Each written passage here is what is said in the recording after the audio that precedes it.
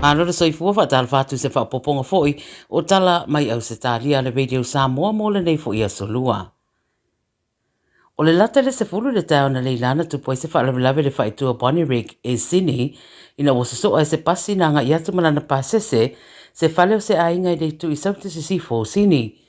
O le whisoswani whaamamawe na wala wane le whale le Appleton Road i Bonnie Rig Heights to tele pasese le teimi na iai lea teimi o le whalawelawe. To tele na tong fitia i manuanga mai lea whalawelawe mai to tasi na awe le whalamai e whiorolo le tingai no manuanga.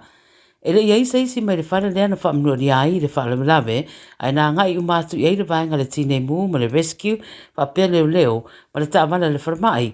Ma o li poti da tamai wa ta wai o lo whaatari le tow truck e ave esea mai ai le pasi mai le whane na hawhia.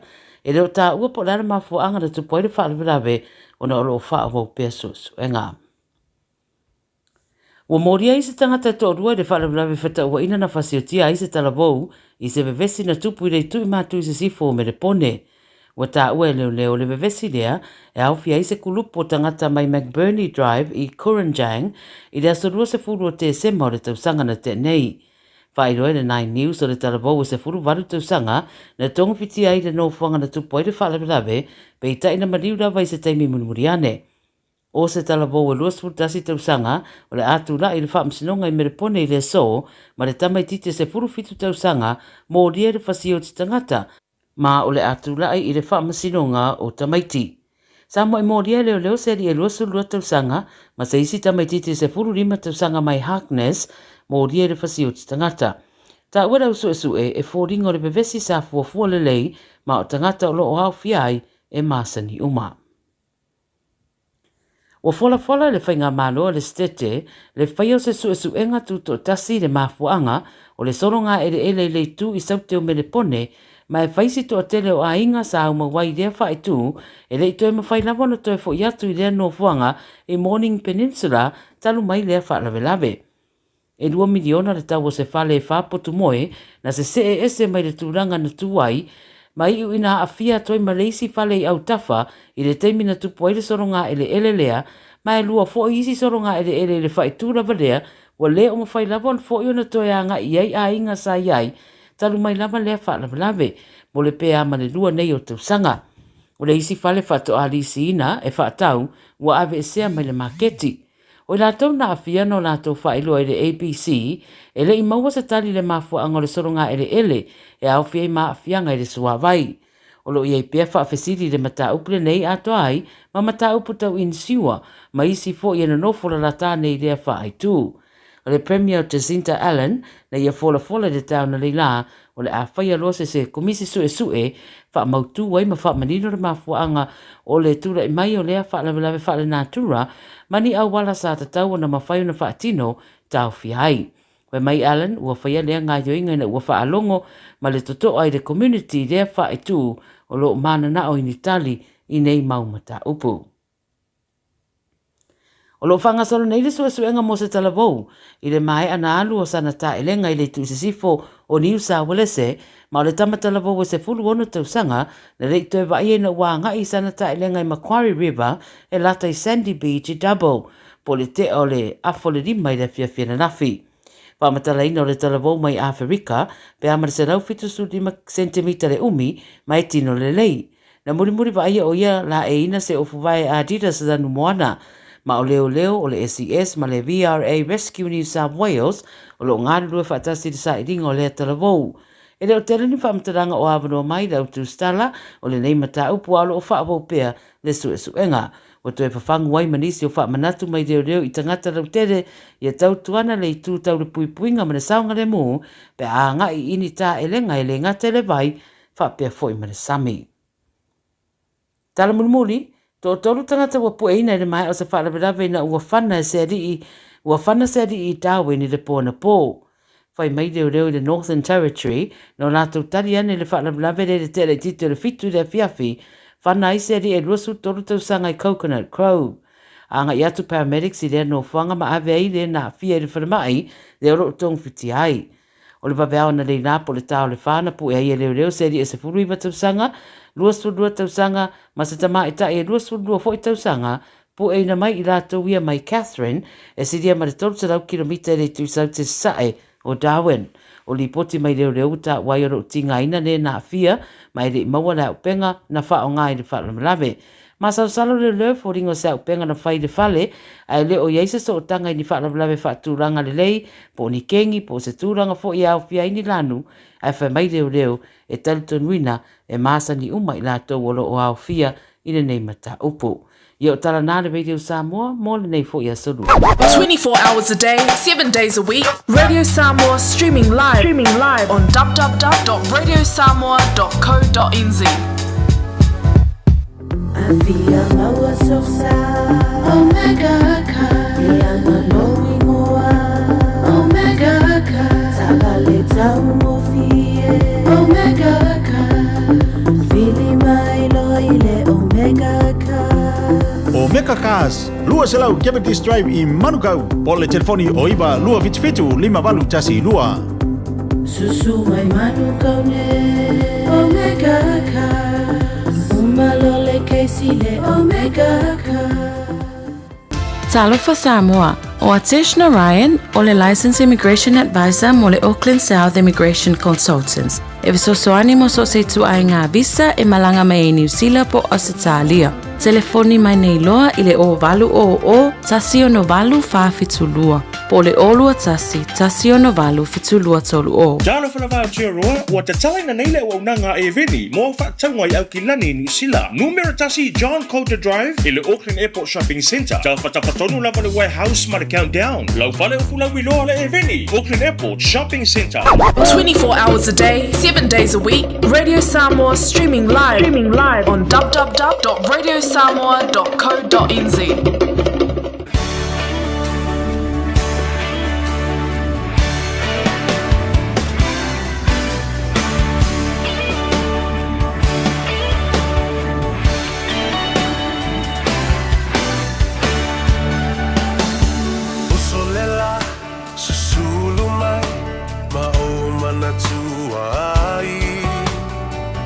Samoa, le nu'u o te nofo ai. Pe wha pe whea, na ngalo atu o I lewa ai. Samoa, o le penina, o te fia I ai. O solela, susulu mai, ma o manatu ai. La Samoa le nu'u o te nofo ai. E wha pe whea na ngalo atu o I lewa ai. Samoa o le penina o te fia I ai. Hangi mai se matangi e momoli atu ai. Samoa, Matalasi. Hangi mai se matangi, e momoli atu ai. Ua lo fai la Samoa, Matalasi.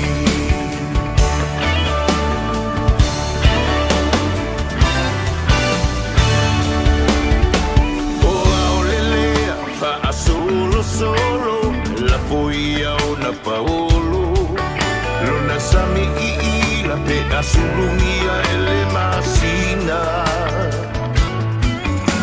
Pe wha ape whea na ngalo atu oe a ita Samoa o le penina oe o le vasa pasifika Tangi mai se matangi Se momoli atu ai. Oh, lo fai na Samoa, Matalasi. Tangi mai se matangi, e momoli atu ai. Oh, lo fai na Samoa, Matalasi. Ja, talofa lava pa ia mawalunga o le whaafonga tāpuai. Ia mai se fo o le sila mai boa a Samoa le atu pele mai tafa fia o le lalolangi. Ia ma le nei fo ia tu o New Zealand o lo ua tātou au mauai ua avea ma a inga lo na lua o Samoa. Fatalo fatu, whawhelo i atu mau folo fatu i le suafa manu malo o le tātou o li whaola Iesu Keriso. Ia whapea foi o na langona le whaangai e tia. O leanga le lei o le tātou tapa au sili le langi. O mwhai o na tei mai ilo tau soi fua ma se malo si foi o le au o na dei. Ua tātou toi wheloa ia i lumba o le nu ua e le o tua o le nu. Wheloa i fo i pu e o manu ai le o pu e o mala. Ma ua tele ai tala i manu, ai titi tala i mala. Paftai le tua ina ua ngā e le la i le aso fau, ala usu fo i Samoa. I le tai au ana le la. Ina ua ala fai whanunga le nei, i le aso lua le nei, o le aso wha o le mahasino o Februari.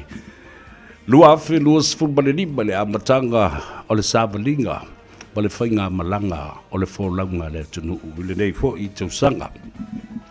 Patalo whatuaila i a te oe, whapumoe sabanvia, le nei aso atoa ina ua tūla lata fo i. E ngoto atu le la, i lona no whanga. Ia mga nga e ei Faiva o le atunuu i so o se no whanga, so o se tafa. Po o Faiva e whaia i le ngata i whale, o Faiva e whaia i le vāni monimo mo le vātetea. Ia ma Faiva e whaia i le tuavao. Ma lo le seu, le o mātalupe le seunga foi, i na ua tūla lata e mānaba ngā luenga. Ia mga nga e Faiva o Samoa i le nei foi au auli o le asolua. Whaftai le tua, lo lofa mlauang le nei, i lau te ita inga, whtaloloa i lo atunu, o whea lava le atunu o lo whaafonga mai ei, o le ale aso mo le taimi. Ia, ma lo, whai le Faiva i hate utou, o le pa ia maulunga le tātou tunu. Lea, ua tawa lunga atoa i fo i male au unanga, male tutua le whtalenga whonga bua o le vaibonga, pa le tofa fo ya se Manu Francis Ioane tuli matai le aso atai au mo fo le soifua la leo le ona ya mo toi fo i mai fa wau le tautua a wa le fa fonga maua le tunu iso se tafa ya me se fo Ioana pa anga totino e masani lo na si fonga masani Iona winga ma ana mio ai vale la walu su se me alofa o le aso whanau o siona whawhine. O le wi ima le pepe fo i leo le ainga. Ia momoli atu e i mano whaanga. O le atau o sa vea whai wha malulu atu tusi pepa ane i o alo whaanga. Ma le mea alofa. I se taipi. Ia le nā. A talofa i le taf tolu o le tātou vāna nofo i le mwhai o nā alunoa. Ai a wheatu. Ta wia ina sa ue le bā. A wa bai o na fola le whala o sa bo i le tai au. Ina ua ngā e ia le la, ia ma Faiva fo i o le atunuu, i le tātou polo kalambe o le malu o le tai au, ma le taufangfangu ma le ifua mai. I le sunga le di au au, ia tawai beni malona au waa. Ia, o le fola le nā, tātou te folau whātasi ai. Sa iau o mai lava isi o le au whainga aluenga. Ia whapea fo li ftelenga se manu whātou a mai atu. Ia lea ua tātou whailoa, o le tākou sanga ingalare nei, e tau i le se fulu, i le pōa nā nei. Kala sa o tu story le na. Tātou e mafuta tua whapere. Awalange FEB o ki ngau o maka i asa vea. Ia le ataua. Awale la tātou, o le tātou sanga ingalare nei, e ono le i tūla. E tau i le tūla e se fulu anā nei. Whapena foi. Ia ma le tātou pora kalambe. O le evening show. Ia ma le pora kalambe masani o na tulituli au pūpea foi e le atunu. Ua mise le au whaito wha ma le au whaiuta. O le au malu manongi o le lolo. O le tele o whingota e mua, o sulu e mua whingota. Ia whapena foi o le vau fili o le atunu. Pora kalambe e whaamanatua i ate. O e mato e whang. Le tū maleanga le tunu, i awha pena fo i langana ngangana, o vāo ngangana, o upu e fotu ai le ngangana, i awha pena fo i tala tū o le tunu, o ala ngā upu o lo o momoli mai ai le fe au loloto, o lo o mamanu ai tū maanga Samoa, ia mana ngā ioinga, ia mana whainga, ia le nā. O le whatalofa whapitoa i le vandanofo fo'i o Samoa, wapa ia mamamalu wha le malo, ia e teinane fo'i pa ia mamamalu wha le atunu, ia a ia mawalunga. Le vi inga o le atua, ia na au na lātou te momoli, ia le whatu ainga tausi le nā, o upu whai ma le vandanofo, ma le atua. Ia whapea fo'i le au whainga alwenga. Whatalofa i tamam tina mātua le atunu, tu asinsina, alo le soifo manuia, malo fo'i le no talo ma le whano no manu. A wātasi e tangata whai tālo sanga, o nai o tātou mātua mātutua. O e tāpua i maota malawa, pō le whala, ia ma ula fo'i le ula, ia a wā le alo Faiva o alo matama whanau le atunu. I so se tiute ua to tofi iai.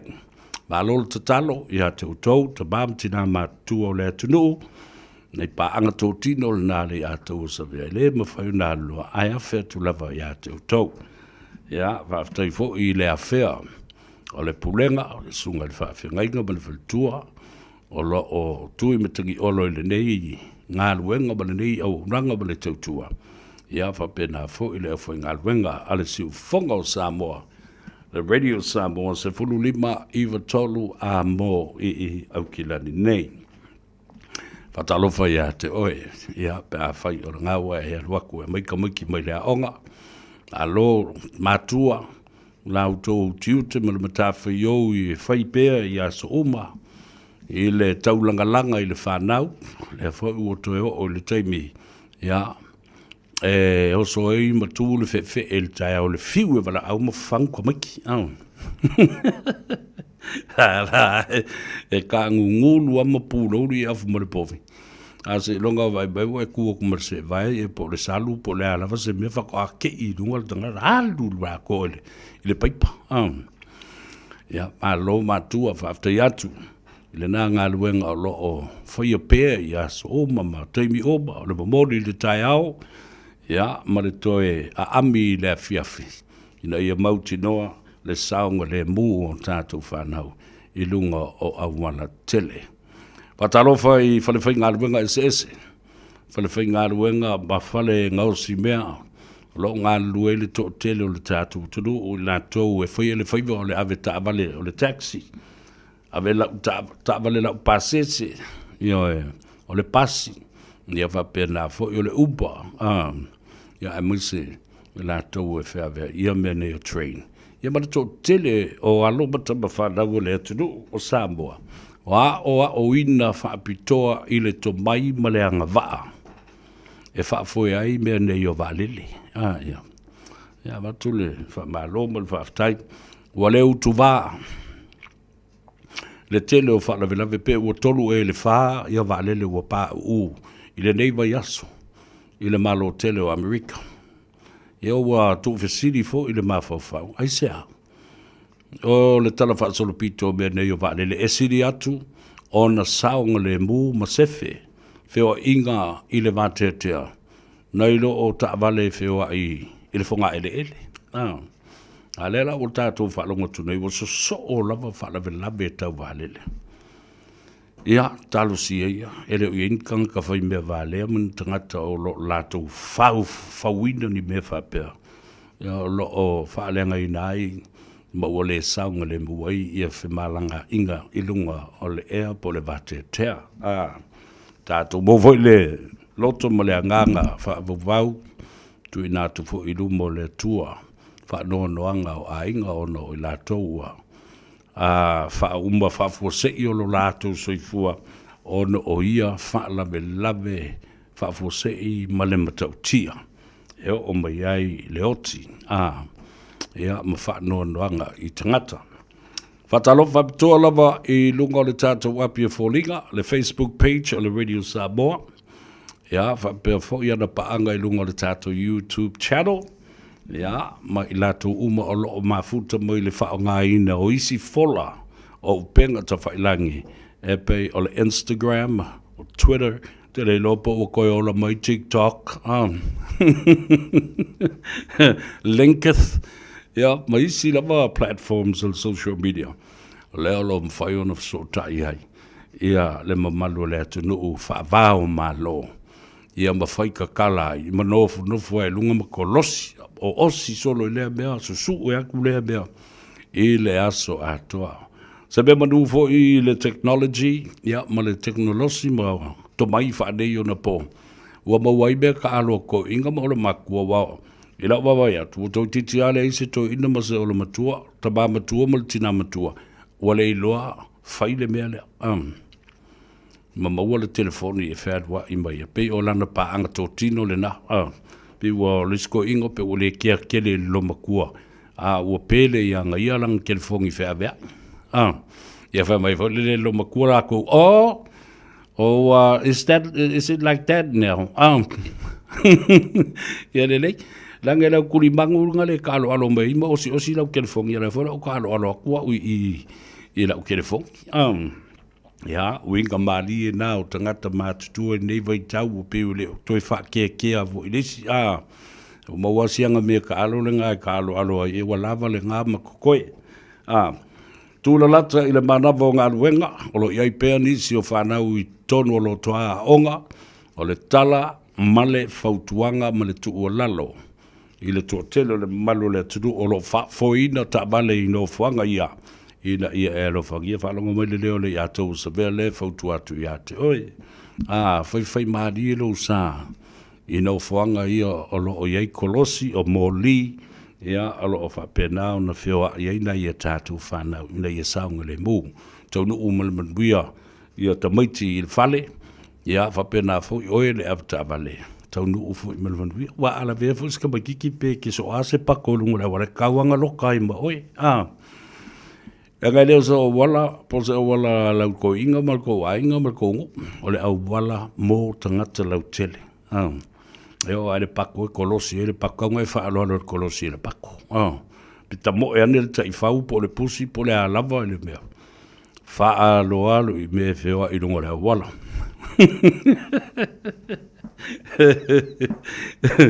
Ia wha manatu pēr i ate oi. Na wanganga e o Faiva. Tuu mea patino, ma mea tō tino ale whalewhai ngā ruenga ile loto a ma le whalewhai ngā ruenga. E rei se mea o lai sa ui makanga uma mai e mea whai ngā ruenga, ale whalewhai ngā ruenga. O mea na e whai ngā ruenga taia, o ale la ero mga maawe le whale. Se so ia se, e maua le lei oe e cameras i lunga e nā. Leo vai atu whatasi mai le uso pele, tai au fau sunga atu le epa o le whaton sili le nā o le tātou Porokalambe ma le ala ata. Ia o le tai au fau i Long Beach, California, o longo puia li i ai le toa tele. Ia o le mamalu o Samoa lo alala mapapa o le ngata i California, le stete lava lātou o lunga atu i Oregon State, whapea fo i Seattle, Tacoma, Washington, o tātou ainga lo alala mapapa au i Salt Lake City, Utah. Ia, malalo mai fo i Arizona. E o lawa i Mexico, ke leo kako kangakalengo fo i Mexico, isi ngai la lafi solo inga le Tijuana. Tai au fau lau sunga tu le epa. Lau fionga le whaatonu o le tātou walata. Alo whaatu ia te oe i lau fionga whapea fo i le au whainga luenga lau tō ngā lue whaatas. Ma wawa iane. Ia, po feo o iei nisi o tātou tangata e wawe o na whai iai ia se fuafuanga le lei. Ia, wawe o na whai o lātou pepa ma naturalize i lātou. O le i o atu iai le salalo a Donald Trump. Ia ma ave whamalosi. O le tūlanga la i a tātou US nationals. US, United States national residents of the territories. Territories la e Marshall Islands, Tuila, Mamanua, American Samoa, ia, maisi fo ilava. Ia, e lea a fia i o tau, langa o tau o national of the U.S. For the U.S. nationals. Pa ole mea tāua. Ia.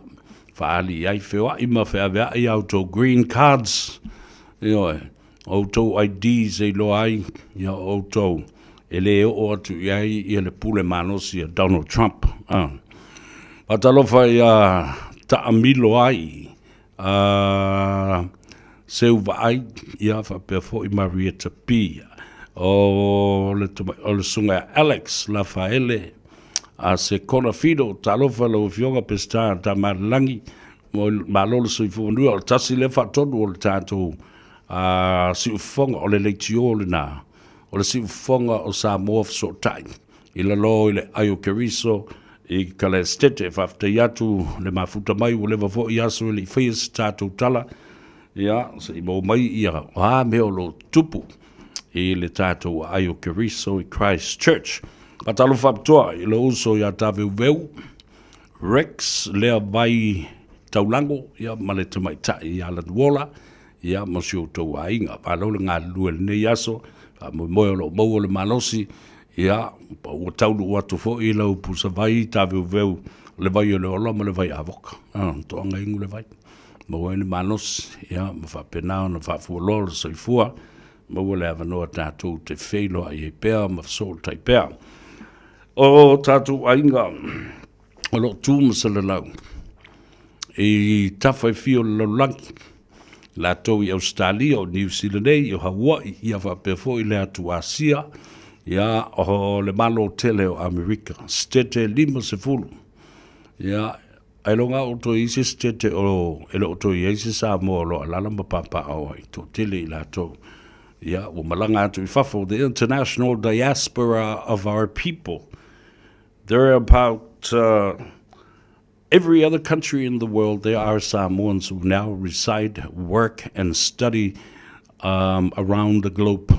Yo, on the tautia le na le te mai tu motule o Samoa. Nga ia tuaile to tele o tatu te ngata ia tunu ese. Kedi se Yuli talo falava, fa pe foi Anastasia Jeffrey. Alola sai fomaduia, aso vale Josefina Twitter. Talo fa balalo sai fomaduia. Marcelina Brown, auto umalunga le tato, apia fallinga, the Facebook page and the YouTube channel. All I ask of you, humbly, please share our program. It's always nice to share our program and share the love, share the laugh with others, and also share the knowledge. Tele mea ta ue me whaiona tātou tala loa ma whasoa iai. Ina ia mawhai fo i ona lausi le fia e lea tunu. Ma mala malama iai. Ona whapena lea ona whaia lātou whai unga le lei. Ia, ma tātou tala loa ai i mawhauwhaunga o le tangata lātou ia i ngase o malo o lo tūrei mai tono le tātou tunu. Ia, ma mea o lo o whaatino ai. Ia tawan tātou malama ia. Ma tātou mua fo ia le loto on sai ma le whapalpale ana me tāua ia e malama.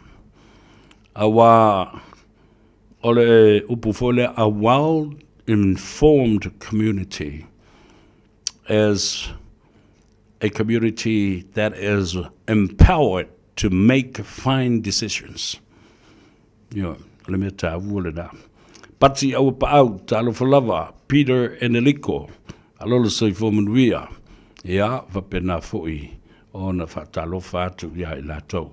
Le te maitai Amelia Whamoana, alo le soi fomria, o le whailau tusi leo le tātou autus tusi malama, a le Facebook page, ma le tātou YouTube channel. Luma Pauli, alo le soi fomria, KTR Vito, ia whapea fo i Nifo Cham, aro Nifo. O Lavala Hunt, talo for Lavala. O Maria Lesina, Tavae, ia, tapea fo i auto malava. Olo o mafuta mai lunga le tātou api o whaulinga. Whaftai amosa, tālu whalava, whaftai le mafuta mai. O li o matua, si sale a. Ia po sale a voi. Ia, maloli le soifu manuia. Ia oi lisi leo te bato. I talo whelo tua fine ia Fuatino Josefa. Ia wa pia foli tātou ta māmatua. Ia le fionga ia Masoe. Tauli Josefa. O se o tua fine o Evelini. Ia maleu sofo ia vaisingano. Ia mautou umalava lo whaafonga mai. Ele au o nanga male amatalia. Ole Gagaifo o Faiva. Ile nei fo ia au uli. Ole asolua.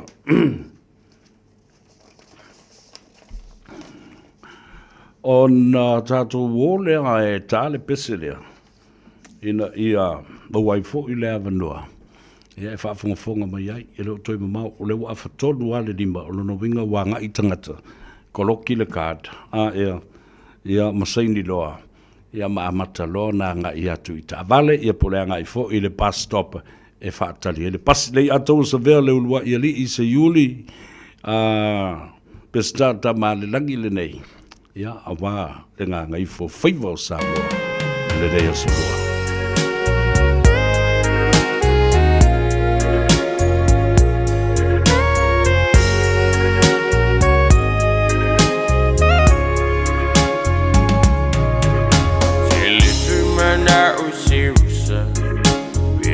Faya umalula Chile tui mana unio le mata Mea faya bawa sitala Chile tui mana uti sa umama Au sulu sulu mai loi mata le tangi Awa o chile tui ya ile ni la lula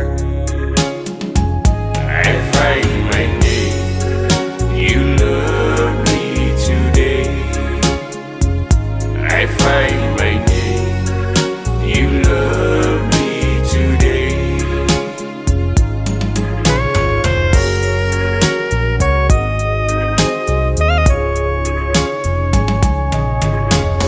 Apaya uti fatali, uti fia ilopea sautali, uti nofo ai malefifia, se asu ai faatasia.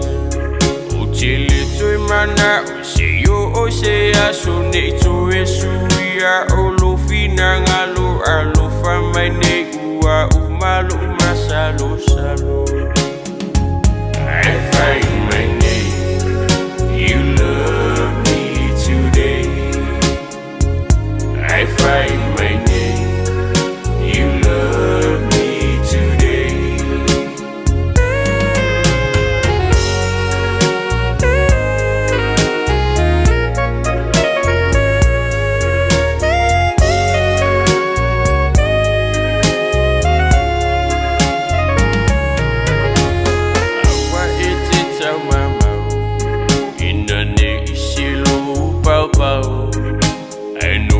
Mayo utalane Ne sopo o se manuvale Telefia mana oni me atinga Pe afai aito e uma ilo sa Ne tu ufapo e vangai le fa atofa I find my name You love me today I find my name You love me today.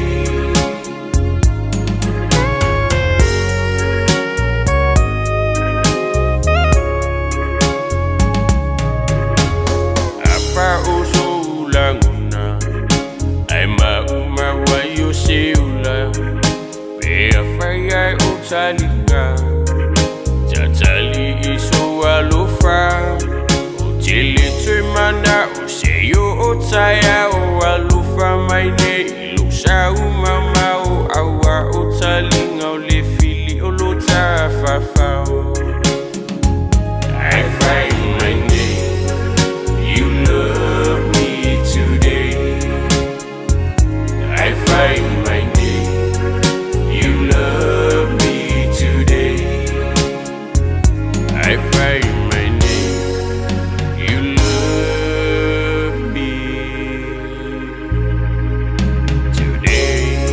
Le da esa o le tala le lo matua You say to me today You love me fa lau so ea Ina o toi lua sfulma lima minute o na tāle o le tu lai lima.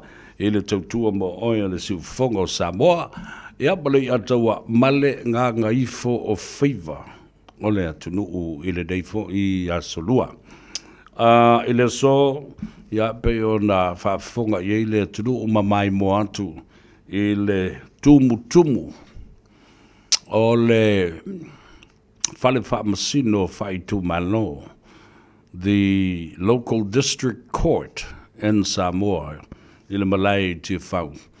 Ina wanga i tu fo i la tau o le au whaita tala. Ma le au su e tala. Tau su e le au o le paipa. Ai loto i ai le to tele o le atunu. O i la tau e alo whamoni le sunga la auli al mani e to ana tu la i ona wha msinonga an le la. Ia mato lau ai. Ai le i wha mautuina. Ia seti e lua. O mori mau. O seti e lua e wha mautu wai morianga. O le mea la o te ofu ai. E wha ia morianga lea ua wha mautu mai. Ma le ono lea ua whai atune ia i e wha mautu mai i le asfarile. Ai ono isi mori mau fau. Isi morianga fau.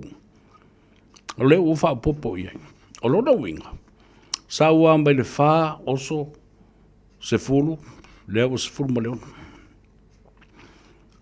O tele malamalama po o ai nisi tangata wala tu e wha popo ina nisi morianga wha popo i le sunga la uli ala mali atoa.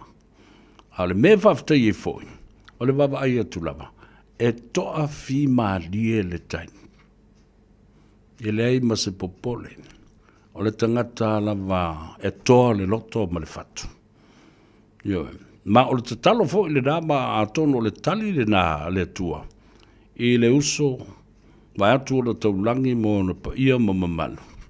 Ma tofinga fo i o le tofi o le tu malo. Ao se tasi fo i sa tau ave le tele o tofinga fa minsta.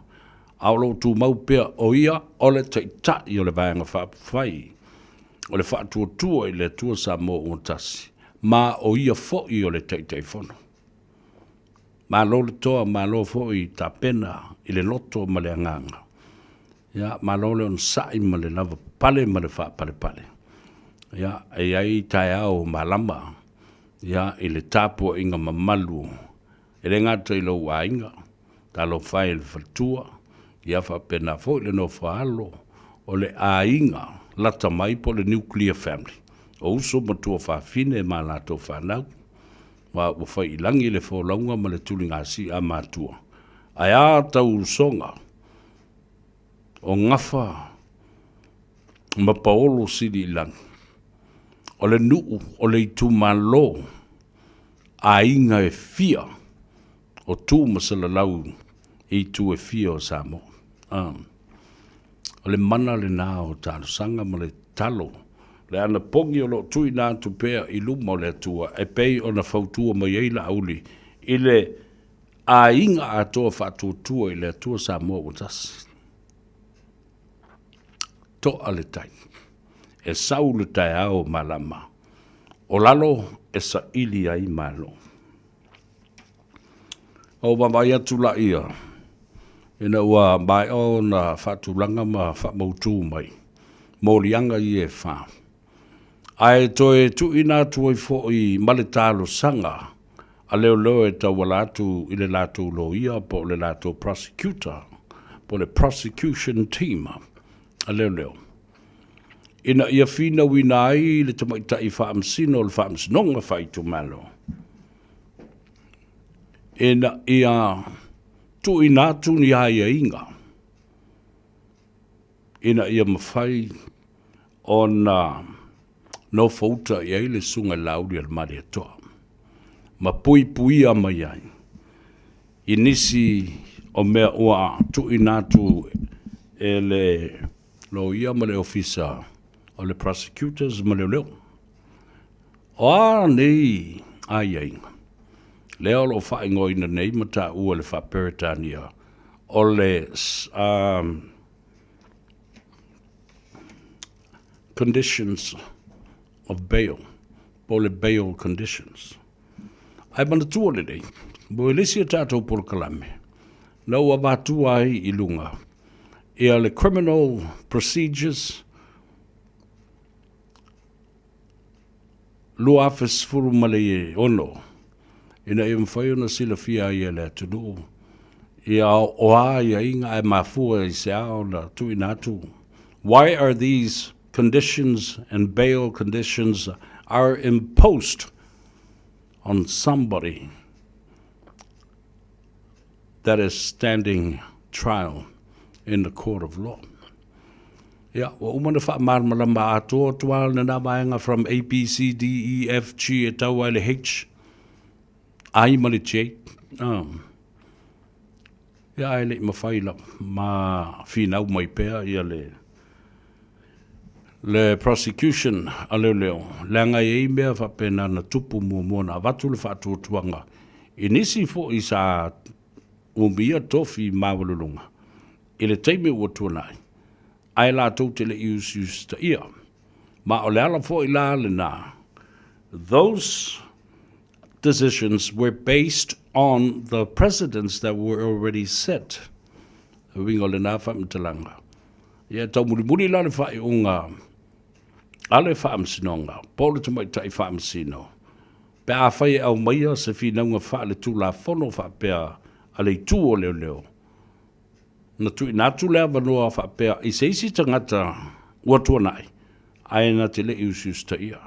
Lea la ua whaatula I mai ei le nā vaenga. E whai ma vaenga au tū e lima tai na ai le whai unga le whamsinonga. Pa ole te mai tai whamsino. Lea la ua I mea nai tolu. Tau whia le tus whalau ma pepa malanga. A le sunga lauri le mali e toa. Saini I le ofisa o leo. La tane. Ia te ia. Salo pe whalua pe whatolu le vai aso. Tolu. Prohibit and refrain from going on to social media platforms. Le wingol na whamtalanga. Ua tau fia I foi. Lona wanoa. E anga ia I lunga.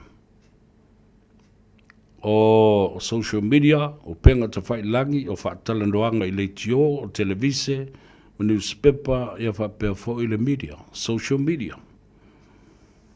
A se sila iai, wa pei as tangata whasio tangata.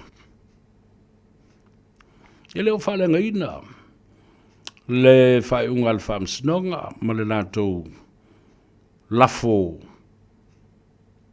aia inga. I am not opposing what was been said and handed down by the judge of the district court. What I'm saying and expressing here is my own personal qualified opinion myself. You know, living on an amio. O no, lela ua au mai alo ia le finangalo o le fionga le tamaitai whamasino, ta wala atu le finaunga o le tulafono, e lo ia umai le tu e lua. Lela utalia ina ia le fionga I le tamaitai whamasino ia Justice Talasa. Le finaunga le leo. A o nai motu ngā afa, e peo le wingal na Criminal Procedures Act. Ma le whinaunga fo I nā matu e le stala I le nāwai tau leana tala I nai I le sunga le lauli al mali atoa. E le original arrest case. Ioi, teimi na tau whia mua ia matu I nā tuloa ia mori a ngalo ia te ia. O wa o le winga lau tala, o le sunga I le lauli, o le teitai o le atunu, lua. O le tangata anu o Samoa e no for mau I Samoa. A whelua I ona o le pisinisi wha le malo. Pa o se wha la lave tau I le ainga. Ia pa o se whonu tanga fo I e te tau o na iai. A whapela E eise me ono tupu atu i New Zealand, Australia, Amerika, Hawaii i leisi. Luas fulfai tu la po leisi luaso. O loo iai lea i atatau le sunga lauli al mali atoa. E longo i nai langa loia. Ona tu la i leo lana loia. E momoli le me tau o le finaunga for variation of bail. A mo le upule na. Variation le fetu na inga. O mea sa maadi die iai maai a inga. O le nof sala. A o le io o le taimi. O le whaamsinonga. Ia le mea le na. O na tālu sanga i leo le fionga i le whaamsino. O le apule whaamalu le nā aso, o le sunga lauli. O lo iai a inga ia, a peite iane, o le maliu o le a inga o lo whaatino. I New Zealand, po Australia, po Hawaii, mai mana umi ai le sunga e lauli malanga. O ia lea e whaatau teia le aso. Yeah. Everything and in whatsoever there is common sense. O lo o iai le whaututanga poto. Ia li im te mai tai whaamasino e tau iai ia lea fo i mata upu. E mana tofututu na iai. E le whapera la kulola uli is a flight risk o le a sola. E la kulo i le poe i se leo keki e sola i le pange ka fo le lo Plutos, po Mars, po Jupiter, po Faiva. Pe le whaasa sa o lo i le pange ko le la. Ai. O me whai lalo nei. O le tangata tau o loa, mai loa fo i na te wha maoni lana upu. E alu atu, umo le wha velabe. Le fo i wa tukmata manga i lalo le malienga ma le tulafono. E lua pe tolu aso e te aluai. E te tau na tā le fia o e te tau nu umaila u waa i le malai ba lele i whaleolo. Ia le na, ia manino ma mala malama iai, ia le whaafonga tāpua i le tunu i nei mea. O ala o le tulafono, ia ma mea o le whaatulanga i na mai o tulafono. I le whaapela la amatu ia sanctions or imposing conditions on your bail, ia ona e matua tangi au ewe ila ile ule ise me mwhai ona whai. Ia ile au ala le tulafono, e mwhai ai ona te tala nā no tanga. Ma whetūtū na iai i le vāo tangata ata ma mai popoto, ma iai ma le whautū tanga poto. Ia. Ia le na. Ia, o le fwoi la ua anga i e tu inatu me ta o disclosures. O disclosures, o a uba whamatalanga o lai o i le vaenga aleloia leo, male matanga aluenga leo, male lato mōlianga o ni whaasalanga, o ni sori ngā tulafono. Lea o lato mōlia sunga lauia.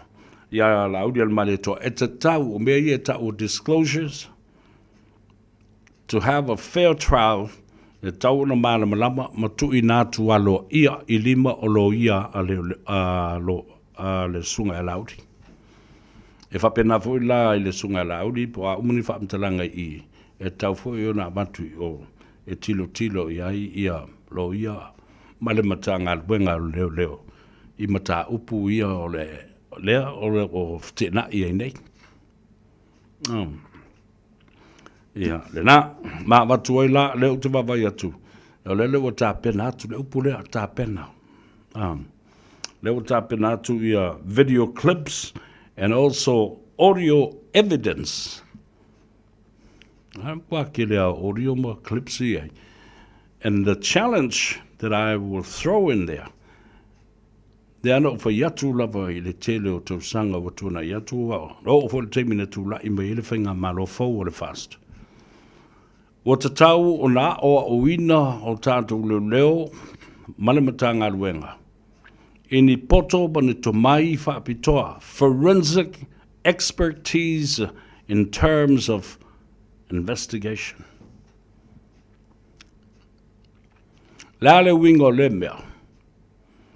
Ina ia mawhaiona o uina Se vaenga whaapito leo tau wala atu I suenga whaasainisi. Ma le awa noa oni masini e whaatino ai le ngaruenga pe a mawhaio na o uina li malu o le malo malmata ngaruenga I se vaenga whaapitoa o leo. A special task force unit that are trained well in terms of forensic technology. Lale wingo le namea. Ia avatu le masini lele. E whaapipi I mafusi ai le manawa ma le ngutu o le mele tangata le masalomia. Ai whaatala noa, ai whaaola le masini. Ai se I wawa ai pe whape I ona tau mai le masini. Ia te oe le matua ovo le pepelo le tangata le fusi le manawa. Nal me ule avatu ina mea. Nal me ule feini in training fa pena. O la ofesili le na. Peino ofesili fo ile lava yaso. Le maa liu mai I o li. Ma li I leo leo. Ios fa inga o lo fatino. Ko te tau ona matua iai nisi training. Crash course. A fai umana fai. Toi fai. Ma toi fai. Ma fa o popo iai. Ma lau lui tau lea. Ia whai ani o lātou bullet-proof vest. Ia lātou tō ninga. E mauti no ai ele ati e se pulu whana. I vaenga tā ua ma le onga o le tino o le tangata. Whai helmets. Whai o lātou mea va ai. A o le mea le whanga mamao o le mea le sniper. E o leo a e to lua sniper po o le au va ai le whana mamao. E loa mamao atua le Filipea ngale ki ku mai lalo le whai. I le masau ma le kilia le lei o le mea va ai. Le la sumuoi o le pulu le la lotu. Pe a whai e whaatonuina mai. And the command is shoot to kill. Ale mea la lea. O le oe su e mele tangata whasio tangata. The most dangerous fugitive, a killer. He has already killed somebody. E oe su e mai le tangata le ngā pōkaki vatu whafonga le tunu. Lea ua mauti noa ua umana whanga e pōkaki le si tangata. A o lea la o atu leo leo. E whawhewhea na o atu leo leo. Ua na o tō ninga ma ofu ie.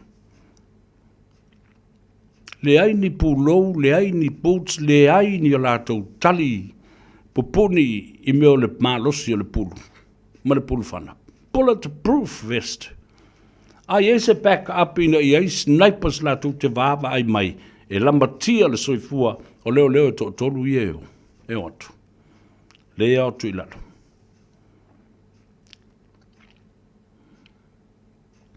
O le uto e 5 minute o na tale o le itu na e 5. Se va fonga la I le matautia o le matango fie. Ma le ala ngā te tau o le whautuanga leo lo avatu. Ina ia poe maua mai I le uso. Te fionga le li komsina. Talenga o pao. Le si o uso. Te fionga le li minstao leo leo. Ona matua te le ma le tāua ma le ngā o le whautuanga e avatu le atau sa bea. Ina ia pui ai. Le saunga le mū o tātou o li I leo leo matamaitai. O lo iei le whamoe le so o le tau le itula, o le te ale titi o le itula e 5.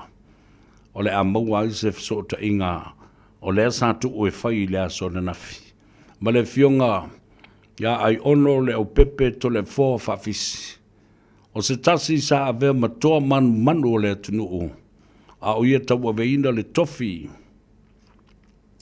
O le fonga whitalai te tonu o le mauta, ma le pale mene o Samoa, mo le tele o tausanga. Ai ina ua le maua se awanoa I le fiafia nafi o na ua toe longo mai o na ua whaangasinga sea le toina. Lea laana tu ua I loa e whaia le fiafi nei. Ia o te talo ina ia maua se awanoa. Ia e whaatalanoa ina e fōi. Ma mai ai le tō whā matua ma le tō whā mapo a lea fōi te mali. O lewa na whaafsanga I ma ia whaafoe ina. Upu mamata upu. O le vevesi ma le toa ma le file mu. I to tonu o le mautafono ma le pale mene o Samoa. A o le a. Se tonu ma se fuafuanga e whaia. I le mea o tula I ma iei nei le pale mene o Samoa. Ua taita ia se vaenga la iti. Po ole minority is ruling the majority of the Samoan parliament. Ia ta talo mai ia maua se avanoa. Tātou te whelua I eima le fionga. E le fionga fo I le au whaasina le fionga I le tole foa. Le sa vea ma fong te lain. Tai le tua le soifua tau tua le nei mali. Alo maua pea lo na manos. Maua le tō wha le lei e mawhai ai o na whesotai. A o tala fo I o le anga mali e. Ia e tala ai mea sa tutupu I lo na fo I soifua. Tala vau se o ina vea. Ma tangata matua se matai tausi nuu se matai tausi ainga. O se te tai o le tofi o le tu malo. O se minsta se o lava ina avea o ia. Ma fofonga feta lai o le mauta. Ma malo lo, manu malo, retire mai ai. Ele au mau ni ava noa fa auro fa penei. E mau ai le taimi e tala noa ai. Ma toi fa manatu mai ai. Ma toi tu, ma tilo, ma toi tō manatu I le fōlaunga Samoa I le tele o nā mai tau ma nā tau sanga ua tona. Le mwhaina ngalo I te au te whamatala pēa le mata upule nei a o avea fo I tole fo ma fong te lai. Ia, ai tuli lo ma olo ma le atinu. Ma le parliament. Ma le wha moe o lela ao I tua e o e toi whaila whainga panot. Ai tuli atu ai o tutu taito o tasi mai. Ona sa whaatanga ina I le teimile na. Ele mwhai ona toi o I seisi pati whai po le kolosi o le wholoa. O lo tu taito o tasi mai. Ai toi tuli fo. O lo il wha msinonga. Fe mai le whaamtala ina le whaamsinonga manu na whaawinga ina. O le o ia, o ai a te tau a ri whaipure nei. E leo tala noa mai e le whaavahe, I le tuli whaatātā whape le mō le ala o nisi o whaipule whape nei. E tau e ona toi foi. E foi mai o loma le atinu ui tono le mautawhana ma le parliament. E tula I atu le sunga lauri al maari atoa. I se avanoa mai le fionga le fongfta lai a tole fo whawisi. Sina avanoa se I whai atua I sa mātou tala. E winga I se upu e te tau na whai le tu malo, ma wha malulu le tu malo, I le ave e sea wha malosi. O no fo le tu malo, o olo wha pena fo I le atunu. Ai o ata o toi mana tua ai le saudoanga le fongfta lai. Ya tole fo fa fisi le asole na. Mai mali el sui. Le anga tele nga ruenga le parmene le lo fa nga solo. Ele ta u le toi fo I mai o sui e tonui. Mai o le fautuanga le nufo. Awane I toi fa se tala e winga le o mai o le awuri I tono le mota. I le o mai o sui fa pule le a. O le o tatou toi nuti mea fatasi. Le ai se tala na faya. Whaalo longo uma tangata. Na usi tai uma I tangata. Malolo man malolo ma. Ma le fionga le fongfta lai. O le mauta. Le fionga to le foa. Vai atu to le foa. Ua whatu tū whai whi au I luma. O le whamsinonga. Ma o sua ina pe ua mafua I sea. O na lātou te te. I le le tongi o lātou la fonga.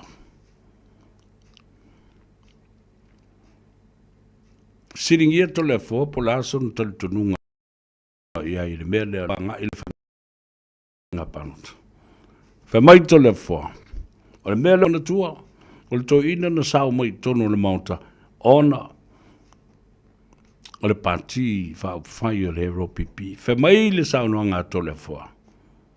O le mea leo o tutu wai whai fi au I luma o le whaamsidonga, ua pei o le teimi fole na abatu wai Yesu, e tu I luma o pilaku. Whai mai loa le to le fua. O le mea leo o whai e tu le e pama le Europipi. O le amatanga lea o le unga. O le whainga māloa le chapipi. E le I se so. Po a uma mea na tutupu le nawa I tau na wha ngā ioi, wha tasi ai e le tua mea uma, e tu sa malo na whingalo, ia whai alo na whingalo, masui se whainga mālo, na whai uma. Eo. Le ala le nā, o le pa o le whainga mālo le nā. Ina ua a apa, I nei mea whaatau waa, nā lo lofa ai tangata tā puai, I susunga I whaawhenga inga. O lo tā se le ala, le aini lātou ngā ruenga. E maua mai ai, se steady income, mo I lātou. Mo tā se le ngā ruenga. Yo, anai mea nai whasosoni. Tausi eilo lātou soifua, wha le tino. O la tātou wō, e ba ai ia tātou telefou I vai whanua. Ia awa fo I le no fasilafia. O mea lo tutupu, ia whapena fo I mea sa tutupu, ia ma mea e ono tutupu I se taimi lata mai. Se mai al whafonga I tātou telefou I vai whanua.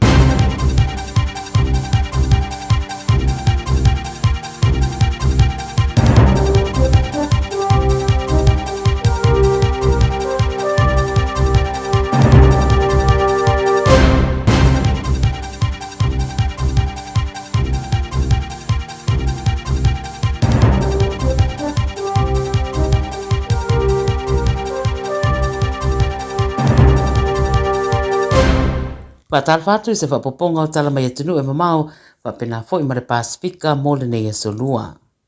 E momo atu mai Amerika, wa toe fola mai le presidente o Amerika o Donald Trump, o le ato e wha atuai le tuuina o tariffs po la fonga I lunga o loa Mexico ma Kanata, ina wa mai asa lātou tala noanga mataitai o ia atunu I le asona nafi. O ia la fonga e peo na fola mua e Trump, o le atu ina ile 25% o le tiute I o loa uma e aveane mai Mexico, ma le tele o loa mai Kanata, pe tai lau le ua whaaria I le mai o tala noanga taitai, o to e tau fia nei le whai o ia la fonga mo le teminei, a ua mariri ane Mexico, o le a sapala iane le tusa ma le sefuru afe, o fita Mexico I le tua oi, e waa I Mexico ma Amerika. O fita ia le au lātou tau fia le anga iane o tangata e ulu fale I Amerika wha asoritura fono. O mariri ane foi Kanata le a wha mautura lātou sootanga I le Northern Borders ma wha muta loa ia mata upe au fiai whara au wha saina e meiso le whasiotio le whaita wafi o tangata Amerika ma le wha leanga ina o ainga ma community. I le mai o le urua I fōrasanga a Trump e whaatitau I nei la fonga sa amatua I ngunguru le toa tele e mei se fo isi I lana lava pāti ono le tūranga o awhianga o le aiai ia wha ai unga I tangata e mei se o lea sa whiangai ma le inflation au lea o toe wha o popo atu ma le siitia o le tau o loa.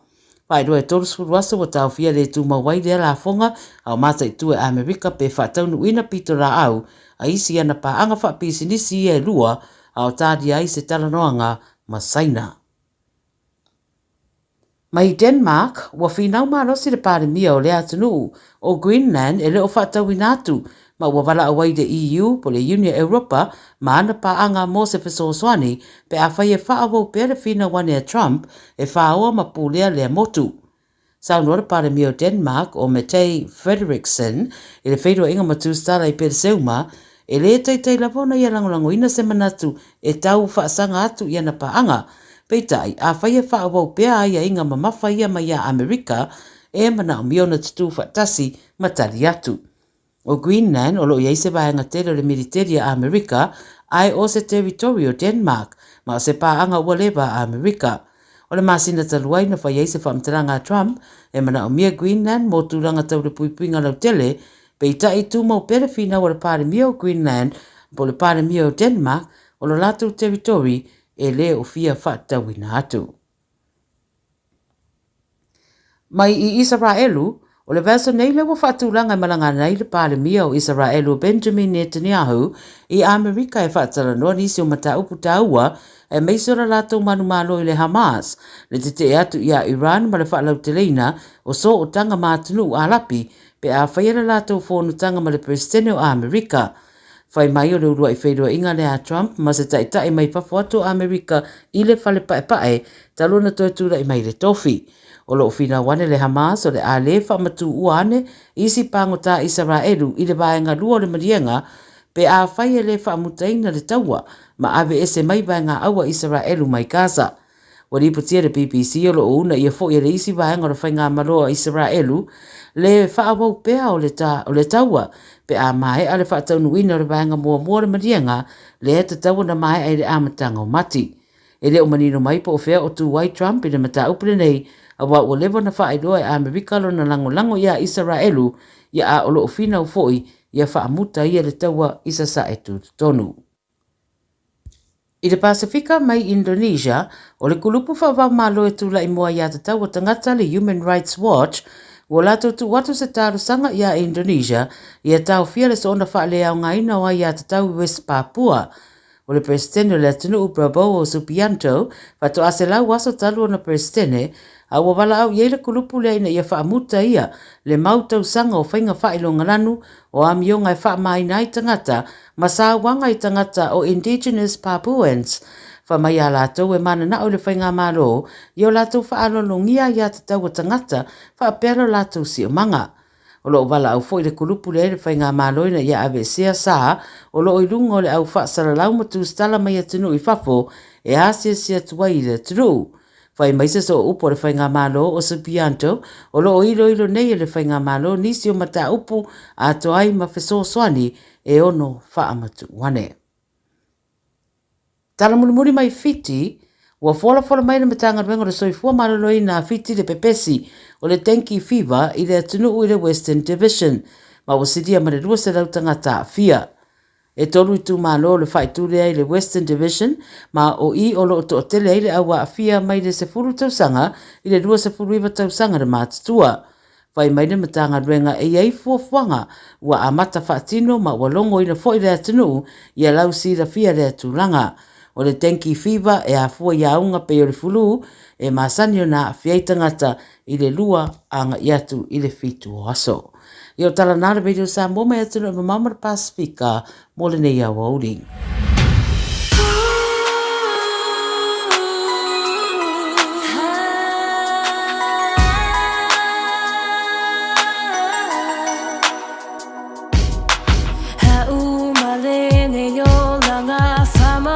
So salo tonga o le na wasilia yo langona oh no for my name I found from te mautuna o le safa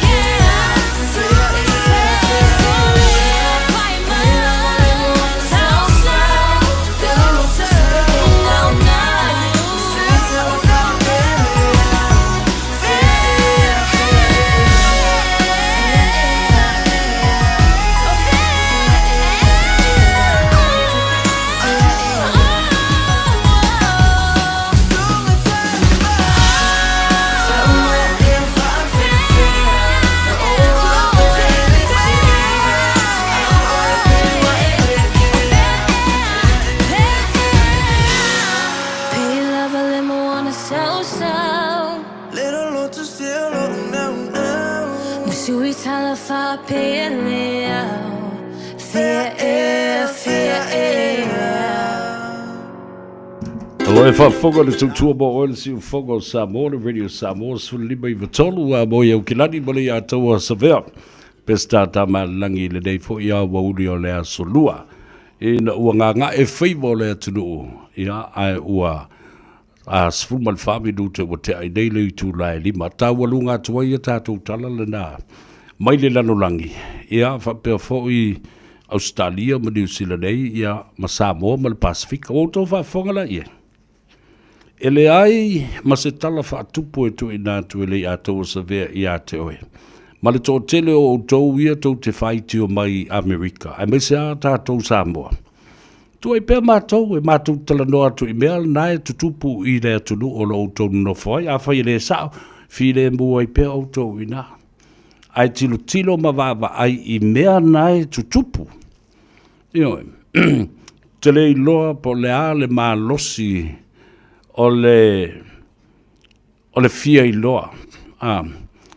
How high is the interest of the public, especially our Samoans that live and reside? Ele whapea o whatawanga vale i lo tau sila fia ma mea nai te tupu i nā.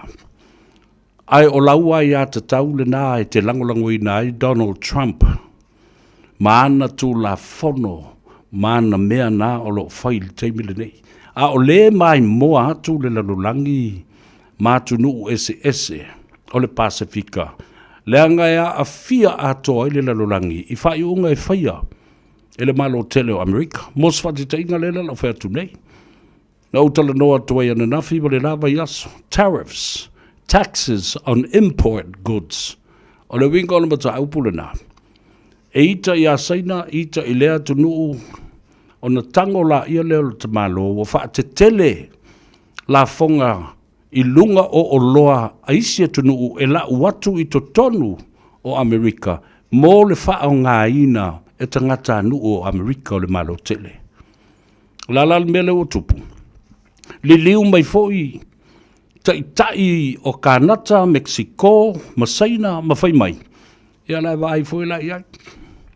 O le a mātou tu i nātu le 25% o le taunga tā o loa mātou te au mai Amerika i to tonu o mātou watunu. O lana mea tupu ai. A au mai mea nei, e le tutongia e atunu ma company ia. E le atunu ia taxes nei po tariffs nei e tutongi e company. Lea la tau te avatua ia uta nei ma o loa. Mai fafo. Ona whaafea lea ona toi recover the company. Ma toi maua maila na tupe. E whaatumu ai le pū lea. Na halu le tutongi ina. O le tariff po le tax lea. On important goods. It will pass on to the consumers. O le a whaataunga tā mo i la tau o tangata lau tele o mai e whaatau le mea lea. Mos whaate te inga lao le whai. Whai lea mai Ecuador. Po Brazil. Tau nuu mai le whai i. E oka, e company, o whaatoanga ma whale o loa te tele fo i lea i tono Amerika. Tu uloa i ai e le malo Ecuador. Le 50 tā la i lunga o le tau o le pusa whai lea. Tu sala e tau nuu mai le pusa whai. E 50 tā la, pe e 50 tā la. E tau nuu mai i lau whanua o Amerika, ua 50 tā la. Manatu Amerika, ua taunga tā tele, o la le mea toi boba i le 50 tā la le na Amerika. Ua wha au popo, lazy tax, GST, i lunga o le tau o le 50 tā la o le pusa wha i le na, o ai la e te tōngia le mea le na. You have no choice. It's the consumers. It's the people. It is the public. It's the customers. O mau mai le winga le mea na. Ta malmalamba i meo. O isi formula la o meo beio o le tamau ainga. Ia e wha wau pēle tātou por kalame. Alo wha tali pēa ia le awa noa. Maua mai se so ta inga. Mai Samoa. Ale fionga. ia tole foa ai ono le au pepetele whaafisi tole foa. O le fonftalai tuai lea sa tu I mitangi olo I le pale mene ma le mautafono Samoa. A maua mai lava o le tūnanga leile nā, a whaifo I le maua mai. Le angasanga ngasa le to ina le aso na whiwai atu le whaafonga mai. Ia eleisa mea tātou te pole iai. O le tāua, o le tau mawhai ina ia maua awanoa. Tātou te wsota iai manei te ta I longa o le atunu o I lo lātou fo I vai tau. Ia, o no mai la lea, manu lea la tātou tutu loa tala ia, mai le sui le Radio Samoa. O leo la woto au mai lava tala ia, na ave na atu le polo kalambe le atou sa vea. I le lava yaso, se I o to fo I le vai teimi o le whainga palota, a le atunu. January the 6th, a le malo tele o Amerika. O le ale lewe city mai istangata. Ali sa vea. Ai se a lava e te ealu lava e tawalunga lava au tala. E a Donald Trump, ma le malo tele. A le umana utali atu. E ta uala utau tala ia I mata upu ia. Ina ia mawai le malama ma le sila fia o tangata lau tele. E se a ona inkalesi ia mea. A o mea o lo o a fia ai tangata uma. E whai mai e Donald Trump I tonu a Amerika ma le malo tele. Ai a fia o mai lava each and every country. And then it comes down to every other individual, including you and me, that is talking to you right now. Mo se whātai ta inga, na umana watu whātai ta inga economically, and the formula of how tariffs plays a huge part in our lives, in terms of economic and in terms of GST, goods and tax services, malona a fianga o tātou. La le mea le tātou fe ei, wa taunga tariffs le soifuanga. Exactly. This is exactly, absolutely le mafuanga lea lei ona taunga tā, le soifuanga. O services and taxes, goods and services, whape nā I mea your tariffs I lunga o oloa. Awhai mai nei la, e luasfulu ma 5% o lona winga o le tau ulpus whai le nā 5 tā la wha apopo e ma luasfulu 5%. Lona winga tau no mai le pusa whai wa 5%. Le 5% tā la. O tau sila lei. It's you and I will suffer paying for this tariffs. It's not the other country. It's the local business that imported.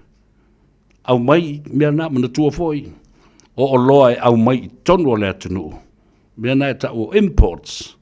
O loa e ngausi tonu o tātou ina I Samoa po o New Zealand. Le ai le susu pela o New Zealand o le susu o le sisi ma veisi me umwhapena. O loa na New Zealand. Tātou te whaonga nisi vaenga. We export them. Se sanga imports o loa e sau tonu o New Zealand. Export o loa New Zealand e ave atu I atunu I whafu. Mea nā lea lai o taunga tā le soifua. A whaila e le malo tele ia mea ia. A fia ila I le o tātou. Ele lava ni o tātou lau whanua, mani o tātou ele, mani o lo ngā osi, tolu pe iei ni minerale, pe iei ni suau. O ni whale whasi manu te tele, ni whaato anga te tele, e ta I fia se lau wafe te ngata ngā luai. No. We are the most vulnerable people and countries in the Pacific because of the trade war that is happening with the big boys. Moa mai. Nā le tau mwhai e wha mātu ia vaenga ni. Ia, a o lisi la au vale e wha mai, kaukala so o mai I mea Trump malo kele ma a fianga le nā, whafonga mai lo vale lili. Mea le nā le ino o tau tala le mata aupu lea, aisea, ele ngata la ia tātou o loa. Ma le taunga tālo soifuanga, a o lea fianga o tātou wai a tatau, o tātou o tangata anu. Pela al fina ngā tuila manua. ta ua le nao le mea lea le iona tau posi atu ma tau wha maala malama ma wha manino atu. E te maala malama loa. Ia, ona e loa lola ia lea. La lea la a. E se ala mea nai te nofo ai i Amerika e ala po, e alu, e ala usu. E te loa laba le ese senga o le tau o le susu. Ma le tau o le whalau i lea taimi, ma lea taimi. Ia, ma le tau o le eltise. Na la foli nai alina tau ngatale le eltise. Ai eile bea o le upo e tau o le monopoly, o lana winga.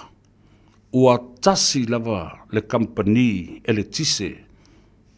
Na te pūlea atoa le tau o le unit e whaonga ile elitise. Ma le elitise i nei po whea lava e tasia. Ele ai se mea tau se competition, pele ai nisi company elitise. As service providers, electricity providers, e mawhai o le tau wha mai fo hai i le mata upo le tau ngata o le elitise. One company has hold the monopoly over the distribution and the supply of electricity. Patalo fatu i dai o tātou uso ia, wawai atua mai le atunu o Alaska, le state o Alaska, mai nai Anchorage, ia, patalo fatu, malol so i fumuria, o ta milo ai seu va ai, ia fa pe foi Maria Tapi, Alex, talo fa Alex, malole so i fumuria, io tufal tātou pol kalambe ne mfaiona, manino o tātou tangata. Ma mana malama fo ila ia leo ila tua loa lalam papa au le mana o tele. O tō whafonga ia i se tasi o whaatita inga mata o tia. Lele wa a fia ai ma tātou i Samoa. A o lea nāsia si nei atua, JFK Jr. I Samoa malona whale tua le lua afes fulmaleiva. Ai le tali tonu i le whaonga ina o le tui lea na abatu nei, fo ia ai le ngasa o COVID. One day, a lele ua, wala aulia e Trump. Wala aulia e Trump i lana whainga malo. E toi tilo tilo. I mata upo le soifua malo loina. Lana tau nu ua ina a saule announcement a Trump i le vaso na tenei. O le ao ese le malo tele o Amerika. Mai le toi lango ina o le whaalapu pitonga. Ale soifua malo loina. Ile lalo langi atoa. The World Health Organization is no longer a part of the United States' interest in it. La mele o tupune. A wala sfulma le lima le sfulma le valu pasene o le tupe o lo whaangai oi ai ia le WHO po le World Health Organization le whaalapu pitonga a wale soifua malolo ino le langi atoa. E watu ia Donald Trump man malo tele o Amerika. A ave ese mai la. Le se fulu valu biliona ta la le na. E o ese Amerika i le oto iai o se sui o le whaalapu pitonga le ma ave ese mai le se fulu valu biliona o le la le mea o le whaatupe ai. Pol kalambe o le soifua maloloina, le HIVs, le tale vivini, le COVID, o isi ngase. Mad cow disease, la e tutupu il Pasifika. Tupe watu il malotele. O le popolenga le na. Any decision that is made by Donald Trump and the United States and the administration of the White House affects all the vulnerable people in the Pacific, including you and me and our families in Samoa. Na. Tua ilu tu tau ai maa. Te I tau wha manino ma wha malama atu. Ne mafua anga e leo na au tango se I esi le sila ma e mai moa. Ma e malama lama. I policies ia le te malo. Alis wha tita inga tele le nale. Na oma nei ne saini Trump, ma lo le Pasifika, ma lo le taupulenga, New Zealand, Australia, I le Paris Agreement. A wā le tala o le tau, ma ona fesuia inga o le tau. Tana māloa Donald Trump, sau ma le whaasisilanga. An executive order was signed. Lea whaatununga wa mai. O le whaase e tua ngalu Amerika ma Donald Trump. Mātou te le toe tali tonu, ma toe langolangoina, le Paris Agreement. La le wingo le Paris Agreement. Al mali yenga ia lalolangi. Mātunu umo lalolangi. Ina ia whaititia le mea ka o le gas, green gas at emission to the ozone. Tau fiofia le sunuina o le koale. Tau fiofia le sunuina o le kopa ma le whaongaina o suau. Ina ia whaatino ai manga osi ai o loa e alu ai le asu. I lunga o le vatetea. Ma whapenao na mana vaina e tangata ola. Whamai ala tala Donald Trump i le vason tēnei no umana saini le executive order na. No, we're no longer part of that Paris Agreement I pale falani. O ko su se me ko kiolai, ave ese mai foi ma matou tupe. La fa fifia, ona fai le mea. La le wingo lea whenga inga na fai, the Paris Agreement for climate change. O leo sone le nā, ua mawhia fia, ma mani finifi. Ua whaingo fia ei ave malolosi o le la. Ona miti ia le swa, sambi ma le swa vai, ma ua whapena foi ona meltai maua te tele o aisa, ma si ia I lunga le swa vai. Ele nofo la le swa vai na o I Atlantic Ocean po North Pole po South Pole. E tafe le swa vai anga I le Pacific Ocean. O le atunu ma le lalolangi e so tai I le sami. O na ala ia lea. Mea na lea lea na tulai mai. Te tele ti munga o ta whenga o lo longa ma mea uma whapena. Ma lolo fia ai o tsunami o mafui o le teimi o matangi o asio sio. Tsunami ma mea uma whapena. Ia tu nuu e mau lalo o lato watu motu ma o lato ele ele. Au tu tsisila ia. Ala le tala le Palestine. America. Climate change is a hoax. O fasuia inga o le tala le tau o le me pepelo. O le me fai e tangata. E whaatupu e tangata. O tala fatu o tangata. E le tali tonu iai. E le tali tonu au iai.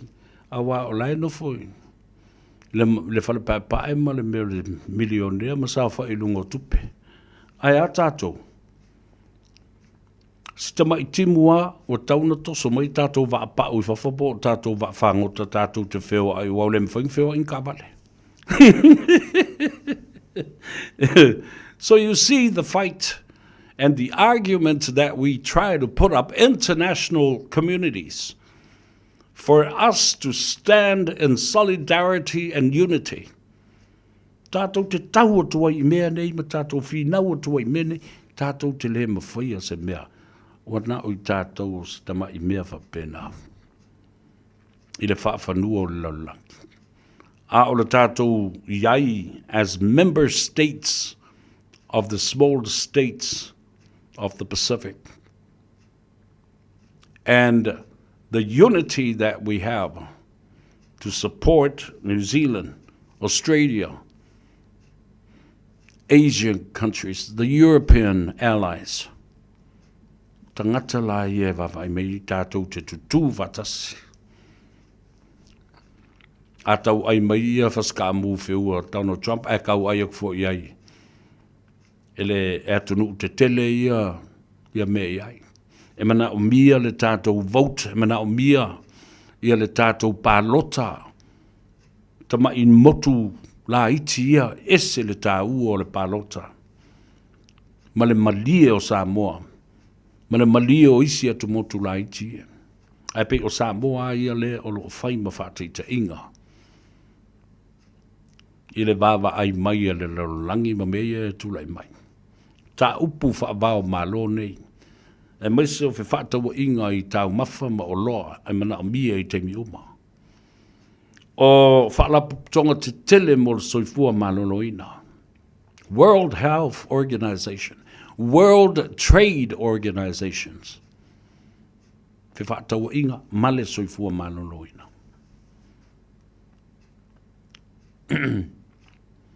Tā ua le na. O tōla i e tau ai maa mai. E winga i le. Olai pe na. Olai pe na mai olai a o i lou mana malama. O laua i a ta tau le na. Iau whiriwhiringa na e whai. Au i nafoi. E loai. E te lea lofai. I lau a inga matangata i e whaalangolango i a te oe whai le whai ungo mea. La lau fika e lisi aso a sauro malesi wa tali i le nale wa le universite malesi teine na was full valu tausanga. Ma whai atu a dad. Wow, we protested today. We went on a march because whakukama aisea. Mai because le ua whamai Donald Trump. Manatua la le wa keeping e Donald Trump. Frozen $700 billion from federal funding. La ta ofi ai. Le toi tongi ina mai o se tupe. Mo i mātou. O mātou pili le universite. Wa uto wa baile. Na la lau whaalongo i el tala alo a whinimalo o tali i le. Mai na mātou sa vali. E whanga mākou i meo tio gases fo i e leo i au le.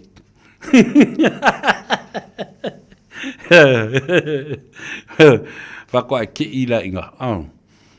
It's mele te loa, you know, the old traditional knowledge that you have and being comfortable with that. Change has come a long way, and it will be here to change the mindsets and decisions of people. Na whatoe te ino. Ai kango kunga lau, kanga kango lo le mea vale, wāwha ule, sei me kongi i lale. Ia piri o kamama kinge lea. Sa whalango lango le federal funding lea. Sa le whaia mo se Palestine se mea valea, mo se mea whapua whapea. Tu lau whafonga le tunu. Teimine, tua whei ta lava le tele o tangata i Amerika. Oso mai ai ma le tipotina o tangata, ma le ave whamanosi o tangata, o la iei o la tau pepa o levan no whamau ma.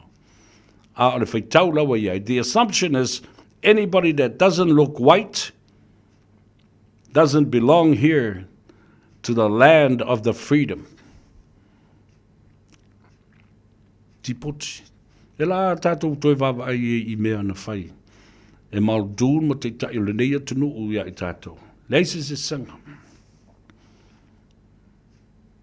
La tātou wawa ai i ai le talepe ina. O le whaavae ma Constitution o le malo Amerika. Whapena le mele o tau wawa aine i fo ia i tātou i Samoa. Ma i nei le atunu u le nei o New Zealand. To e lua aso na tātou o le i le whae manatuina o le whengainga fo i na tusia e nei tangata. Indigenous people tangata o le ele o tangata le ba mau e le furia. Tangata Maori, tangata whenua ma le langatira. Nāl me lau e. O la tātou o e whaelonga. Le aso na sainia e le whengainga. Treaty of Te Iriti o Waitangi. Nāl me leo tau mawhai e te tai o le malo le nei. The national-led government of New Zealand. Ta lepe ato le whawae ma le whengainga o le Treaty of Waitangi. Amatau tia. Atalo fatu. Iupeli toi titi, whamai balo sa vea, whamole. O lea olo o mātou iai o upolu. O lo whatau wai po whea o upolu e whatau wai le vai o leola. Malo uava, malo whalo alo tele. Tango e tusi i fole numero leo le telefoni. Fitu tasi, fitu tasi. O le numero na o le tātou ofisa o lo o fautuoina le mamalu o le atunu i Samoa. I tāpenanga o menei o tala o whamasinonga. O le ngolo ofisa le nā tanga loa matua na mlo ulu la vea. Consultants. O lo iai i nā i le ofisa i tono le maketi a aliki i taufusi. Tawhatawhatono o le papa kiu lau i loa ma le longolongo ai le telo tausanga ua mawai. Le Georgie's Barbecue. Barbecue o si osi. E tawhatawhatono lava la o le whale loa ma o i nafo i o lo o palu ai i a le swalofi ma le alofi sa o tō mua mapule e le ftelenga i a tali aoa. Na tonu lave te la tuala tumu mai i nā whai whe au i a whapea fo i a tamari i mawhale upolu o le atunu.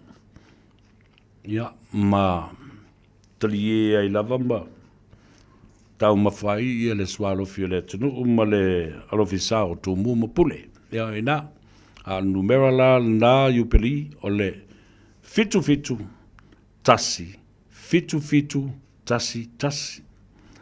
O Lucila, Tinei, Talavalava, Malole, Soifumuia, Tommy Frost, Malole, Soifumuia, Oto Uma, Tufaltato Porcalam, Lotiva Vato, Itangata, San Francisco, California, o Seli Imaliator, Sam Ripley, Talavalava, Malole, Soifumuia, my brother, from San Francisco in California.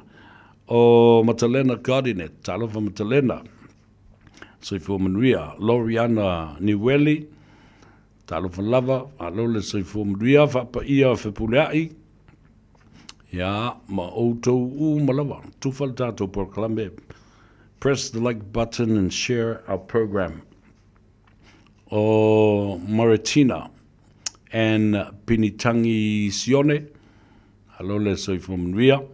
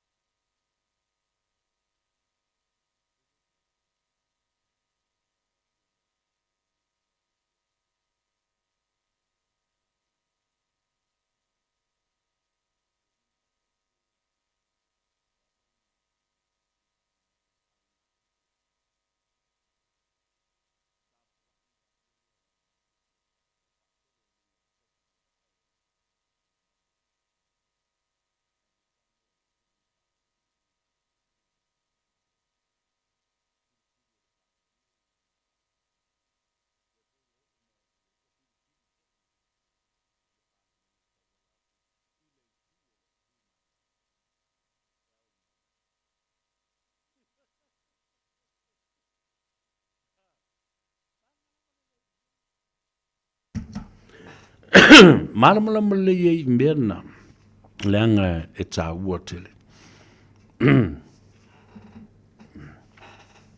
Se tātou wantu se vai le vaenga le pe e se meo tātou masini le tau tau whale tonu mai ina ia. Se tu mai a whape, se tango e tāmba i lau mela, if you can hear me properly from the other side.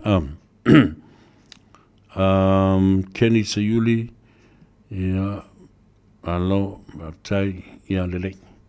Na, sa tau whale tonu atu, ia le Evelyn.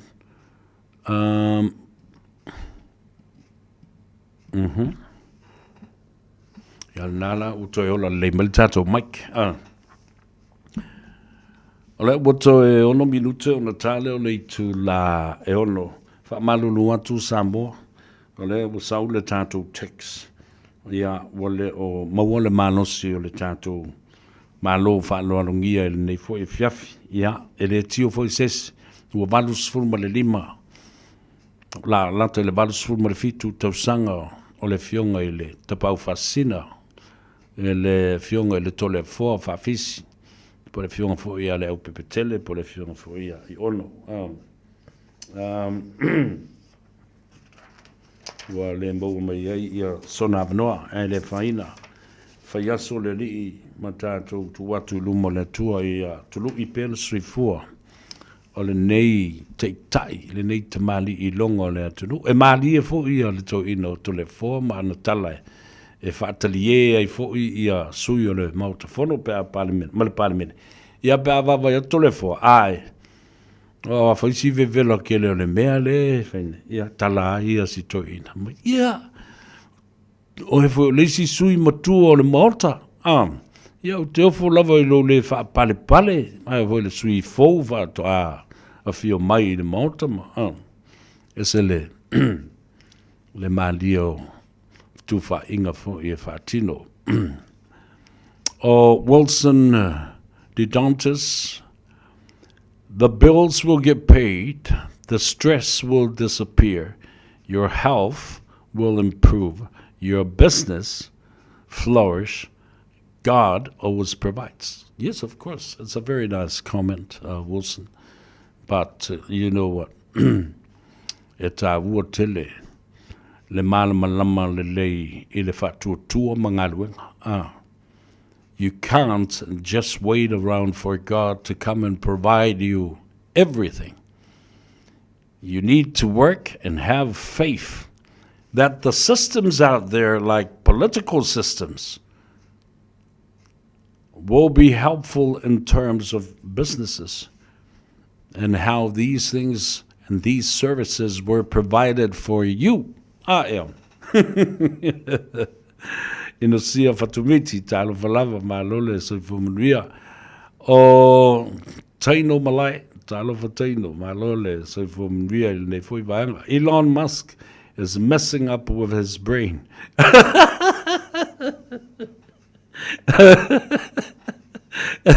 Era tau tango sao tu ya Elon Musk. A leo papa I mua ia taia fōru sunga tu le epa whaftai lio. Tasi lea tangata o te matua I o wofoi, ai o te leof. Mana tua o tangata nei o Elon Musk. Lea o tō fia nei e Donald Trump e avea ma Director of Efficiency and Waste. O le wingo le nā vaenga, o le tofinga le o tūrai mai eile li I millionaire, trillionaire, billionaire. Elon Musk, tele ia tupe mōra te mālo whai business nei. Ai leo stangata na whanau tono Amerika. Na te whaia ia the social media ma platforms ia, peilau na ma le tāwale wale le Tesla. Wawale tāwale na re mānei ana ve tu oile ti tasi le nā product po le nā o loa le fo tangata. O ia fo ia na ia le tātou Starlink lele ua māna o mai I Samoa e amatu. O le satellite system whai o na ola ma malei le tātou le tātou Wi-Fi, ia, ma le tātou internet. O ia foi ona ia, se tasi o fola foi o le technology wa whaingoina o le SpaceX. A o lea foi e tau mawhai. E whai se lo keti foi lele, e whanga sao tuai nei, ma ngā i Jupiter o Mars ia maisi. Isi pāneta o le larorang. E se foi ma whauwhanga le tangata le nei. Ana le tula i mai Donald Trump i le whainga pānota lea mo te atu nei. Na matua whai pupula mea le te malo lea. Neli milionea lea. Na aroi mo whaina tula na wsosan ia Donald Trump. Na te ofo ina atu le se lauta la po le lua se lauta la i tangata uba lava o le i tu malo, ma le i tu malo. E wha maunia sa alu e whaila na pālota mo Donald Trump. Did you hear that? Yes. He said it on air that he will offer money to those people that proved they casted their vote for Donald Trump. There you go. There you go. There's a violation and a breach of the Electoral Act. Ia le se mawhainkoe whai se mea. O leo wa ku marika malo male. Sasa sawa. Me whale nau te whai atua i Samoa. I nei meo o te tupu mai. Ma o lo utali tonunga ma le wha anoa noanga. I le toe fo'i mai. O se taitai sa ave e sea mai le malusi anga ia te ia mai le telo tausanga. Sa whaapolonga i nai lona mawhau i le whaafua sei ona le toi tulai mai ma pa u ma o lalo ai lana whainga malo peo sunga tulepa. I'm not scared to tell you this. It will be the worst and ever worst times that Samoa will face if ever Tula Epa comes back again. I'm telling you that. Aisea, e sau malasasa malasalalo. Aisea, e ti ngā le mea na whaia inai. Ma le o toi iai i te tonu le teimi e whai ei tonu o le malo. O le a sau malea. Ma le sasa o le taui masui. O le sasa o le lea lofa. Lau tau se pea le mea leu tulai mea Trump. Whamaitala Donald Trump. The worst thing I ever did, and it was the biggest mistake when he lost the 2020 election, is to leave the White House. Lantala lena. Se manue le aru se male whale pai. Na te whaonga ina uma. Military power. The Navy power. Ia whapena foi ma fita. O le bantetea. The Air Force power. Everything he could lay his hands on to stay in power in the White House. Samoa, I'm telling you, even those oi latou le manatu e lango, ya Donald Trump, oi ya tule epa e toi tulai mai, o te tonu lava ui malo whamauni, wa lava matutoi le sao tule epa. E lona fo i vai tau, malona tulai mai. Ala fo le nai leo no wha malo si au atu. I le fionga le tamaitai. Sao whapito, le pare mia, lana kapeneta. Sunga lauli al mali etoa, mal to lus fulu le iei nei. I've already said it yesterday.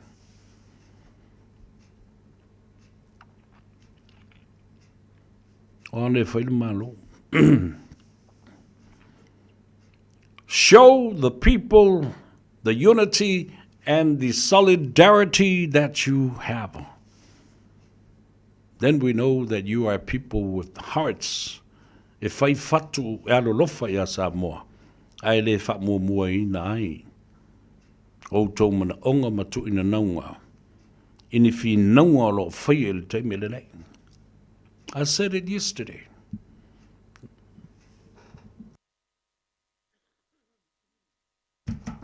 And somebody else put my thoughts into writing. Yeah.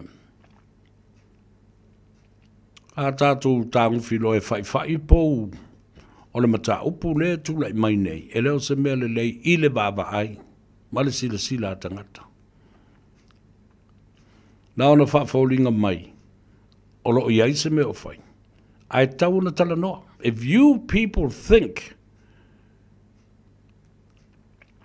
that the confinement of what is happening in Samoa is not good, or perhaps you may think otherwise, manatu le la tātou nofu i whapea, o lea whau mā nei asia, whaalue atu i tua maluma, then think again. Toi mā whau tasi lai.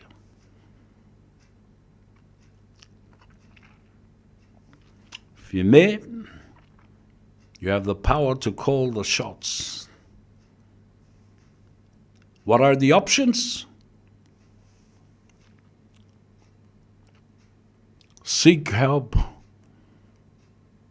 Mwa aise tu langa e mana o mia ele ngā lulu e whatasi ma sunga lauli ala mari ato. Tu e whatu langa mai le whale o Samoa, ma le maota o Samoa. Ma le whatu o tuanga o Samoa. Wha ngā le whainu mera. Whai ngā luenga le palemene. Pasia le tu la whono. Teu lea tu la whono ma mea oma sa o tau manatu. Wa au tilo nei lea navatau. Oka le matango fie ma le tele o mea le lei. Na fua le malo le whatu o tua i le tua Samoa o tasi e whatino. Ai pangale. Alfsidi em whain tu e whai. Ole tali I em whai. E ma whai ona tu e whai pe a whai. Te ta I le mea lea. Show us your resilience. In the times of madness and uncertainty of the law. Yo, I want to know. Whaari mai, I outou whatu te tele, ma le la popoa. Tau te whaatino I nai, se toi whaatulanga ina le lei, e whaangai oi e le malo. When a government comes to a stationary point, tau nuu mai le whainga malo I se tulanga ua tū ai le train, ua leo toi minoi, ele alu I luma, ele sau I tua, ele matala, se whai tuto ai alua I whafo, ma le si tu. What do we do? The captain gets out, the passengers get out, and leave the train by itself. A useless, empty train.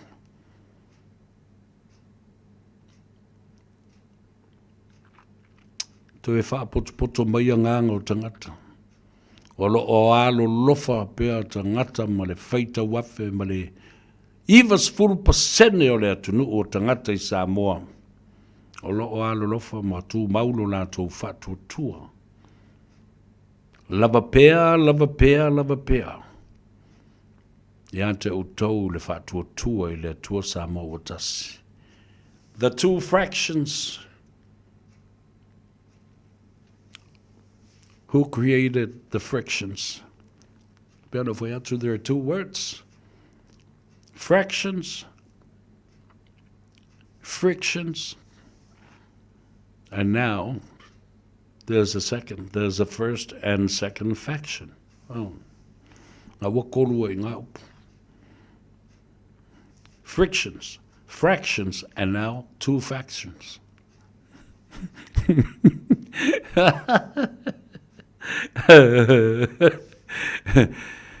Foi mai la I le ta upu le a Donald Trump ma Elon Musk. Le melo mo tua whaali I o Donald Temile nei. Mai Donald. O lau kama leo Elon Musk. E leo siksengi Amerika. Ke leanga pisingisi e whai. A leo sau fia poko mai pei o i o le sui peleskeng. No, I'm Donald. I'm the President of the United States, not Elon Musk. Look how dangerous this man, because his background, Elon Musk, e matau tia le te maloa.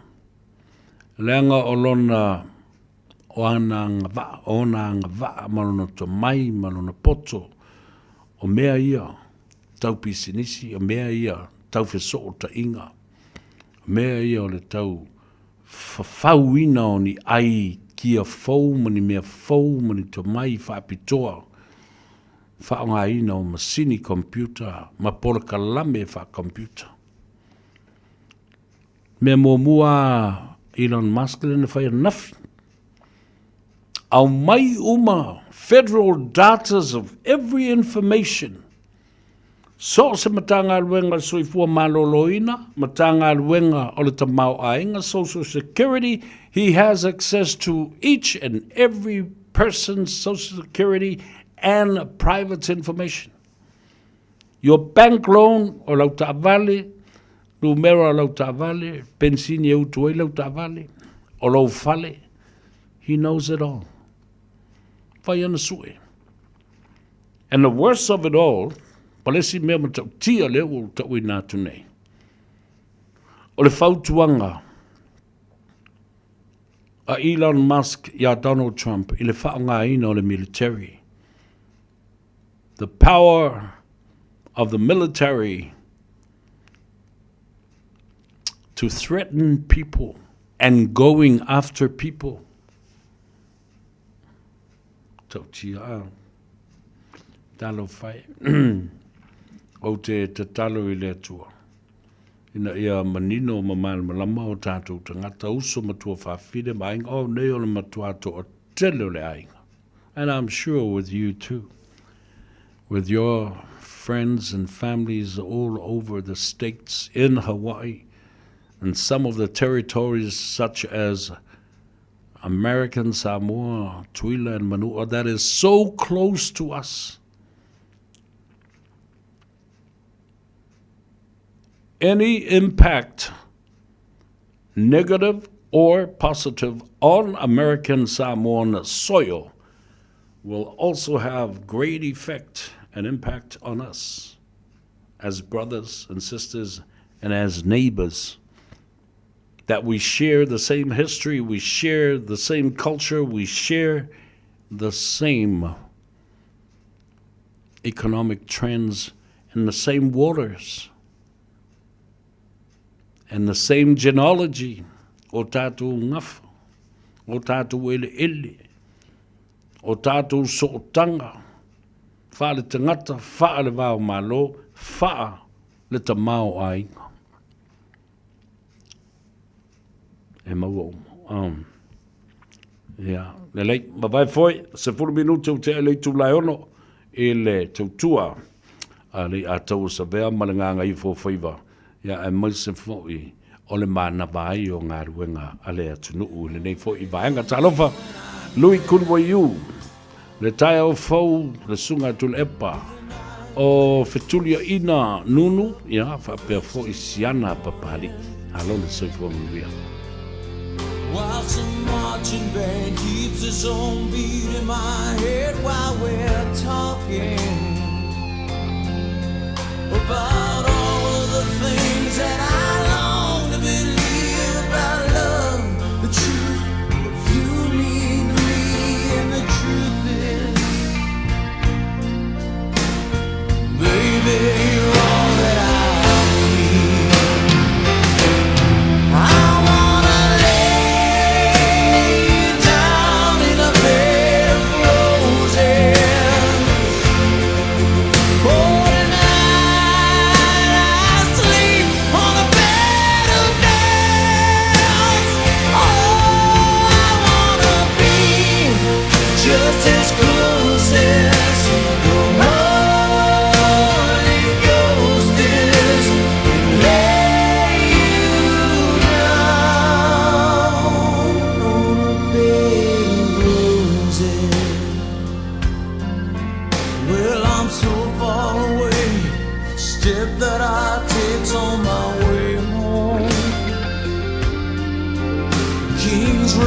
them and dimes I give each night to see through this payphone. Still I run out of time, or it's hard to get through to the phone. The wire flies me back to you.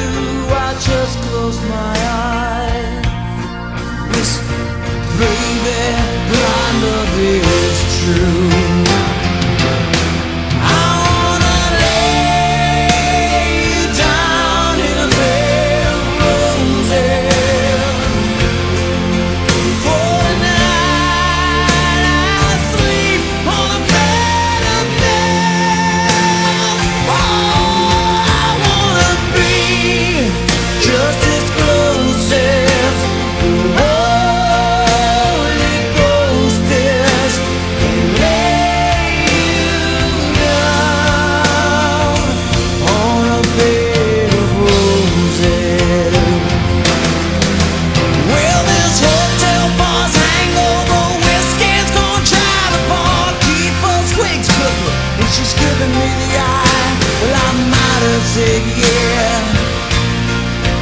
But I laughed so hard I think I'd die.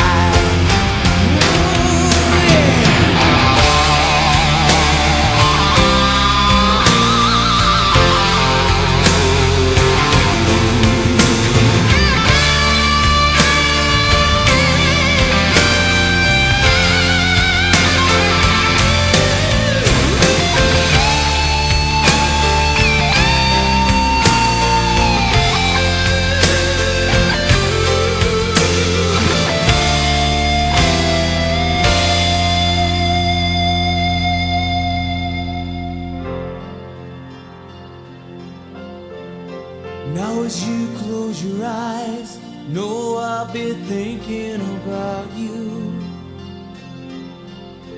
While my mistress, she calls me to stand in her spotlight again. Tonight I won't be alone. To know that don't mean I'm not lonely.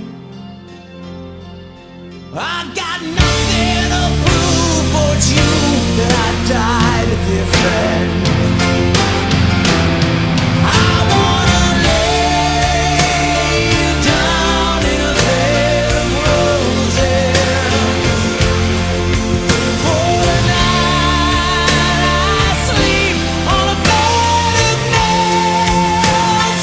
Oh, I wanna be just as close as your Holy Ghost is, and lay you down.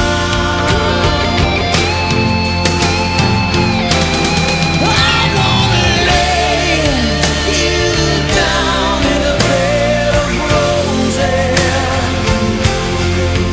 For the night I sleep on a bed of nails.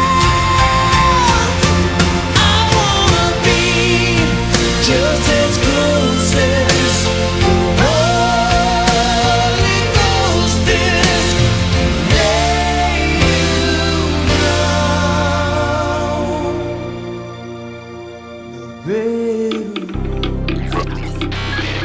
Tasilima Ivatolu Amo Radio Samoa.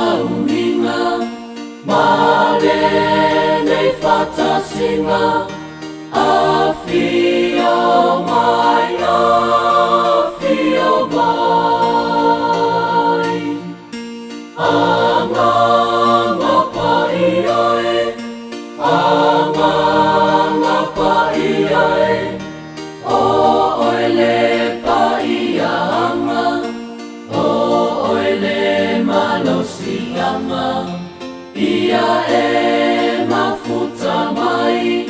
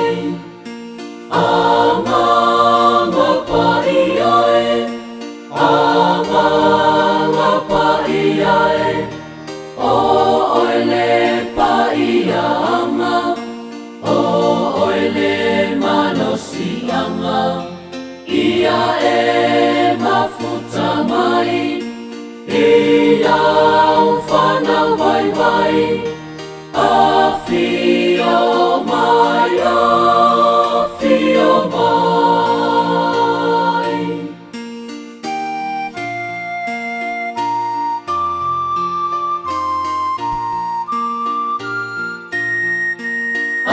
Anga pa ia ina e a whio mai, e te whatonu mai, mātou te poto ai, i taimi pongisa, o oile malama lama, a whio mai, a whio mai.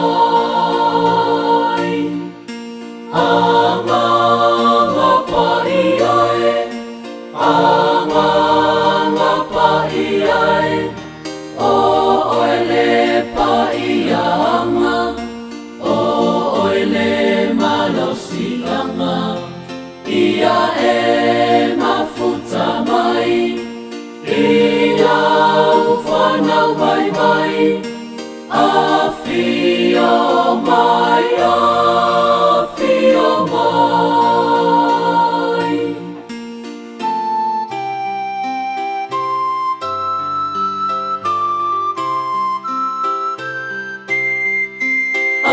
Anga pa ia ina e a whio mai, pa amano si au, mai la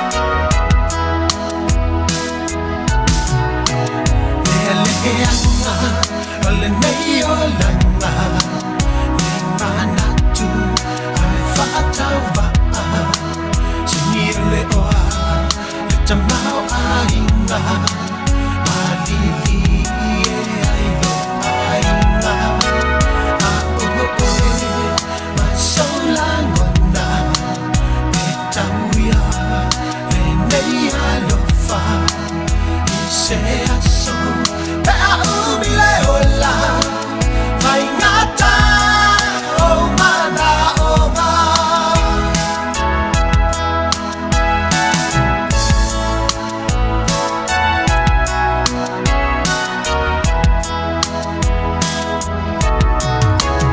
aluria oi ai toi fo ita me tinga oi tu ai mai ya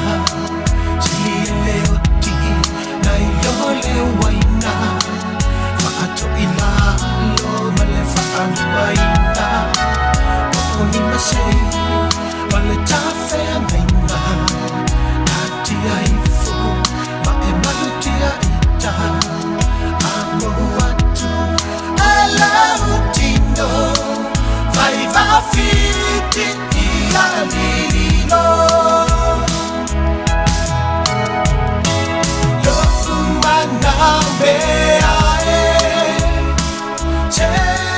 O le ua luas fuman 5 minute wa te aile tu lai ono o le tautua mo oe le si ufongo Samoa, Radio Samoa.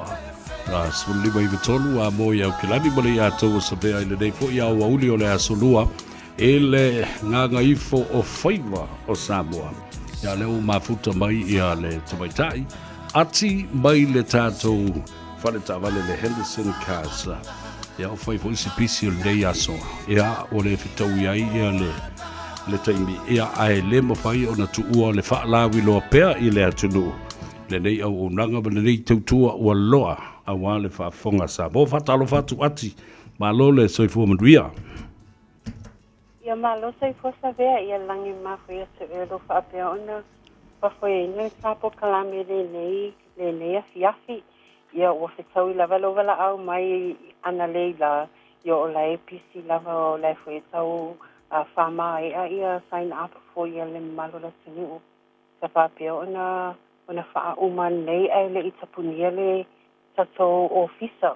Ia o lea la ua manawa. Ia lea lo whetau I lava lo wala au mai ia lo wailunga la au wala lo wanga I le whali.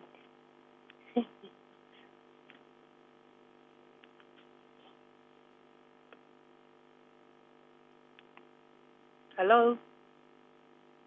Ia mane yaso ma le tūlanga sa iai le au aunanga ma le tūtua fo I le atunu. Ia o le nei aso sa vea I o le pisi masani lava le Henderson Gas. O le pisi o le nei aso. I o le malu fo le atunu sa whapea ona paso ai mea la so sa sanga le la tae ao a nei le o uli. Ia le sa wha uma ia la so sa sanga nei ia la so I lola so application. Ia na whaatali loa le pe maua mai tali le so tae ao. Ia nisi fo I ta so a inga lunga nei au kilandi. Ia le se whapea ona pikia la so sa avale a nei le o uli. Ia o nisi o le awhinga luenga ia le sanga lue e wha uma ia application for ima sign up a le malu la tunua nei e le itapunia sa so whata avale nei le itulai ono. Ia o le pisima sani lava le Henderson Kasi ia so lava. Ia o maso sa avale tolu le whapea na whaalu lava seminesa vea. Ia maso promotion. Ia le po ai le malo le sinu o tia apalai mea maso sa avale e tolu. Ia o le maso mahidra pick-up. E whapea ona mau ai le whaafita la. Ia o le fo so sele le malo le sinu o whapea ona apalai mo le maso pick up le mau ele whaafita la mea alofa. A le Mahindra Company, ia whaapea le laso Scorpio Kiwi Edition, le fitino foa, ia le fo e mau ele lua fita la mea alofa. Ia ma le SUV, fitino foa, 700, le fo e mau ele lua fita la mea alofa. Ia o matasa vale e solu le whaapea na whaalu leva le whaalawi loa le teminei.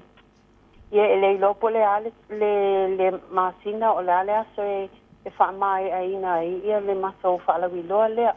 Ia whamanato atu pēr le malo le tunu whamal mole sa vea ia vaenga e tā ua lava e aone sila fia le malo le tunu ai le isu mai le ofisa e whaile apalai o le tangata le penisione ma le tangata le benefiti o vaenga sa ua ia e tau lava ona ia le tangata full time o tangata le tau ona sau sa pola o application a le sa vale lava e alu lava lalo lo suafa ia o vaenga sa ua ia e sele lava le malo le tunu e le o malama le tulanga lea lo whapea o nā ngai sa o tu le ofisa e whaile apalai ai e mana o mia le tangata full time o tangata le supporting alo application ia o vaenga sa ua na o sa ua ia whaatase i mamaso cashback o maso cashback mamaso referral ia lea lava whaalu lava i le teminei e maua uma lava ia cashback o maso sa vale uma lava ia e depends fo ia la le cashback e maua e le customer i le sa avale lo fa peona apalai ai. Malo whaftai. Ia, ale a tase e atu le mataupule e masani ona e sa noa i ai. Ina ia whaalawi loa pe i le atunu. O oe la le benefiti a il tangata whainga ruenga mwhai ona loa mai whai le application ina ia whamalo si ai. Ia alu alka wale ila lo suafa. Ia. Ia sa o le sa vea e alu lava le sa avale i lalo le suafa le tangata le benefiti po tangata le pensione. A le tangata le full time o le tangata nana tangata fo ile e sau e support lau application. A le sa avale alu lava lalo lo suafa o ele benefiti po o ele pensione. Ia, malo whaftai. Ia, o le teimbasani e tala ili tātou ofisa le aso tau. Ia o le teimbasani lava o aso le vai aso, mai le aso mfua se ia pa ia le aso wharaile, e sa sala le iwa tai ao, e sa puni le ono le fiafi. Ia o le aso anai, sa sala le iwa tai ao, e sa puni le lima la fiafi. Ia ma le aso sa, ia e sala le spulu tai ao, ia e sa puni le wha la fiafi. Ia, malo whaftai. Ia, amai le tā. Ia sisi vanga nei te upa ui tau. Nai te manatua. Ia, ora mai la ia leo le tā. Tua tusi, ia whapea fwoi mo le tā telefoni. Ia, ai le wha uma ina le tapo kalami sa vea, ia wha iloa tu le malola sunuu. Ia o le mato o nanga e tapuni lea i le itu la sputasi na ni le po. Ia a whai o whato a maua so teini le po, ia o le skutasi. Ia le whato a mo e le sangata le e tiu se i lunga le maso media. Ia o e le se me te pole e mawhai lava ona e apalai mai lava le se media. E whato a tapuni lava le maso Facebook, po le maso WhatsApp, po le a lava le media e te send my details po information for you to mana e pala e luta vale. Ia le tangata le e whainga ruenga temi leo ia whato a manava le skutasi po. Ia o le mata numero telefoni ia vala au mai au o asi i le numera o vale se lau fitu tastasi. Ia po le mata Facebook page na e alu i le ngo le Henderson Cars. Ia po le susa o mai foi le maso ofisa o le sasi iwa wha Kevin Drive i papasai manukau whapsai lava sa vea. Ia, alo whaftai fwoi mo le teimi wa whaamanoa mai le tali poti. Ia e munuia le anga i atu i Mauta Malawa. Ia ma pui fwoi le tua i saunga le muu ia le taunu watu. Ta whenua i le aso a tai au. Ia e whaasui fwoi ia mo le teimi nei. Ia whaasui fwoi sa vea alo whaatu manuia la fiafi. Ia fwoi le fiafi whaasui fwoi ia. Ia le na le lipoti mai le tātou whalta vale o le Henderson Cars e pe ona ngalue mai ai i alta mai ta i o ati i o manisi fwoi o le au whainga luenga e mawhai ona e vala au iai ia i le lātou telefoni e leise togi o valusalau fitu tasi ia po le angai fwoi le lātou tuatusi o le selau iwa wha tasi iwa wha Cavendish Drive I Papatoetoe I Manukau nei. Toi tala le tātou whaltabare tai au I le tāo le iwa. Ia maanga I tuai fo I le tāo le ono I le afiafi. Telefoni o walusalau fitu tasi. Toi whatalu whatu le pai maulungo le tātou tunu.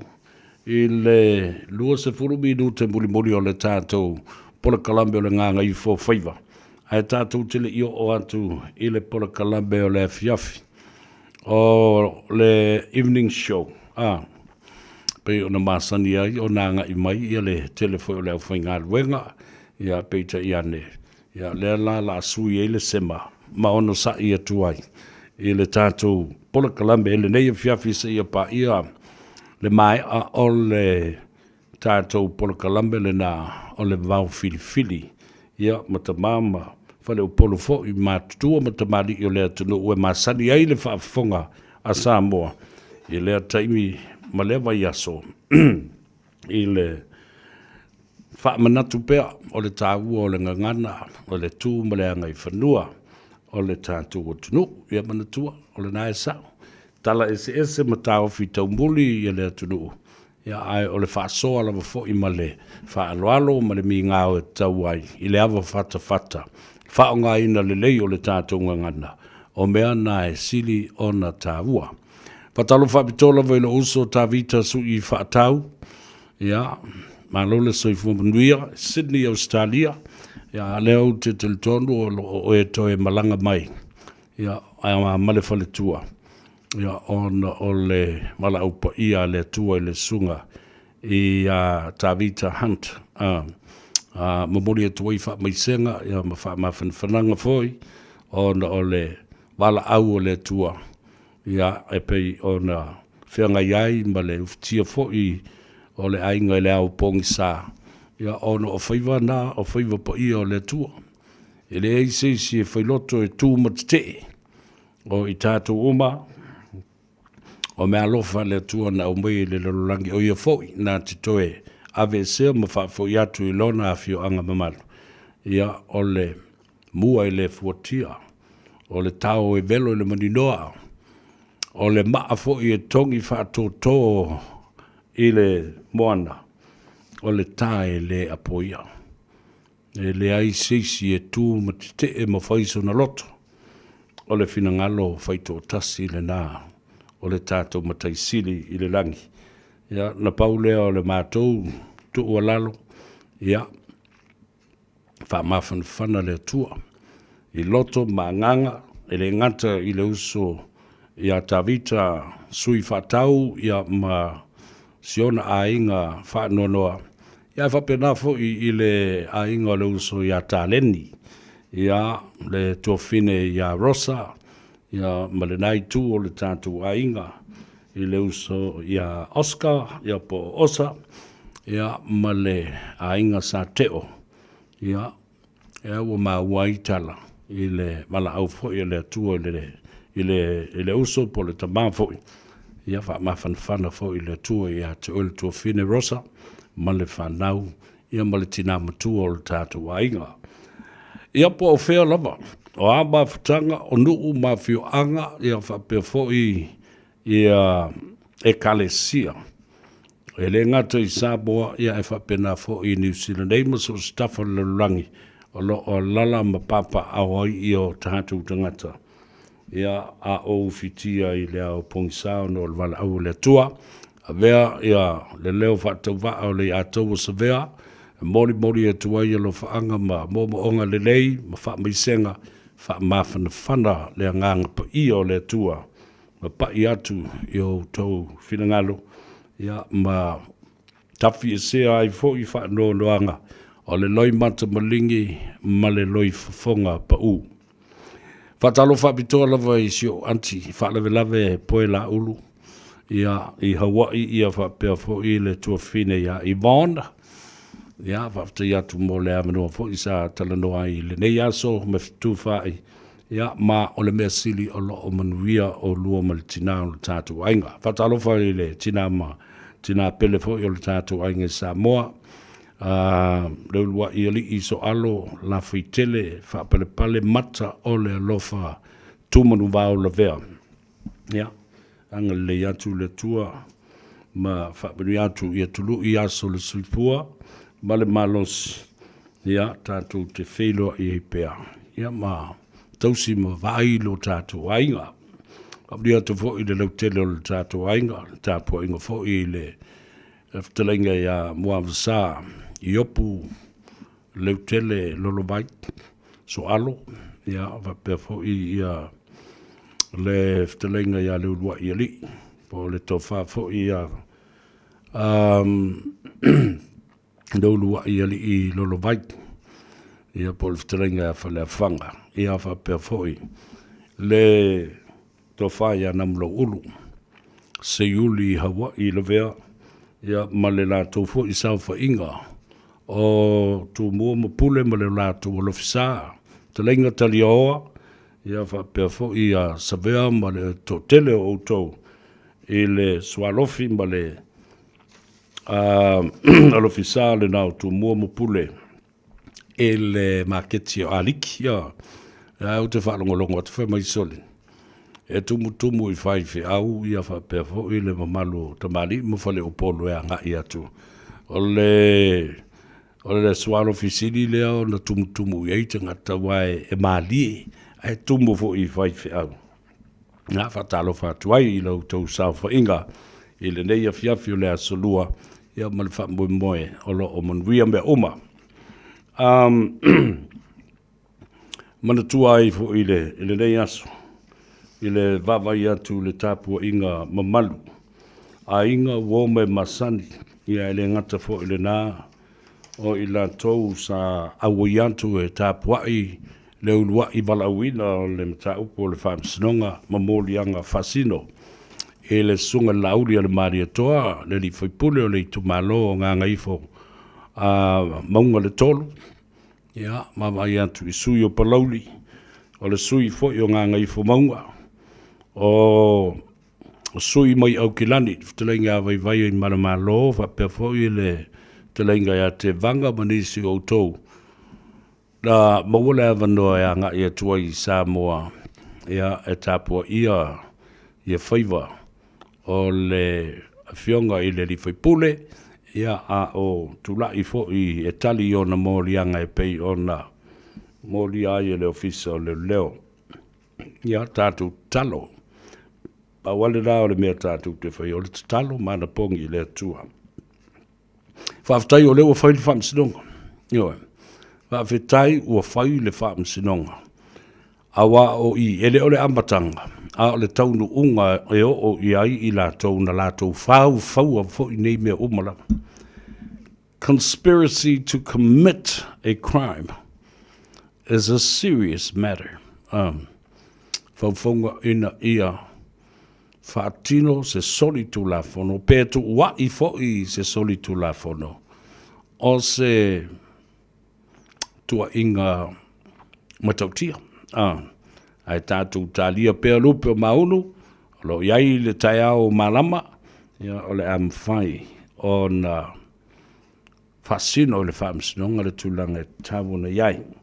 Ai, ele toe tanga ima le toe sila i le mata upu lea o le ngase o malo o te matua i tali tonu wailawa. E iai choices po options po o ni whaai unga e te tau o na whaia le teimi le nei. Me mua le nau umuna o ta watu le teimi po sola. O le tutu fatas. Whao ngā le whai numera. A le whionga le tamaita i pāremia. Le whionga le lauri al mari atoa. Whapea fōi se mālienga ma le sunga atu le epa ma le sifulu valu o ana whaipule. Pāsi ai tu la whono. Mea umalawa na o mai male whatuotua i le tua Samoa o tasi. O lana manifesto. Po lana manu lauti. Ina i mawhai ona nga lue ma nga i luma le safu lau le atunu ai aua nei toa ma paulia mea no na lua a whai ua le whai o na whaamlia le tausia o le vāle lei. E le whai o no sesi lava tūlanga. Not for your political gains and your political ambitions, but for the people of Samoa. Pa wale nā le tangi atu le pūmate, ale atau sa vele o watu ai nei, options nei tau na whai. Tolu loa, a ua matua le mawhai lava, ona toi whaia i ai seisi tonga whiti. Ina ia, whaia le mea leo umano o whaia tua i tā ue tausi elfi le mū, ia po le alava la le tolu o vaenga lo iei tono le mauta, a o lo mawhai o na minoi le palemene ma whaatino ana ngā luenga, pasia tu la fono, ma ngā iluma le tau mua o le sā o Samoa. But if it ever comes to the point where we are stationary, the parliament has no road, no room to move, then the last resort is to advise the head of states to expel government and go and make fresh elections. Elena, e se le tau o le whautuanga le nau a watu nei. Pe a whai o le mawhai la, o na tātou wō. O le mawhai whai o na tātou wō. E wha matala mai e le wha amsinonga. Ia. A wale me moni a leo te whatu ai nei. E o whai i le whionga tamaitai palmia.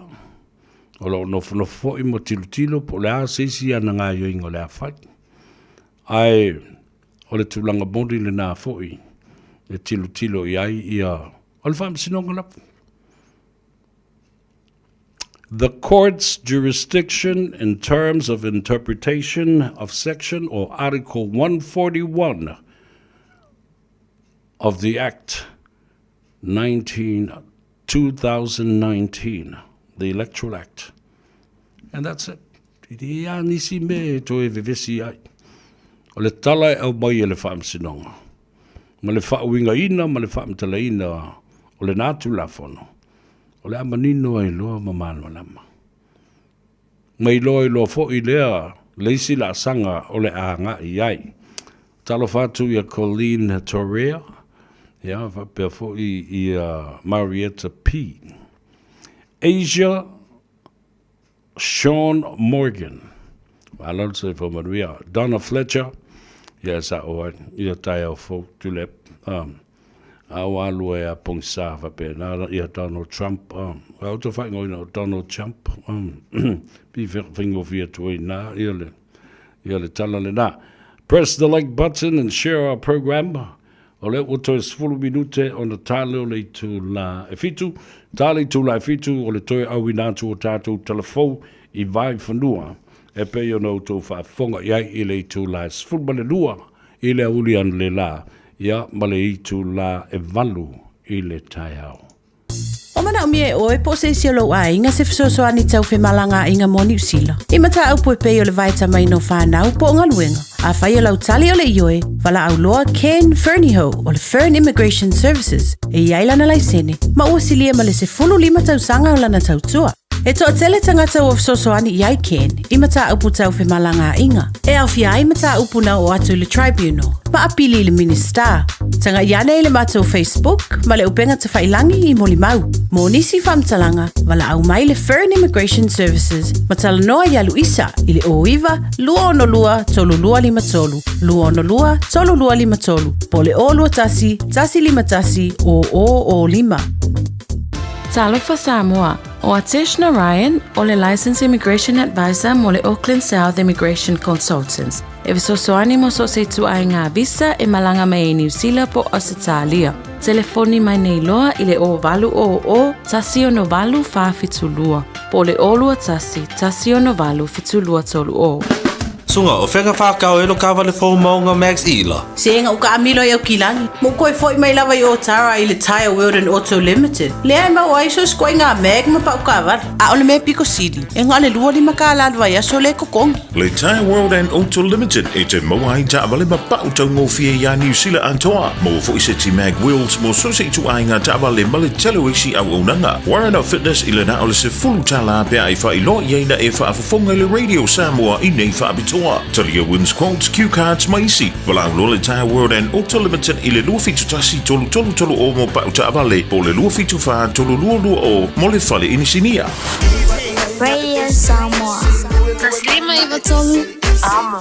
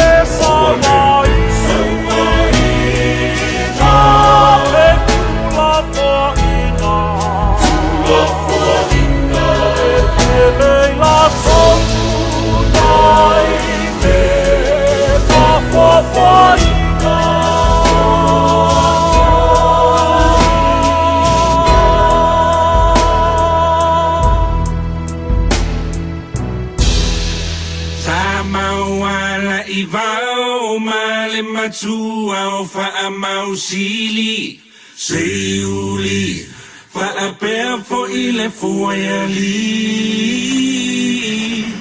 O te pese tu mawhai loa au i matangi wala ui loa mapo e fitu o le maho tau mali e toa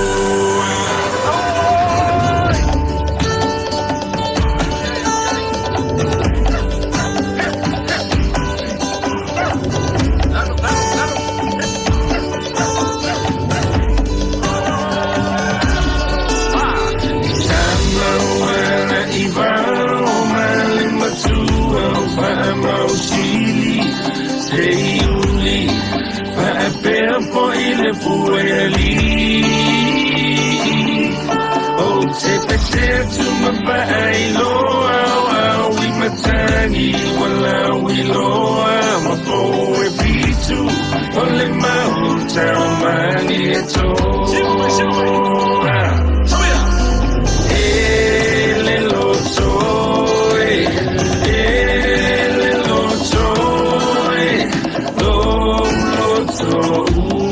Via Siasa mai bana ile mana yo le sua masangai apo iliu o le tau tai matapa o le matangi uani sisi prova ale para toa mafuatino nei ya ulupe o lo fa alele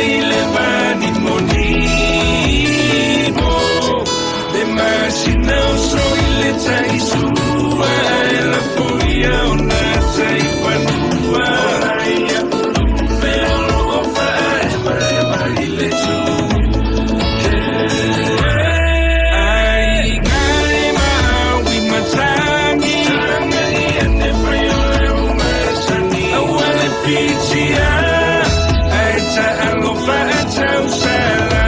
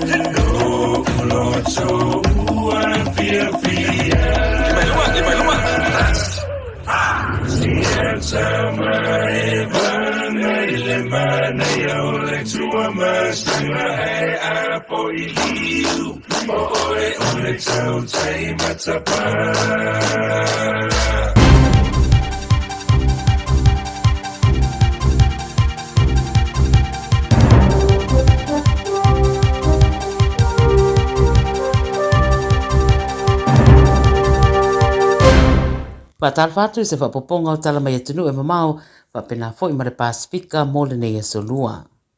E momo atu mai Amerika, wa toe fola mai le presidente o Amerika o Donald Trump, o le ato e wha atuai le tuuina o tariffs po la fonga i lunga o loa Mexico ma Kanata, ina wa mai asa la tau tala noanga mataitai o ia atunu i le asona nafi. O ia la fonga e peo na fola mua e Trump, o le atu ina ile 25% le tiute i o loa uma e aveane mai Mexico, ma le tele o loa mai Kanata, pe tai lau lewa whaaria i le mai o tala noanga taitai, o to e tau fia neire whai o ia la fonga mo le teminei, a ua mariri ane Mexico, o le a sapala iane le tusa ma le sefuru wafe, o fita Mexico i le tua oi, e waa i Mexico ma Amerika. O fita ia o le au lātou tau fia le anga iane o tangata e ulu fale i Amerika wha asoritura fono. O mariri ane foi Kanata le a wha mautura lātou sootanga i le Northern Borders ma wha muta loa ia mata upe au fiai whara au whasaina e meiso le whasio tio le whaita wafe o tangata Amerika ma le wha leanga ina o ainga ma community. I le mai o le urua I fōrasanga Trump e whaatitau I nei la fonga sa matua ingunguru le toa tele e mai se fo isi I lana lava pāti ono le tūranga wa afianga o le aiai ia whaai unga I tangata e mai se o lea sa pia ngai ma le inflation au lea o toe wha o popo atu ma le siitia o le tau o loa. Pai roe tolu suru asa wa tau fia le tu mawai lea la fonga au mata I tue Amerika pe whaatau nuina pito la au a isi ana pa anga wha pisinisi e lua au tādi ai se talanoanga Masaina. Mai Denmark, wa whinau marosi le pare mia o le atunu o Greenland e leo whatau inatu ma wa wala awai de EU po le Union Europa ma ana pa anga mo se fesoswani pe a whai e whaawau pe le whina wane a Trump e whaoa ma pulea le motu. Sau nore pare mia o Denmark o Mette Frederiksen e le whairo inga matu stara I pere seuma e le tei lavona ia langolango ina se manatu e tau whaasanga atu ia na paanga. Peitai, a whaia whaawau pea ia inga mamafa ia mai a Amerika e mana o miona tutu whaatasi matari atu. O Greenland, o lo iei se vaenga tere le militeri a Amerika, ai o se territory o Denmark, ma o se paanga ua leva a Amerika. O le masina taluai na whaiei se whamtaranga a Trump, e mana o mia Greenland mo tūranga tau le puipuinga lau tele, Peita I tu mau pere whina o le pare mia o Greenland, po le pare mia o Denmark, o lo latu territory, e le o fia whaatawina atu. Mai I Israelu, o le verso nei le wa whaatulanga malanga nei le pare mia o Israelu Benjamin Netanyahu, I Amerika e whaatala noa nisi o mata upu taua, e meisora lato manu malo I le Hamas, le te atu ia Iran ma le whaalau teleina, o so o tanga mātunu a lapi, pe a whaiara lato whonu tanga ma le presidente o Amerika. Whai mai o le urua I whairua inga le a Trump, ma se tai mai pafuato Amerika I le whale pae, talo na toi tura I mai le tofi. O lo fina wane le Hamas o le a le whamatu uane, isi pangota Israelu I le vaenga lua le marienga, pe a whai le whamutaina le taua, ma ave ese mai vaenga awa Israelu mai Gaza. Wari putia le BBC o lo una ia fo ia le isi vaenga o le whainga maroa Israelu, le whaawau pea o le taua, pe a mai a le whaatau nuina o le vaenga mua le marienga, le he taua na mai ai le amatanga o mati. E le o manino mai po o whea o tu wai Trump I le mata upile nei, a wa o lewa na whaailoa e Amerika lo na lango ia Israelu, ia a o lo fina o foi, ia whaamuta ia le taua isa sa e tu tonu. I le Pasifika mai Indonesia, o le kulupu whaavau malo e tula I mua ia tatau o tangata le Human Rights Watch, o lato tu watu se taru sanga ia Indonesia, ia tau fia le soona whaale au ngaina o ia tatau West Papua. O le presidente le atunu Prabowo Subianto, watu aselau waso talu o na presidente, a wawala au iei le kulupu le ina ia whaamuta ia, le mautau sanga o whainga whailonga lanu, o amionga e whaamaina I tangata, masa wanga I tangata o Indigenous Papuans, whamai a lātou e mana na o le whainga maro, i o lātou whaalolongia ia te tau o tangata, whaapera lātou si o manga. O lo wala au foi le kulupu le whainga maro ina ia ave sea saa, o lo ilungo le au whaasaralau matu stala mai atunu I whafo, e asia sia tuai le tru. Whai maise so upo le whainga maro o Subianto, o lo ilo nei le whainga maro nisi o mata upu a toai ma wheso swani e ono whaamatu wane.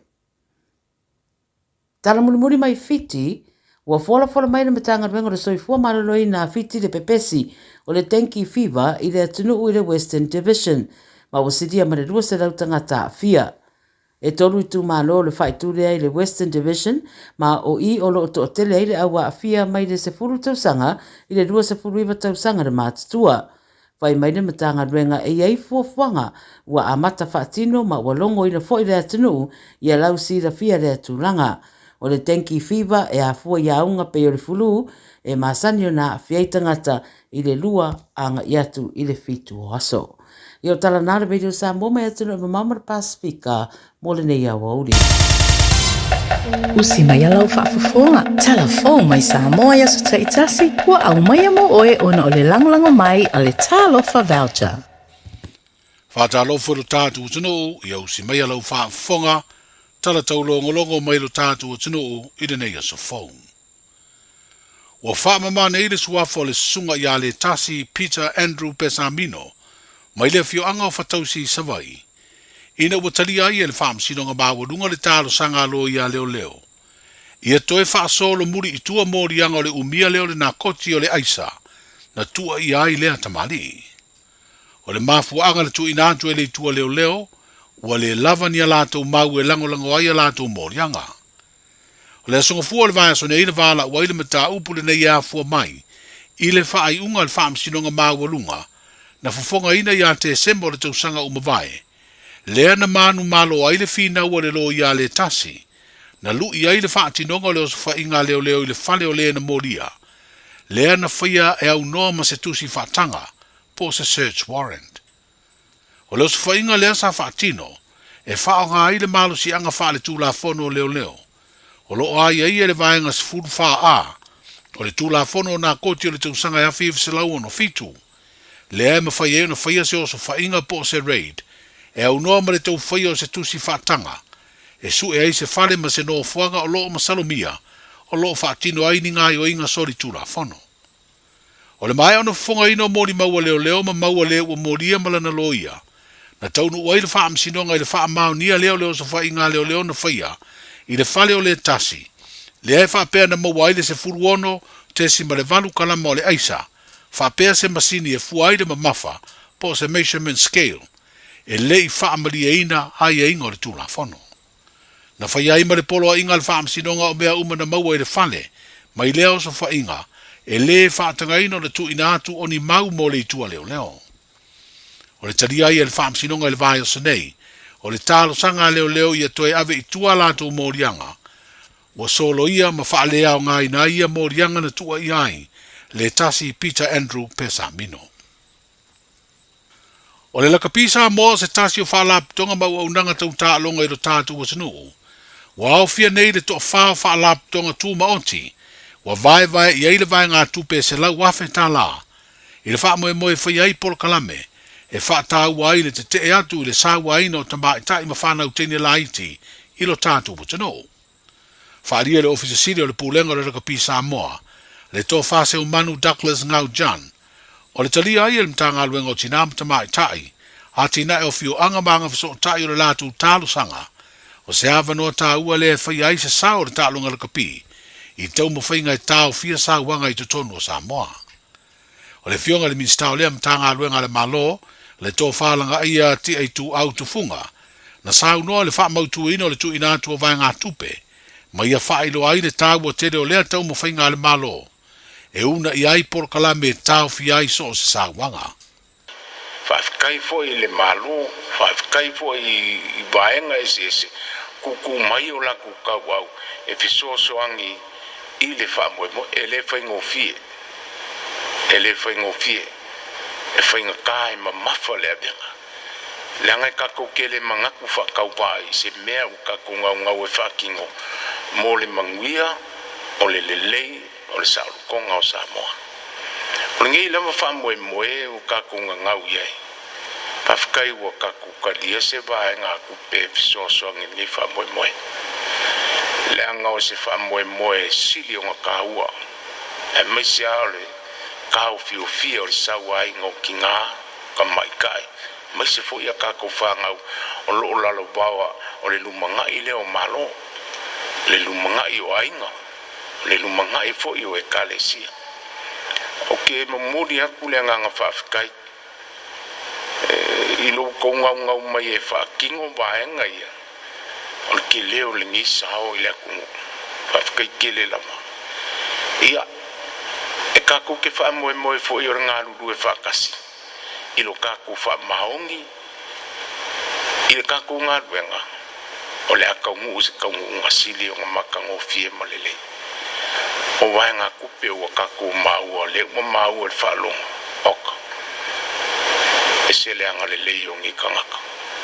Anga le leo ngi makanga menga male o fu mai o laku so soangi a mai se o apungu I fa fo au mai lo laku kau au e fiso soangi ru kako vai vai kako makiva a o wala se sa ngi ele ku le u kako kalia ia fa mungiaka I or kako ngalu e fa kasi kako fa maungi fa kingol kako fa moe moe kako saule mar kako kau kuole le ku ia I fore kau fi male langonga ia kau kuanga ngau se kuolalo a le mamafa mangaluenga ngai mo yo ko wao mo ko kawau wala ko lufi inga ia maua se kaungu unga lelei morifa kingo ingor kako fa moi le mistaum tanga luengo tinam tama tai a tina e ofiu anga banga fiso tai le to falanga ia ti ai tu au tu funga o le vaiva ino se la wafita la u tau awa i le kapi Samoa fa pea fa la tonga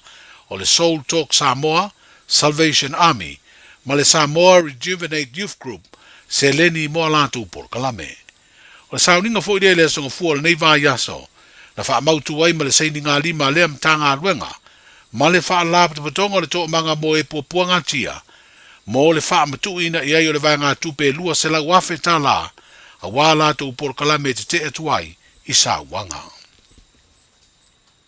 O le whiriwhiringa al whainga malo fau o le malo Amerika, ina ia vele li o Robert F. Kennedy Jr., ma whaurulunga le soifua malo lo ina i le malo mau o loa ma malo si le lulangi. Wa wavalo ai ma le whaatunu sira le soifua malo lo ina i Samoa. I le ono i ai o ni a fianga onga le soifua malo lo ina lautele, o le tātu o tunu upo le public health. Wa whaalia le whaatunu siri au le soifua malo lo ina, le susunga ai ono Dr. Eleke Ekeroma i se awalo viso ta inga i Washington i Amerika, e ta ua le Democracy Now! O Robert F. Kennedy Jr. na ia whaasara lau, lona matua te e atu le whaonga ino vai la au mo tui pui pui, i le teimi na pipisi ai le wha ama i misela i Samoa, a o mau o lalo ai le pasene o whana witi lo tātu o tunu, na mai au na whaio latu tui pui pui. O lea wha ama i e peo na si la fia, na whano ai le ola o tangata e valus futolu lo tātu o tunu, mai to a tele i whana witi. Whalia e ono a whaia te ena le whaururunga le soifua malolo ina le malo tele, le au ngao vaila au o tui mo le pui pui o le ola o tangata mai wha mai, e le tau mate o le a fia tele ai le tūlanga o le maua e Samoa, o vaila au mo tui e pui pui ai le soifua o tangata mo wha mai ese. O wha apopo lea whiriwhiringa al pelestene o Trump, i se tasi o na whainga wha vai fau, wa ave se ai le lango lo na malo, mai le wha alab de putonga le soifua malo lo ina lo langi, o lo ave ai Samoa mo na sui a wai. O se wha alab de putonga o lo mawai o lo tātu o tunu maisi malo, fe soa soani tau vaila au mo fuala au maisi au nanga tāua, mo le tonga fitia o wha mai ese. Sa vea Robert F. Kennedy Jr., wha pelo na whare tua o se tasi o malo o vala ulia, i le whamna tuina o le tuto o tasi o Samoa i le masino Iuni, o le tausanga e lua afes fulumaliva. O le tausanga tonu lea, na pepesi ai le whaama i misela i lo tātu o tunu. E lua vai aso o tua tunei e le whaama sino siri i lo ia leo. E tu ina atu ai se whaama talanga i luma o le whaama sinonga. E wha ilo atu ai pe ua maua se ali i luas fultasi tausanga lo na matua, wana i o e ina le sori tu la fono, o le fasi o ti tangata pa i valea. O le masina o te sema o le tausanga umavae, sa wha tūlanga e lau wai se wha asalanga, o le taule e lea o fia le lei vai fale se petaio, pei tai e le i o atu ma whai ai loa le polo a inga, e sa idi e leo i se tusi sai. Na toe vala au le mata upu le nei tau wha masinonga i le asonga fua le nei mai aso, mo le lau ina lava o se wha asalanga, pei tai e le i o tu fo i le o lo moria. O le wha mtalanga le lo ia le tua leo, e leo i loa ia po ua whaatino e leo le polo a inga le wha masinonga pele ai. O fia le lei mai samala e ulu wa tua ia se ngai o inga tau wha o lima, na mafu ai o na maliu se tau le alua sfurulua tau sanga le matua, o fio anga o tua sivi ma fonga poa. O savalia nei le lua masina o tau fia pia le vai ngā leo le whale pui pui tānu malala, ni ali se to ono o lo tua ia ni soli tu la fono, o le umio la au malosi wha pia le umio na koti, po pauta wha saina. O le tōtasio i la hatou e le i o atu i le wāla aunga o lātu mōrianga, ma o leo wa polo ina aise tusi sai e sa idi ai, ma a maua, i a loka matao fia e whaatari ai, le isi wāla aunga o le matao po. O li e to lima lo wha au au peona na nofo tau fia, o whaatonu ina le whaamsinonga lo ia mo i lātou e to tolu e whauru atu li tālo sanga tusia, mo le tatala i tua ini ai ainga. Ai o isi ali e to lua e le aini lo ia wa whaatonu ina e vatu ni a la tālo sanga tusia, e te tala i tua, ma o le toa lima lea ua au fiai tanga loa maunga loto palu, ta amilo fai o sosua, le malu rudi, Brian Vai Fale, se unga li I fotu le tausanga le vao, ma tuli tau sopo John Rudy, leo lo sa ilia nei le tusi sai.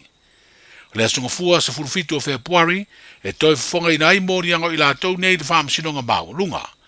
Ai wo wha alia I wha maunga le wha masinonga, se o sofa inga leo le sa ilia no fuanga lo wha tino ai, soli tu la fono le umio na koti, na moria mai ai ila tau umanei. O tala I o le na yaso, Ua na o le Radio Samoa se furulima iwa toru a mo e tau tuaina o e ilangu ngana fitu aso le vai aso. Hey, hey! Rock me good toilet. Gonna be done fun, gonna be dropping you the sound featuring the mighty Alpha Raga. Come on, Bopo, scream! Sa o mataina oe e a esa vali ile hala. O matataule e moya o le tau sala. O lona lele ma o folinga ata ata. Sau malu e malu for your love tau tala. Awa ete ata ata mai sunga po ua mawa ea. Le lumana I eta ilo po o fea ea. Le sua mali e ole lalo langi wa e mao ai. Etele mafai ona eto ete a ese ai. Talo fai ilo fiu lava eta mafai. Olo le manatu natu ua mafuai. Le sua mali e ole lalo langi wa e mao ai. Etele mafai ona eto ete a ese ai. Awa ete ata ata mai sunga po ua mawa ea. Le lumana I eta ilo po o fea ea. Le sua mali e ole lalo langi wa e mao ai. Etele mafai ona eto ete a ese ai. Awa ete ata ata mai sunga po ua mawa ea. Le lumana I eta ilo po o fea ea. Le sua mali e ole lalo langi wa e mao ai. Etele mafai ona eto ete a ese ai. Etele mafai ona eto ete a ese ai. Find your thing at Unitech. We'll give you all the support you need to succeed so you can find a career. Find a job with connections to industry. Build your skills in architecture, engineering, or social work. Get creative, learn a trade, teach our kids, or break into the business world. Choose from over 100 courses, whatever you're looking for, even if you don't know yet. Find your focus, find your future. Enroll now and find your thing at Unitech. Visit unitech.ac.nz. Jalo whanawao tia roa, ua te talaina neile ua unanga e veni, mo whaatangwa I au ki lani New Zealand. Numero tasi John Coulter Drive, I le Auckland Airport Shopping Centre. Tau whatapatonu lava le warehouse ma le countdown. Lau whale ufu lau iloa le e veni, Auckland Airport Shopping Centre. A whai alo sa ili se a onga a mata molo walo. Au aloe te toi popole, o le Galaxy Childcare, e tele ona la lai au ki lani I saute. E toa tele whai a o ngā ngawaa, o le a o ina le whānau, e ia inga whapitoa pe a le sitala lo walo. Tolus fulu I tū la, free. A vanoa le vēna le a onga mo whemalanga inga le whānau, free. Maua mea aia le whānau, free. E ia inga whapitoa, mo nisi whamatalanga, whaafso tai le o lua tasi, o valu tolu, lua fitu, lua iwa fitu. E fia le mona rental se whaalau ilo antula na whaapitoa mole masino Februari mamati. E los fulpasene ua pa umaulalo ai le tongi pe antolu aso pe silia tu foi le whaongaina. E te whaongaina i so se taavale. Ma mawailo avado i le se i e awheta ala Samoa i le whai unga o le masina. E ma whaiora piki le taavale mai le malawa lele i whaleolo. Polo tanto ofisa au tu i ala fua. Pe mamuli atu foi le whaletali malo o lo oe wha mautu ai. Ai ngā whaapitoa. O lo iaia tanto insurance e te fili mai ai ina nei tupu se whaalawalawe ai o lo o iai le whaamama avenga. Ma tu olo iai le tanto account i New Zealand pe lafo sa fo i le moana e whaonga i le Pacific Easy pe whaonga fo i lau credit card e whaatino i le tongi no lo sa. Mori si whaamatalanga wala au le Pacific Easy i le ovalu se lau o tasi onono pe asi le tanto Facebook o le Moana Rentals o le upenga ta whailangi o le moanarentals.com. Moana Rentals o lau paanga e taitoloina oe a oe malanga siasi i Samoa. Malo soy fua, o se fufonga Samoa, Radio Samoa, tasilima i vatolu amo, se kia Radio Samoa. Lo e whafonga le tautua ma oe le si ufonga Samoa, whaua wina ina nei fo ia fiafi na waluas full minute o leo wa te ai nei ia leitu la e fitu. Ta walunga atu ai a tātou telefou i mai Samoa e peo na uto whafonga i ai leitu la e sfulma le lua i le uli o vai ainga ana le la. I a whapeo fo i leitu la e valu i le tae au ana le la. E le whapeo moe i le Moses i whapoponga. O tātou telefou o mea lo tupu i Samoa. I le tau leitu la e fit e valu i le tae au ana tae au. I le polokalame le sunga le di awa o he tawai meni i malona au waa. E le malei fua mai ia pa o le malu o le tai au. Le atou se vea le nei se atu e sui tūlanga fo i ma sui le seba. E le sunga ia sau seu si ufadua. Ia ba i latou fo i e masani o le whatau teia le nei por kalame. Ia awa fo i le sao o tupu mai o le atunu uma fale upolu fo i o le vau filifili. Ia pa o le telefo i o sulu e mo waifi ngota ia au malu madongi o le lolo a wafo i tū manga i whanua male ngangana a le tātou o tunu. Toi whatalofa ia te oe le mānawa o ngā luenga ia me se fo i o le ngā Gagaifo Faiva pei o na tuana i atu le tātou por kalame le nā ma unei le a tau o sa vea. Ia lea whaina. Alea ara kako walua a whapene peo na uwhai atu. O le a tātou whapsanga i mai i le tau le tū lai wha i le whiawhinei se ia pa ia le tū lai iwa. I le se teimi o mua. Ia, o le la kako ue mo mori o tō. Nā fō whafonga na tunu ui telefou mai i Samoa. Ia, o mea ana. Fou le aso e fou i mea lo tula i mai ai. Ia, whapena fo i matala e tau tuli au pūpea. Ia, awa, po whela mai a fio malala i Samoa. E fia, whaalongolongo lava, ma fia vava ai, ma fia malmalama, a o a ea mea la o lo tutupu mai i lo tātou watanu. Pa malola ngā lua Samoa, i o tūte ma whaiva alo Filipo le nei aso, whaaboi o lo whaafoka mai lunga o le ala tele, i le Drive Time Show. Ia, o lo o manuia mea uma. Alo whaaftai ngā ruenga leisa au tō whaia. Ia, a vealo o leo e fangu ai oi lunga le ala tele. E matala ma e tau nu manuia i lau mauta ma le lawa. Ina ua mana a fo i tiute ma whaiva alo Filima sa. Whenga iai ma le tātou o tunu. Ia po whela le banga alo e maua mai ai. Ia au kilani nei, ia po le whaasolo atu le tu i saute, po le tu fo i sifo. Le o ngā tutonu ngā le mū o le taulanga whaatau i au kilani.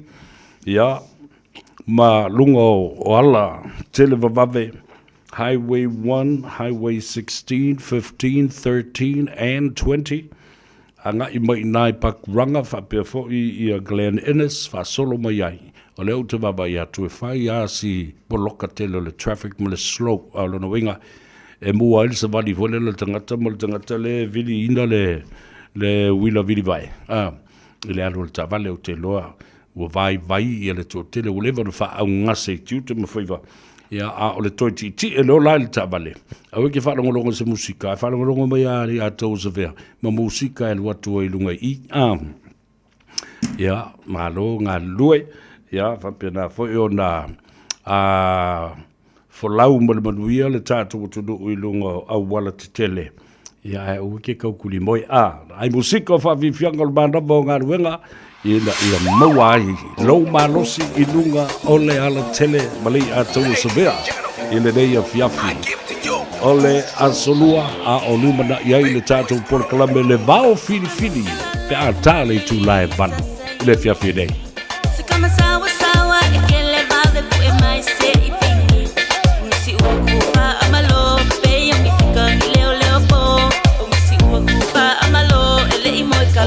Ole kolupo e ke kumai whaapenga Pea oe sika ngā kaleanga Ai lese I whai au fika Sole so ie ki kau lama lama Whai au fika, whai au fika Alui ai, whai au fika Big boys crew, ole vai vai Whai au fika, whai au fika Alui ai, whai au fika Big boys crew, ele vai vai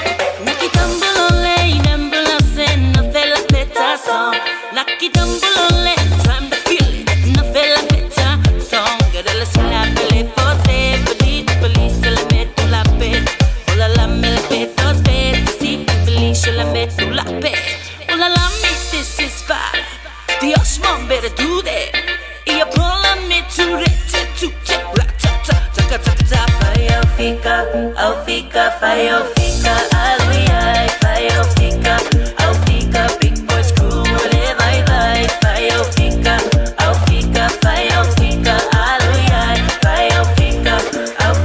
Big boys crew, ele vai vai.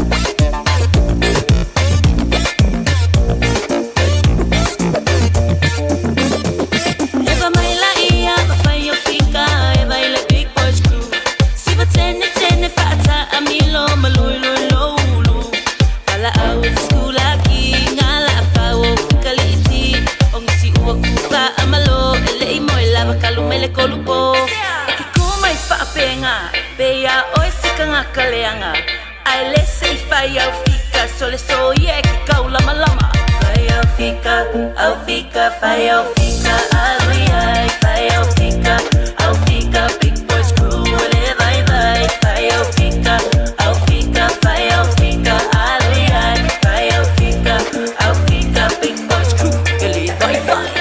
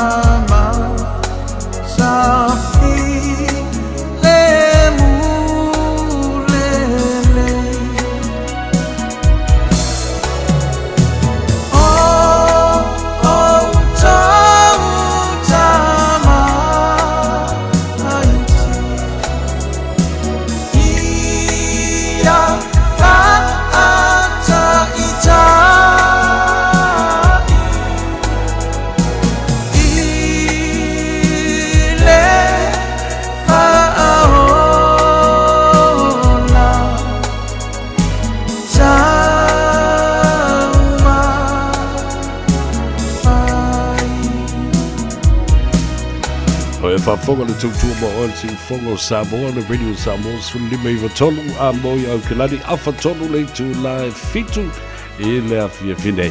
Ia, o le whauta tala tuai ma le tātou leina. Ia, a wafo i le teimi masani o whaamrianga o a soifua, a whaina na misi i a te oe le awanoa, i le tae au ana le la. Ia, le o talatu le tātou leina.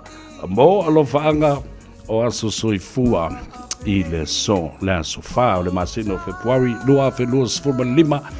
Yep, it's that time before birthday dedications. If you missed out this morning during breakfast show, now is your time. Tolu fitu fitu tasi lima iva tolu ele atoa se lima bingu ke fa ia tatu wolo fanga o fa mdianga o aso soipua ya atatu be iloa ile Faita wina o tātou whaasira silanga o taunu o mai i le tātou ofisa i le nei fiafi. Tala leina mo oe, alo whaanga ma whaamrianga o aso soifua. Tolu fitu fitu, tasi, lima, iwa, tolu.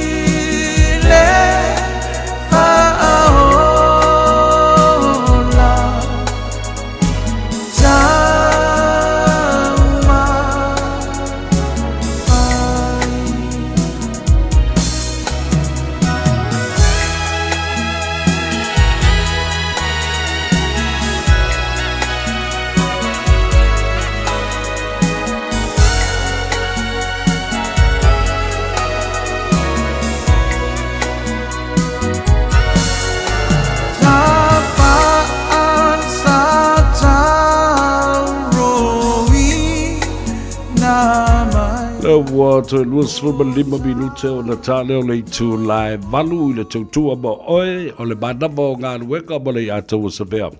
E le nei fo i a uli ma le afiafi o le a solua. Ia o le na vatu le avanoa e vala au mai e i whaamrianga o a soifua. O le a sofa le nei o February lua fe luas for lima. E watu, ele ai ma sisi na vala au mai. O lono winga, ele ai a ma se Samoa na whanau. Ia po seisi o le au whaafonga na whanau. I le aso le nei, aso wha, aso tofi o le masino February lua afe, lua sfuma lima.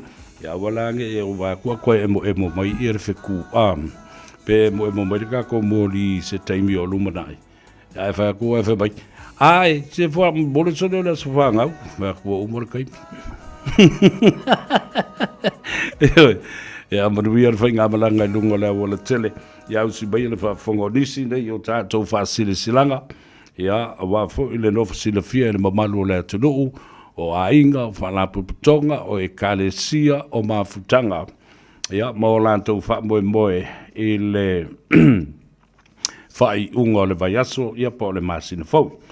O le whasisilanga le nei o wā le tātou tusi le o mau o le wau filifili ma le so ngā. O wale ngalo ia te oe sau lo minga o le tusi o le so ngā. Whatasi ei ma lo minga o le wau filifili. Mawai whaarupenga o Samoa i sifo, tutuila, mamanua, o nisi fo i o talatu o Samoa o ala ngā upu, o matawha i o i ale matai i le whainga o whaalave lave, e pei o wha i poiponga, o maliu, o le osi o singo a inga, o whasile whainga fo i o paolo mangafa, o si i whaaloalo, o whaalangingo e kalesia, ma le tele o le ngangana o whaaloalonga. Fitsful tala le tau o le tātou tusi, e la o le ofisa lava le Radio Samoa i le tolu pa tolu ono, Hobbill Avenue i Manukau e Mawai. Monisi whaamtalanga, bala au ia le telefoni lua ono lua, tasi lima iwa tolu, lua ono lua, tasi lima iwa tolu. Ia, pe tanga ia ne fo i le tātou upenga ta whailangi shopradiosamo.co.nz. Ia mawhai mai ai sau okai nā. O le whasisilanga mo le tamirusang kirikiti ale te wila luafe lua se fulmane lima. Kirikiti Samoa e le na o se tālonga. Ai ua avea lea maawala e wha mausali ai. E ale nofo whaalo whani o tūpulanga Samoa i aukilani nei. Ma o le ala fo i lea o le tau mawhai atu ina ia o le whaatamale sunga i le whaafengainga ia e perone futi le te whono ia sau sola tāwheanga ma le komiti o le APCA po le APKA tu whatasia nei ia le tātou tāmilusanga i le tausanga te tasi ia wā le nofe alwhani o tūpulanga Samoa mai so se maftanga nuu whapea fo i e kalesia ese ia e mai se fo i nai o tātou uso mai to e lau ia mai e awai mai i le nei tausanga. Ua malaua tuai i maftanga uma a au kirikiti ua mai on whauru mai ma e fia awai fo i le taamilusanga o le te wila luafe luas fulma lima. O le awhaia le isi a tātou whontanga i le no whanga masani i le Ngati Park o Tara, i le asolulu nei o le robinga le aso atai au, aso lima leo Februari, i le afa o le i tūlai ono i le afiafi, ma o le a wha i loa i foi tūla whono uma o le a wha o ngā, ma whaangata i loa foi ma au uma e fia awai le nei lava tāmbilsanga. Wha mole, mana tua mai lau le stala. Monisi whaafsiri whaafsota iane lili a Nancy Palelei, ele o lua tasi, o lua tolu, o iwa tasi Faiva. Toi whaafonga numero na o lua tasi, o lua tolu, o iwa tasi Faiva. Ia po le fionga ia vui pe telo stowers, ile o lua fitu, tolu valu tolu, ono fa lua. O lua fitu, tolu, valu tolu, ono wha lua. Whaaftei tele, o lo se dia sola sau ta whianga, o le teitei whono o le Auckland Pacific Kilikiti Association. O le whasisilanga mo Samoa Mariner. Tulouna ia upa ia sautua whafa Samoa, o upa ia le popo ma upa le solo, o upa ia mai le vavau o lava le wha vavau. Nunu atu whaatini o tausala, o le nei whaasisilanga, ma le whaalinga, i le whaaloalo lava ma le nganga maulalo, e whaasino tonu lava lea, mo i lātou o loo nofo maselangona pe o loo mautinoa, pe taumate ina fo'i i le finangalo, e ai sona piitanga, ma sona sotanga i le swafa Mariner, i leone sa i sale la valu. O lo iai wha maunga mai pele tānia le sotanga i lea swafa. O le ai fo'i ma o le awhai ai se tātou maftanga i le aso tōnai, luas fulma le lua o Februari, lua afe luas fulma le lima, i le whalesa ma mona o le tuatusi wha ono, Great South Road i Papatoetoe. A whio mai, sa ili lau ngafa, ma lau whaasinomanga. Tālusia i a tātou wheloa iai i le lofo le tua. Whaamulmole mana tua mai sau light plate, mo le tātou iputi. Monisi whaamtalanga, whaamulmole fsota i mai i le telefoni o lua tasi tolu, lima valu o na wha. O lua tasi tolu, lima valu o na wha. Whaafti tele whaia man whaaloalo o Tuyoti Muli Angatele Mariner. O le whasisilanga le nei mo le mawhtanga, a le awhioanga o vai e sa whata. I le awatele man whaaloalo e whasisila atua I le mawhtanga aalo, mataba whanau o le neinu o vai e sa whata e whapea. O le atoe amatalia I le tātou mawhtanga masani, I le nei tausanga fau I le aso tona nei aso valu o Februari, lua afe lua sifurma lima o ole. O le nofuanga masani I le lawa o lutu I mga mau, Lynette Place I Mangele. Numero 4 Lynette Place I Mangele. Wala watu wai foi man whaaralo I tamu whanau o sio tātou nuu I au kila ni nei. A whio mai, tātou nuu ti mea whatasi ma wha mao popo le mawhtanga sio tātou nuu I au kila ni. Ta talo I le tua, ia mamoli atu I eilo tau sui fuam so mātou wola. Ia tātou waudi ai lea aso a tō whaida. I le manuia ma le anga le lei mai o le tua. Monisi whamtalanga whamulmole whamsota I le numero al telefoni o lua tasi, tasi o iwa, lima lua lua balu. O lua tasi, tasi o iwa, lima lua lua balu. Whaftai o lo seidia, e le teitei whono, ma le laulau a whono o le maftanga ala fio anga o vai e I sa whata I aukilani nei. O le whasisilanga o tama whanau a le fio anga o asau. I le awatele man whaaloalo mātou te talo o tuai pēa, I le paia man mamalu o tama whanau uma le tātou nuu o asau, o lo o a fio ma papa au I New Zealand nei. Paia lava lea wale a fio a inga o mawaenga, a fio foi la inga sa moleoi, ma la inga sa lilo maiava, a la tai sa la whaima upu I a te oe le pule o vai singano. O le a whaia le tātou mawhtanga I le asono o Februari, lua afe lua sifuru ma le lima, I le tuatusi tasi lima Beds Road I Otara. I le itu la o le afa le tolu I le afiafi, se ia pa ia le itu la e fitu I le afiafi lava. Alo ia I le mata upu tā ua, sa tā ua, ma o lo tu ina mai ai, mai le tātou fono talwai. E mana mia, le tala noina, ma wha mautu, I se teimi vave lava. Pa moe, o le a tātou wheiloa iai, I le lava aso I le alofa ma le angalelei o le atua, taita I atu iei ma loutou soifua. Wha mole mantua mai lau le stara, pule lava oe I lau whaitalia.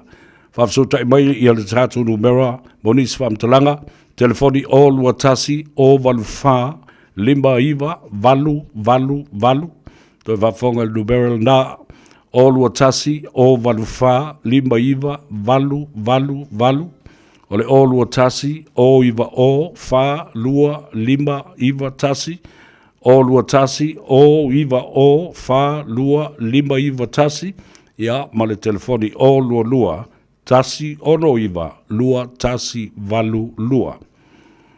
Waftai o lo senia, o le lau o le maftanga, o alo matama whanau o le fianga o asau, mai le motu tele I salafai. O le whasisilanga le nei mo le maftanga a le awhioanga o motaa. O le ata oto pe I le fiso mo na lau I au pa ia sau ngata Samoa. A o le nei whasisilanga e whasinotonu lea. I le maftanga alo mataba whanau o motaa I au kilani nei. E whapea ai. I ani o mātou paolo mawalunga mātou te maluai I so se tafa o le kelope. Tulauna lava. O le a whaatonu uina le tātou whanatanga I le astonai a so sfulma le lima o Februari I le itu la sfulma le lua I le aole o le nofuanga masani PIPC I Papa Toitoe. Wala au whaaloalo tu e foi ia I lato uma sa ta alo I le nei kalapu la kapia mo taa I Samoa ma au kilani nei. Lo alala ma papa au I au kilani nei, I ia tātou au wai I le nei fontanga. A wale wha moe o le tātou kalapula kapia I Samoa, e tāu o tele lau au ai mai, ia ma whaali e fo I masaufi na ngalo. Talo soifua le lofa ma le aga le lei o le tua, e taita I atu iei loutou soifua I le ala maso, mana tua mai I a sau le stala.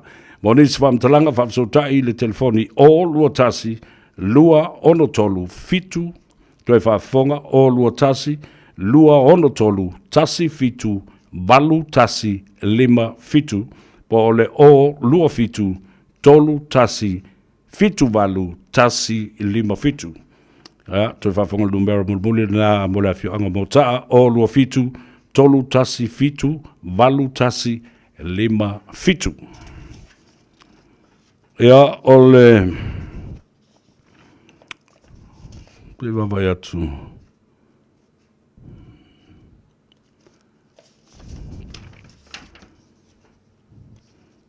Ole no whanga whai ei ia le tātou whanutanga le nā. Ole PIPC papatoitoe, ole valu se fulu se o i le valu lua Wiley Road i papatoitoe whafti telo lau a whanu man maftanga. Ole no baraf so tai mai ai mo nisi whaamtalanga pe o no watu te musola, maftanga le nā ale tātou nuu o mota. Ia le nā, a watula sina whaamtalanga lai titi le tātou whasisilanga le nā ole tātou nuu mota. Ole tausanga le nei lua whelua sifulma le limba. Ole a whamna tui nai ia le se lau tausanga o le tātou kalapu la kapi mota. Mai lo iai le whamoe pe ona o tau whafonga mai o ma whaatala noi na fo i le sunga a whata maulolo Wellington e Malifa. O ia lea o lo o tāpena ina le tūsia ina o le tala whaasalupito o le tālonga la kapi i mota. Io. Lo iai fo ila man whamoe e o antu le masino uni o le tausanga le nei. E le whainonga ina o le tūto tasi o le tātou malo o Samoa. E o le taimi fo le tātou te sāva vali ai. E le whainonga ina o le sāva linga fo le nā o le. I le whainonga ina o le fua ma le tūto tasi o Samoa. Ai whainonga i fo i ma se lau tausanga o le tātou. Tātou kalapu kapia le tātou nuu. I mota, ia. O isi a le mita ma whaafta ia e le lofa ma le anga le lei o le tua. Wa ria mai nei tausanga e tele. Se lau tausanga as a very long time. And it's a history in the making. O tau uma ma tātou uma sa tā alo. Ia, ma whai le sau i matau i le tātou au tele. Le au lai titi, le au whiololo. Ia ma au ke ingeki. O mai uma tātou te talanoa. La sunina. I le aso sfurma le lima e pe o na whaalawi lo antu. O le masina le nei, February. I le no whanga le na. Ia. Ma nei fo, nei te o tātou le whelo i e fo i nā whanutanga a o fō malang. A o se sao tauna tātou tilo i ai.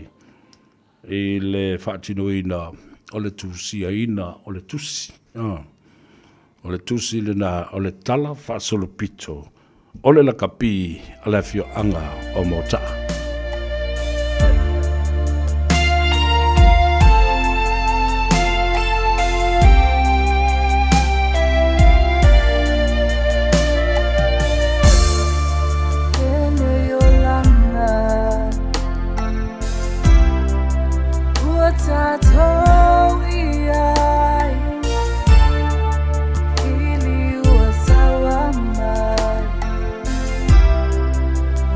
Pets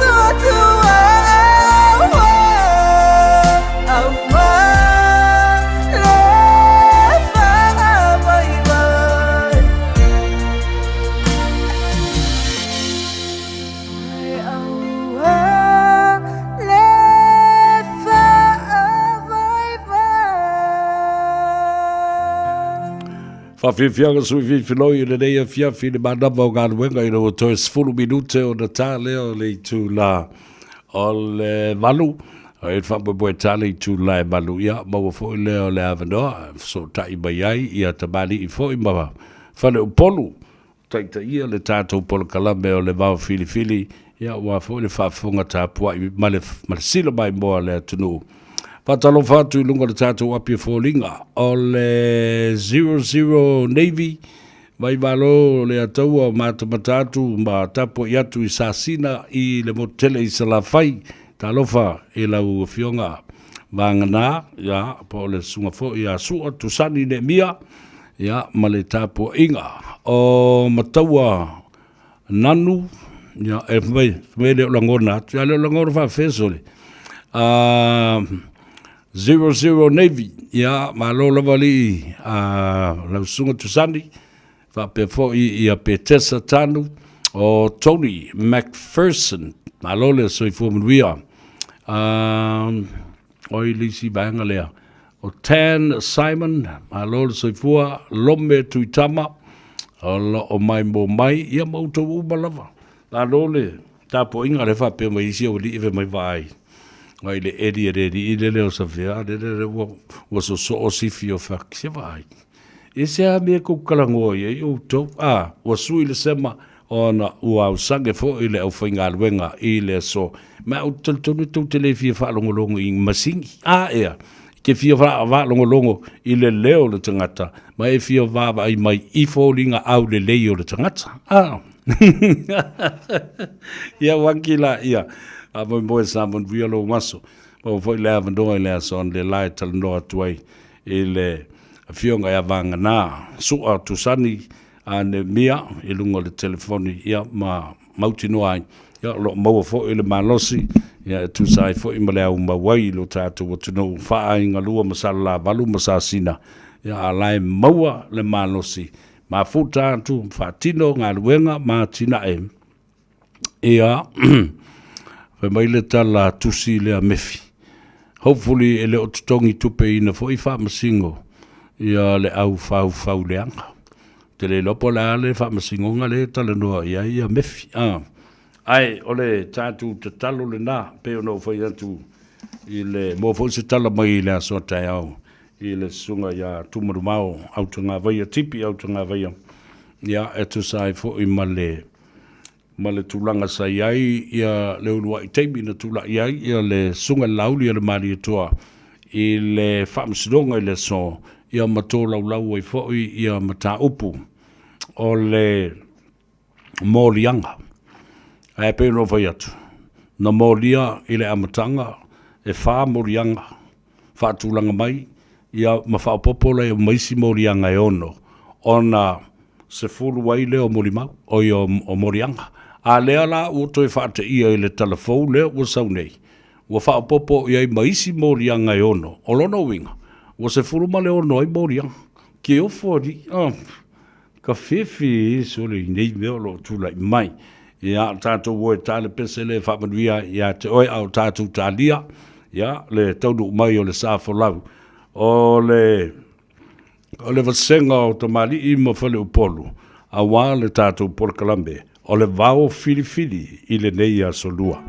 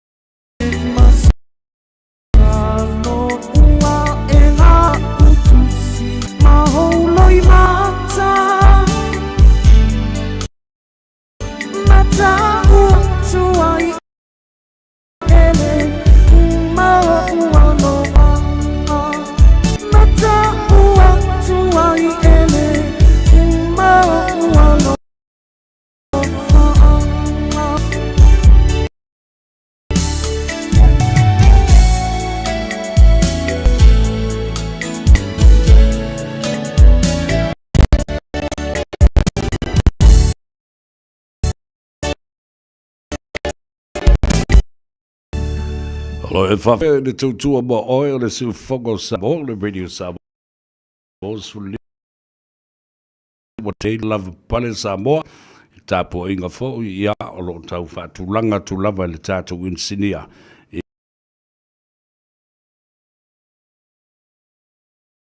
Sila.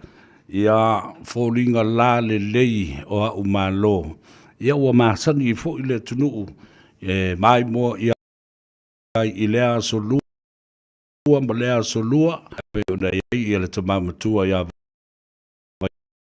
leo. Ia nā fo i le whaatu.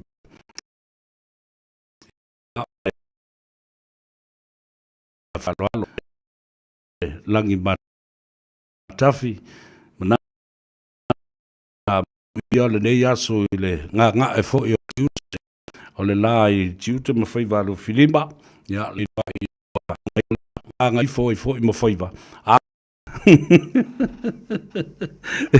o le sa i mai lafi tau ma fai atu ia le tātou insinia ia whaatulanga le lei bai ia o tō wata la le lei ia o peo ai atu i le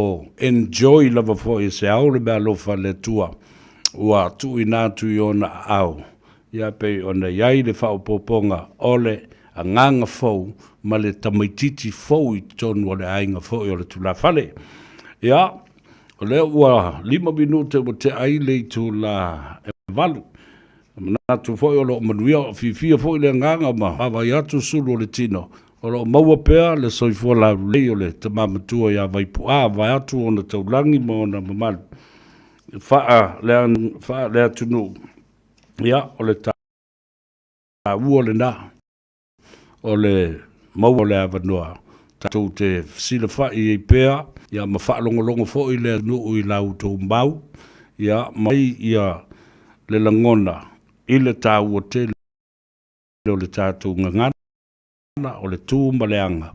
Ia whapea fōi ia taulangi ma tala tuu o le atunuu ina ia whamanatu i pea ona o tātou mautu ma le taula. Ia wale ia sisi me whamanatu i a Samoa lana tūma leanga i whanua lana ngangana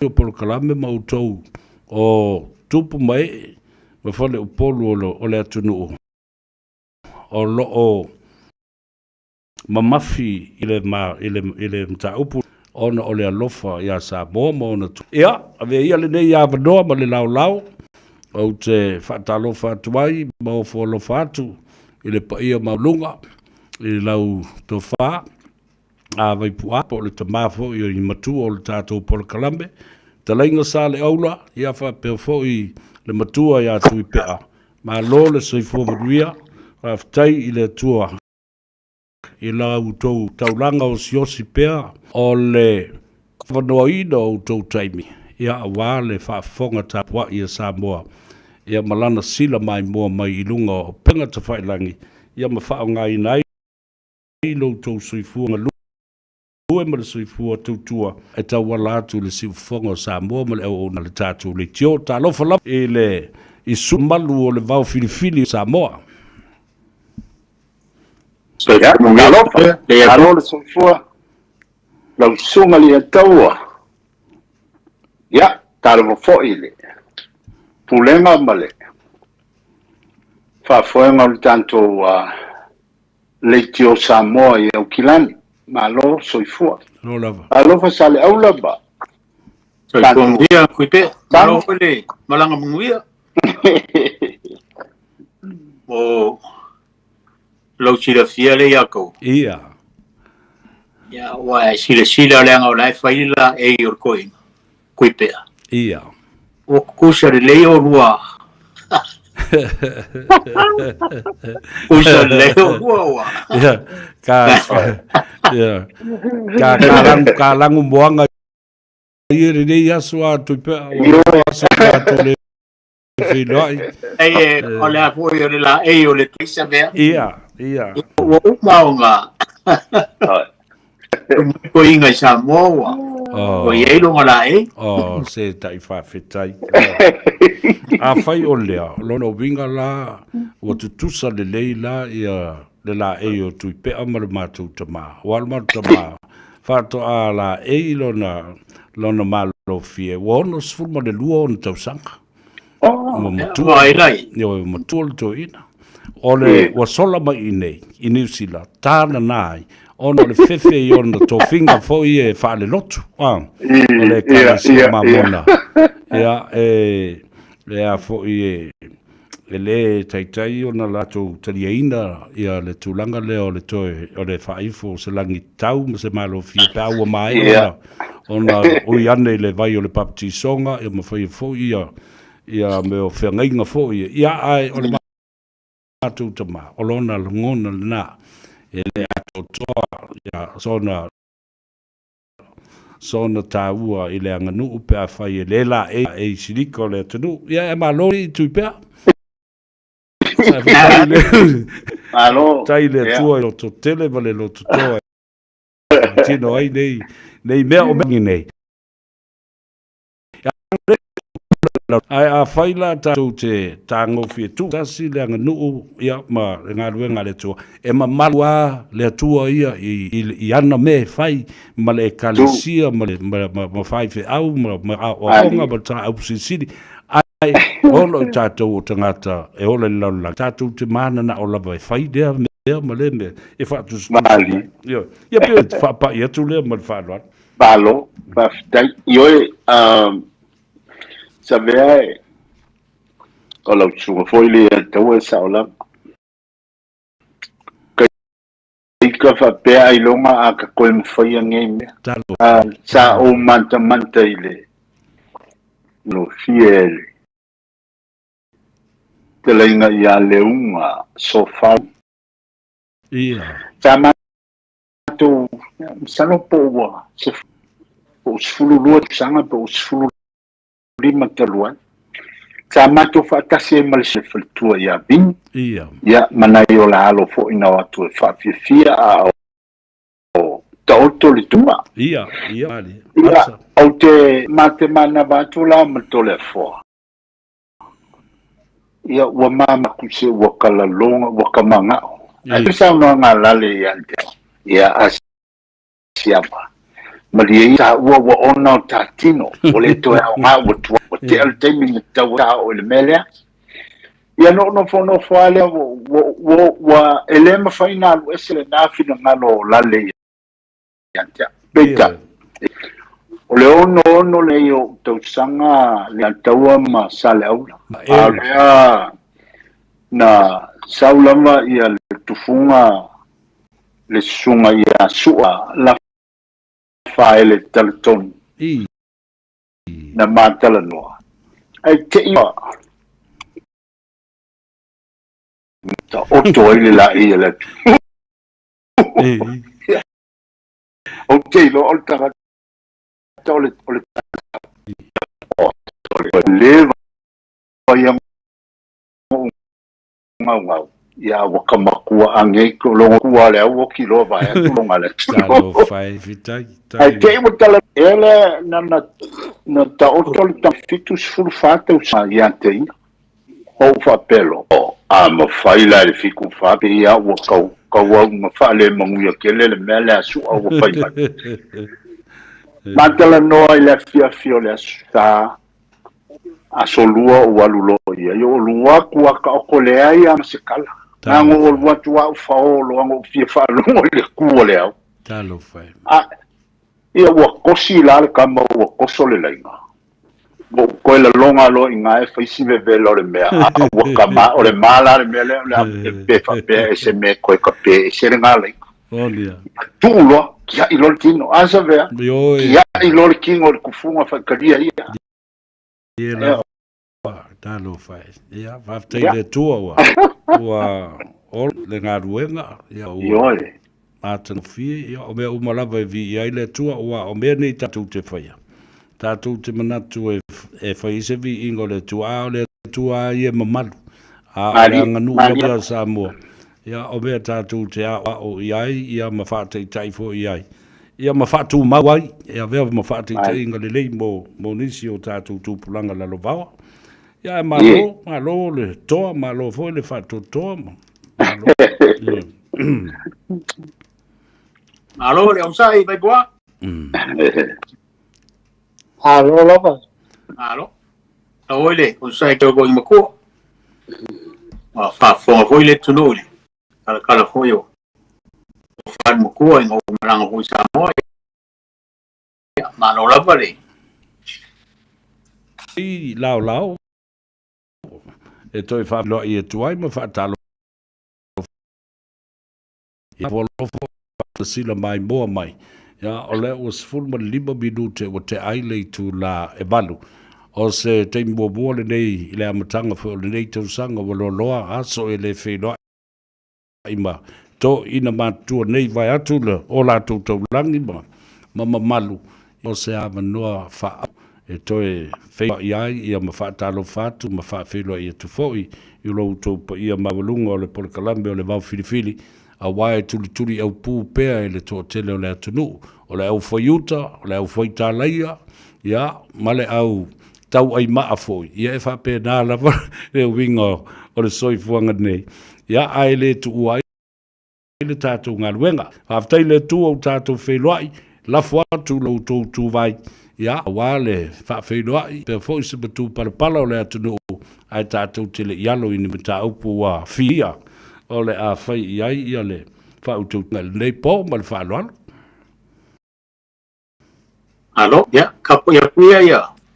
Awa mai pua kupe ai la foku le ko ai malanga mai fu kwa e ko e kau mai ho por kala be ono ko ngie au manga ruela ia a fai o lo fina ngalo le sale ula ia tam fai atu e se tala e fa fei loa i le tato utinu patal vantu i lau sumali el taua tai so be a tende lo ta il sol tato por calame le nei fiafi vao malo fiema sua ila o matau le temi sa o sa tu wai fo I matam fai le famoe e o lato sa e lo fatasi o le lango se o le lango e ya male lango ta ya pe tai e fauta uma nei mea uma mawhiso tai e matua ano me uma i le sau pa ia le sunga ia supa e whapenale nei e fiafi tanto e tanga ese le soifua ma tanto wau mau I nu e fia ma nu ese ai ale taimi ano me uma I mea uma I lona la fonga tasi le o tanto fisa ngai I le malae o le radio Samoa I au kilani ia ua mawhai o nona te so tai whatasi I ai atu nuu e fia mai lai fia e o lava fo isi o tātou atu nuu I Samoa ua mawhai o na tātou te so tai uma I le malae I manukau ia I le mea o lo sua I le whawhengainga ma le whalitua ma le pulenga mai atu le su mai le sunga I ale ataua o le pulenga le tanto radio sama ia I le tanto por kalame masani o le va filfil ai di ia le tua I le soifua malue ma le soifua usua I ma le soifua faifo Samoa le ngata lea o whawhengainga tutofi o le tala le le pa ia I le tuainga sa ia ma sunga I whawhengainga ma o lanto whalitua o lautou ngā luenga e moni ale upu o le tunu o tātou te pai I nuu maua, nuu manuia, nuu manaia, ai leo nuu fuli e peo lea. O tātou whetapa I mga whetau soifua e peo le upu le te matai o le tongi tupaitea, o tātou sapo malo ma manuia. O le langona fo I lea fio ai o le whala, tingata ma le vau Samoa I o ne tupu mauna e. Ia mai se o pona o Samoa, ia ainga lantu tama foi mo lantu ainga ia mamu ia tu mo mo pule tu au malang tau ainga le taima le vai whanua o fo mai tu langi sa ole masala mua ma le ngau ni sa lua. Pioli fatui ma le lau nam tasi upul manua tele me to le whaleula sa moa porto le na o to sa manto te whaatalofa whaatalofa ma le i le nei lama fo'i tai au na liunga lua i le tātou Polokalame. Ia, o le mātou whawheloa i lea ma le whaaloalo o te ia i le whaitau ma le talitonunga o le tātou Polokalame o le wā filifili. Ia, o whaasoa. Le fuanga la lobawa a ngā i se tasi lua vi i le tua o le vi inga na o le tua. Ia, o le mātou pa ia tu lea ma le whaaloalo ma vea ia ue whai mafonga o le tātou Polokalame o le wā filifili whaatalo whaatu Samoa talofa lava. Ia, malole soifua le tātou maftanga. Marof kalai. Ia, tapa kuia ko inga makoe, ama ka mea mai pe. Pa veloa lo ko fan koa kui pea. O le ase rosso mai Samoa. E tasi si vaenga na o mai tawina. Au te loa foi pena o iai se whasoa i se isi taimi. Ai ai ala vaenga lea na o mai tawina i le taimi sa o iai. Awa o mea no waluai. No walu e tanu maliu se fe ni e mea ua kako. Pi o kako nge i fafo.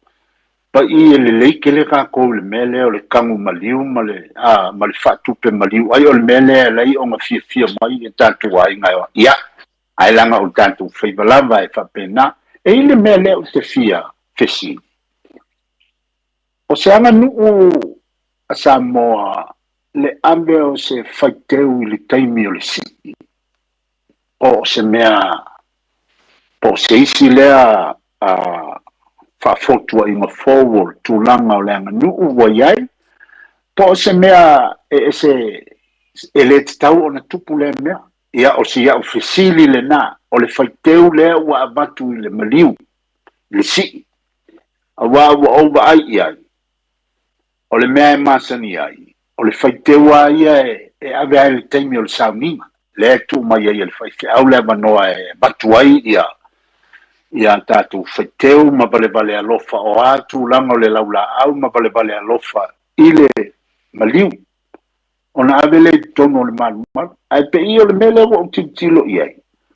Ua tinga o se sii. Ai me se po se paulo tu e awai le sauninga. A ua batu ale whaiteu i le taimi o le sii. Ia, o lau te sili po o se mea se anga nuu sa masaniai le tu nuu po se whainga fōle na ua iei te unga i mei o na po o te le whaitio i se mea. A iei le tu o lo fia fesili. E a le lei langa e le lei o langa o lai whaasoa wa o le winga leo le Polokalame. E whaasoa i le tu nuu i o la tu fina ngalo. Wa e moni ai le whape maua i le vau filifili ni tali anto to ni mea. Ai le lei le whaasoa anta e tau le whaasoa. Ia o siap ta mai mta upulu na o sau maa umai Samoa. E iea maisi me tele. Ai ua lava le na e langa u te loa e tele la lua tapenanga sa le aula ma le to whaito i mutua e vai pua. O le whaukele vai a kuia se ao po lava mai se ao le nefia. Ia, la whakuia le kamam kua. Mai pua. Kamau mai kaule le longa. Pulo si fonga. Kutea, e. O le au te magino le atu o kene. Mangingo le aku, mangingo le. Ioi. Manino le atu la whalu ia o lua. Manino le umatu mea fo i au kila nei, ioi. Malo, salonga o i il mele langa make il vavala kamalko ingolo spo. Salo le vevela ke lo ngi yaso kawafi ai i vai nga fasala la wo spo. O ka le vevela mele pongi.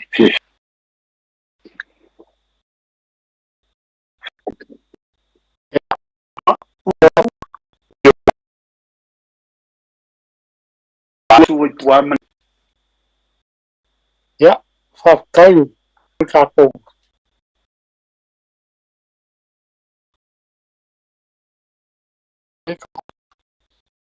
Gagaifo te whionga i ale ia mo mole a mangoa kaua veinga kako Polokalame nge fiafi. kai la vai lau fioga ya kau vai ange kau lang I mau sio mar Tai, lea whai.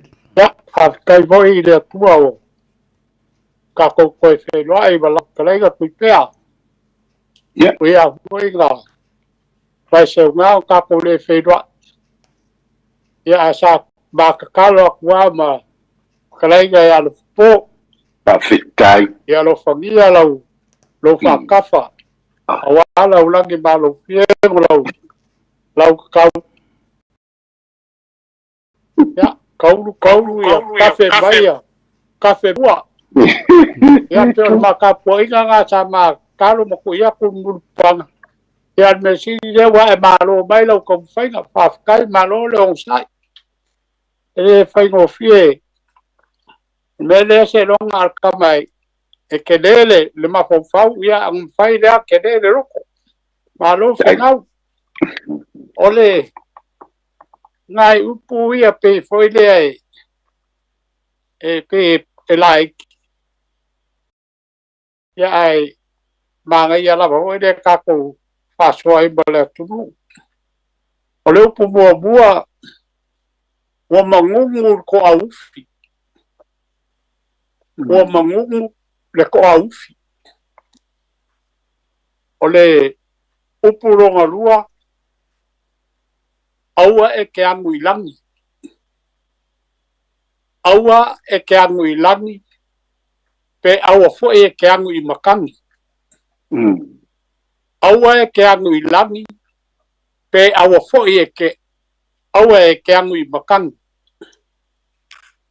O le si upu, aua e ke a I kui. Aua e ke a I kui. Malesi upu. Aua e ke whaasiri au puli. Aua e ke whaasiri au. Ya, pe o ngai upu ngā mga kuhoide ka kou ke whaasua iai male akunu. Ya, male whaikau muni muni dea. Ua mangungur ko au. Ma ua solo le whaluke. Ile whamkalanga o ia upu e lua. E kofu ale upu mana mafuanga. Ua mangungur ko au. Ma ua solo le whaluke. Ngasi le fia ale le wiga o ia upu. Ilonga mafuanga. Ai nau whai kau whamau bau ngasi kase o kamari ele tunu. Salpo ngasi le fia e le ia kaua. E whakalainga ia wham kwa ingu kala mai dei.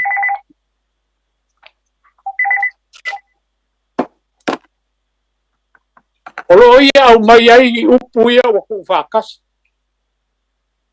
Ua mangungur ko au. Ma ua solo le wharuke. Wanga le au mai ale winga bongi a upu e pe o kusi le fia le tunu. Le mafua anga o le upu wa mangungur ko au. Wa mangungur ko au. Ma ua solo le wharuke. Ua solo se whapukunga ho ele o konga pe yese me mafuai.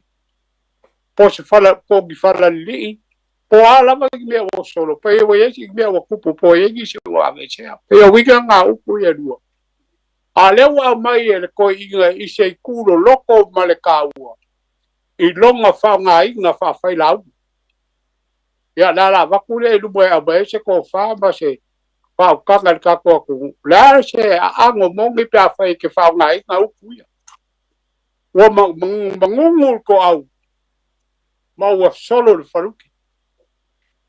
Ia o ngā upu ngā sa tom whai lava male. Vai o le mea fo. Ia, e le whai ngō whrapo ngā ruenga lo pōma. Kui pia. Mali. Alo kaum whai lava I ngā ia waku mea mongi mea sa. Awa kā kou ke ole gia le kunu. Al mangai ai o whamau mau ngā ko inga leo whamu kwai ukala mai le. Pero le au mai le le vai ngo o le ku lo loko langa whaukanga ma le whaunga I ngā upu ia ma le kaimi e whaunga ai ma po whea fo e whaunga ai o le kauwhi de berenga e whakalai e kui pea pese anga nuu le fai keu kai mersi ua valu sulu fa o kausa a menge ila ua ai ngā fua mai kukuila ele ia fua i upolu po sa vai i menge o fai keu o ku ia ma nga fa kukuila le ua o mai upolu me o fai keu waso ia sa le ki me fai keu ngal alu arsi ia uba alu si uba a waso ge pe or kasi fo idea winga le lei wa ile fa kwa o ia me le lei kasi la ku bale ang malwo Samoa e sele nga fia le tunu ingi mea maka ngofi magi mea fo ilo le vako isi mea pe e le foga o le mea le lei le ai le anga le o le mea maka ngai le ai maka ngofi le pela lo fesini kui pe ilo ko ele se anga nu ele se anga nu me nga ole ai ma fai se mea a se mea si dia ku lo ngale oh that is better than nothing ilo le ko kasi ala e ke abanga di mai de kai mea vai a ma si ku alo mai ole au kom fai mua o se kau mo fai ngar ki ngā le ainga ma le ainga ngai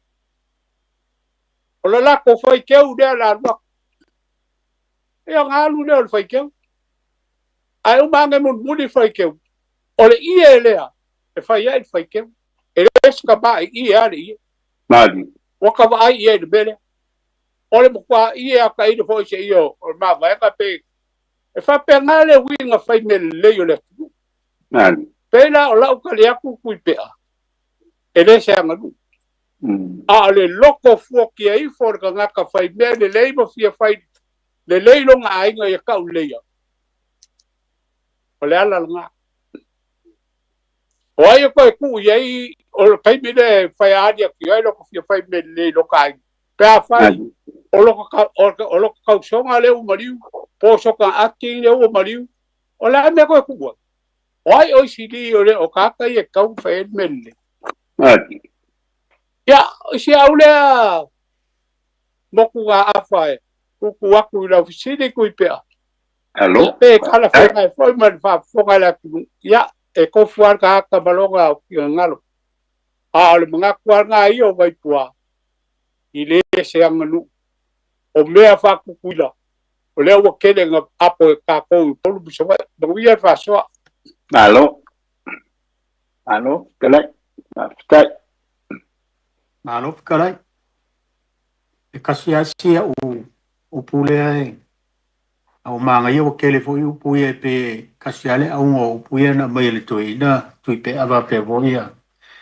Mai mō mai fo ia le tunu. A fonga fo ia sunga ia le iantau. Pe o upu ia na mai le tui na pe whakau mor ngā fo ia le au siti. Ona ka fo ile le fi fa maolunga ya au mo ye upu ia ai se kai ia nga fa so mai fo ile le tu ma kala la nga ole e ai misalo po le langa e kaupengo o kuo salo po le se fulu kausanga kaluai a maluma no ngilo ko mga ko inga ke ia lo ko e kilo aku iau email ma. Olo iai se email stasi foi o tamali o le tunu e swafa ia liua ia li. MFT pasi. Mai le tu malo Wellingtoni. Olo o mai la whapea, malo le soifua. Malo le tautua wale tātou o tunu. Ai mai se le tātou anga nuu mare ngana mo i mātou nei o na nofo i fafo Samoa. I am learning my ngana Samoa and anganu. As I find my say, si o tamai i nei Wellington e a tiau le isi aso. O le upo e whapea. O le wha Samoa e le lei. Ai a le anga loa le wha soa. O na le.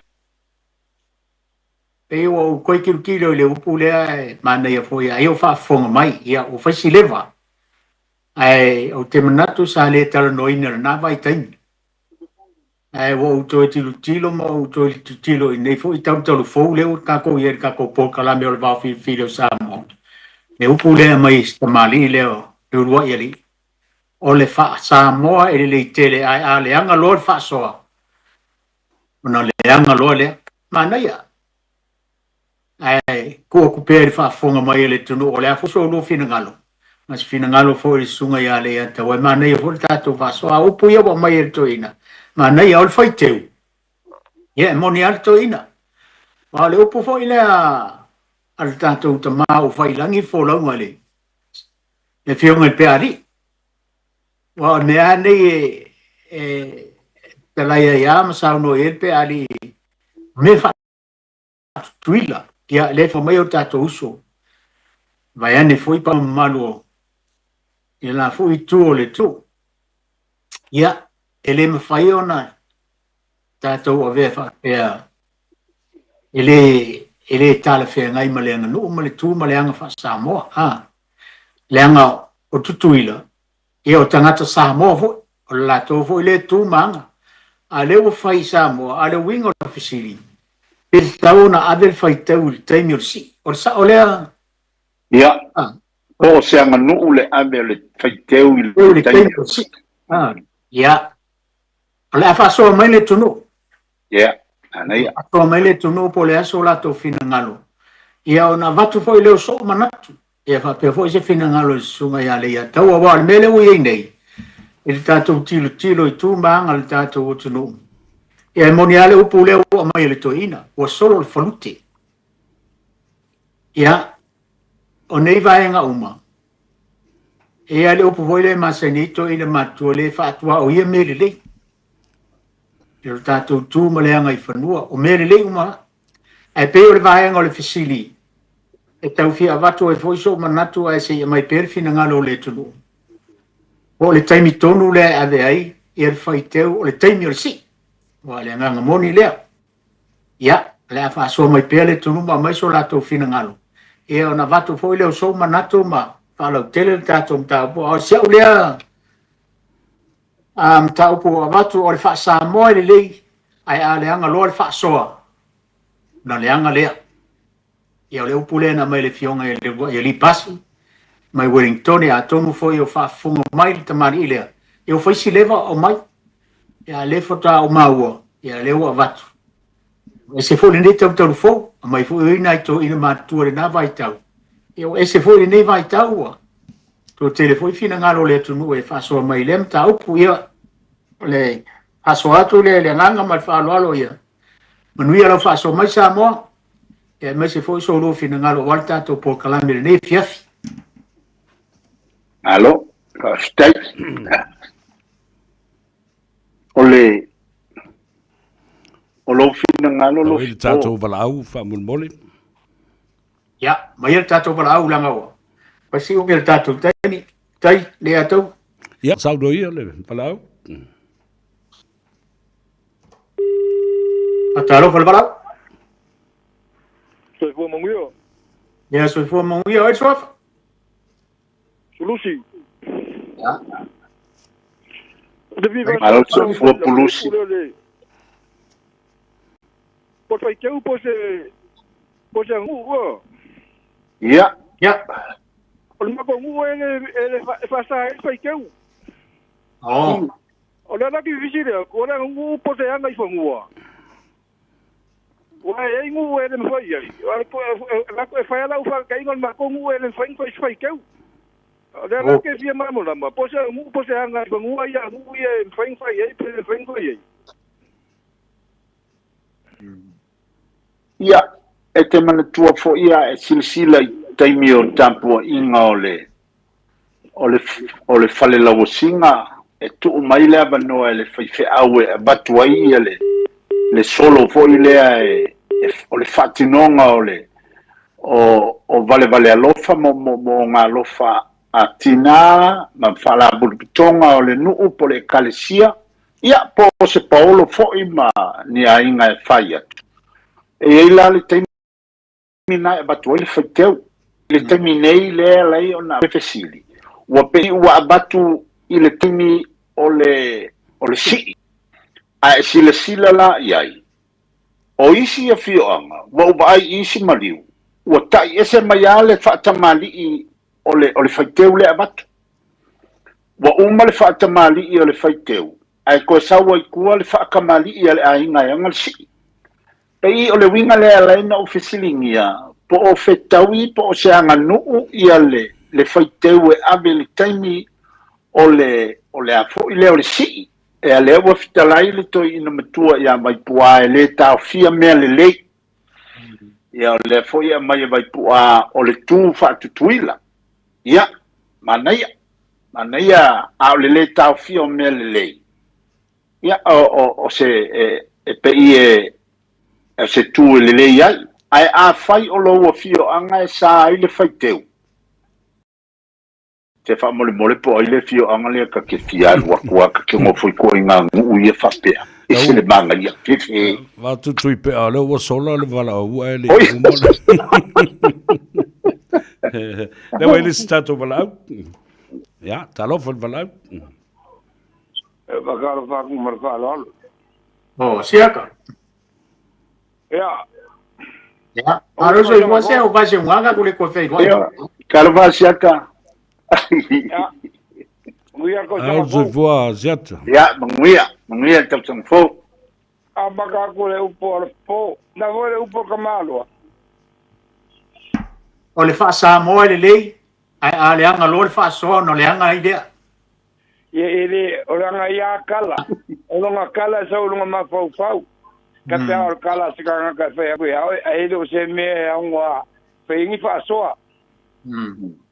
or kala ke pe ora kala pe se le ya nga ngua ora oringa de o asia kama sa via nga me sa poku nga renga le ko na kala pa pe nga ile se ka nga uya ke mi nga fa me ka nga ka ko lunga ko kalami ala wolwa ko ile melor fa ikeu ia o ia sa wele u fa Samoa kupu makangi I liwa ba apa inga maka mai kupu ila wa ki le inga mangaia fa mangaia I mo fai ngosi ale wo ko sila kwa asi e o ka penganga fa ikeu e se foi la le suo fa ikeu ali ese o me uma o me or ka ko ngu e faku ia so o me a fai mai le me manga ia le ngu muri ai le se le anga banga ngangi me fo ai le anga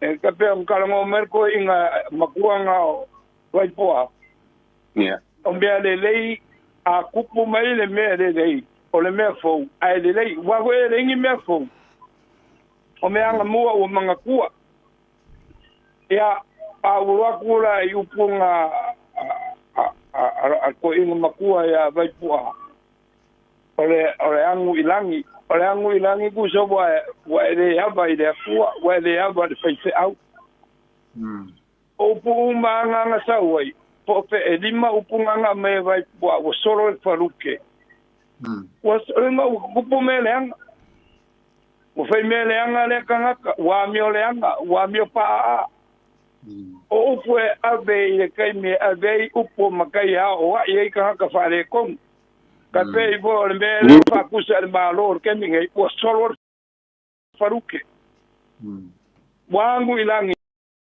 ole angu ilangi fa kusa ikai la vai wa ko fia ko la ku o fai me le a ku wangu mai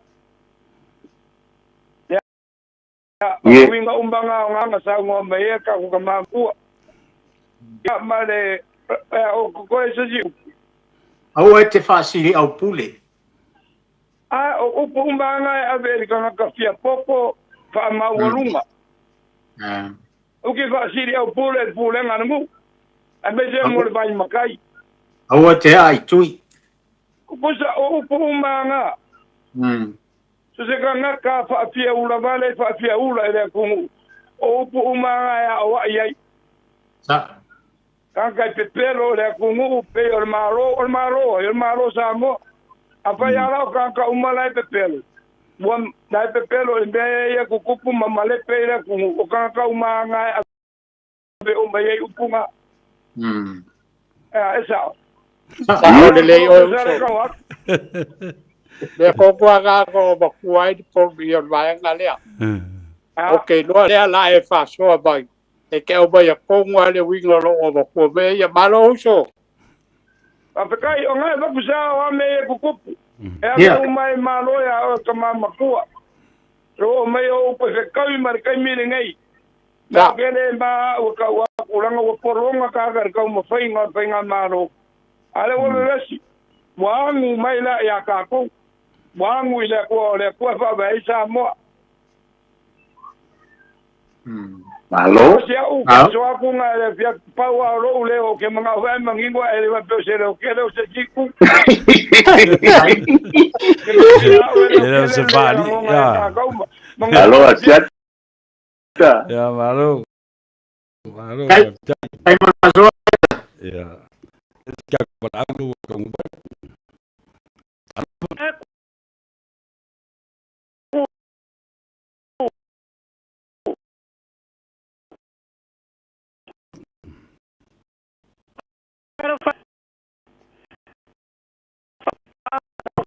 Kako kau fai famar lava. Ai, aku mak aku sai mai fai. Lava, aku pusa maliu. Nga e si ile yai. Nga si ile yai. Polea le kaimi e ke wail maliu. Ya, a fai lo le akeu. Ya nga. Wa ko mai le sunga a fe nga po ai lo kule por kalami. Ale ainga. Le la ka ko nga so solo aku mal fai keu o le ie pae ia mal keu po le pale e ufi ai le pusa. E pe wa ka ko nga ma so. Vai nga wa ku ilungo por kalami. Lo fa lo lava. Aló. Aló. Aló. Aso. Le se tato mau tau mai. Aló, soy Fon Manuia. Ya, aló se fu. Ya, oi so. Malo, aló po. Wa ka wa mo ku yan ko inga wa. Ya sia ko inga wa malo fe. Aló. Hello? Ya, mai al finagalo. Ya, wala beso. Ko ya ku te ya tanga ngule. Le fengor si fonga le va ko male mar fai ke uma. Makula ngo me fa pega ngai fa pega mai ku te ko avan fai ke kongole. Ole malu langa e ya si le ngo ku le makona ya so yo over ya ku te Iya. Na la vale si mo fa pia mal ko nga ko fa malu ko ka ko ai. Ma ko kele malolo. La nga ko no le va ai ko malange ya ma ko va ai le ngi wila. Bele yo la ma ko nga nga lang kala me bal fai ke mo me fa penga Iya. Iya. Kala ole te sili ko wa pos langa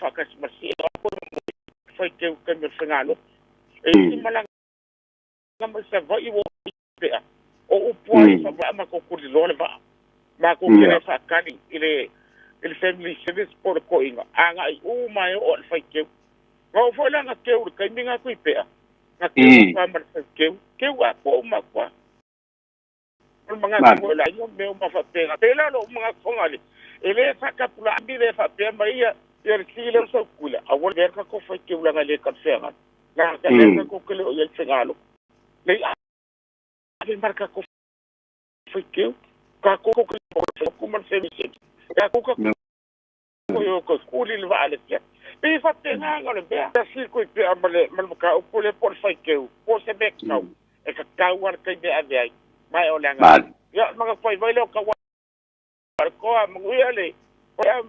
Malo, after the wa. Ya, vai pa. Papai na sili papai ngau manguia lo kakau. Ya no fak. Ya basta. Le se tātou walau, taunu mai. Talofa. Ya. Ya.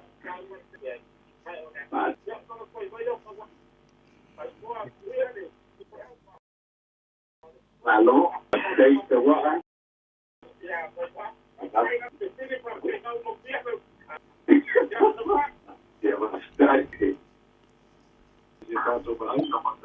Nai il tātou walau. Talofa.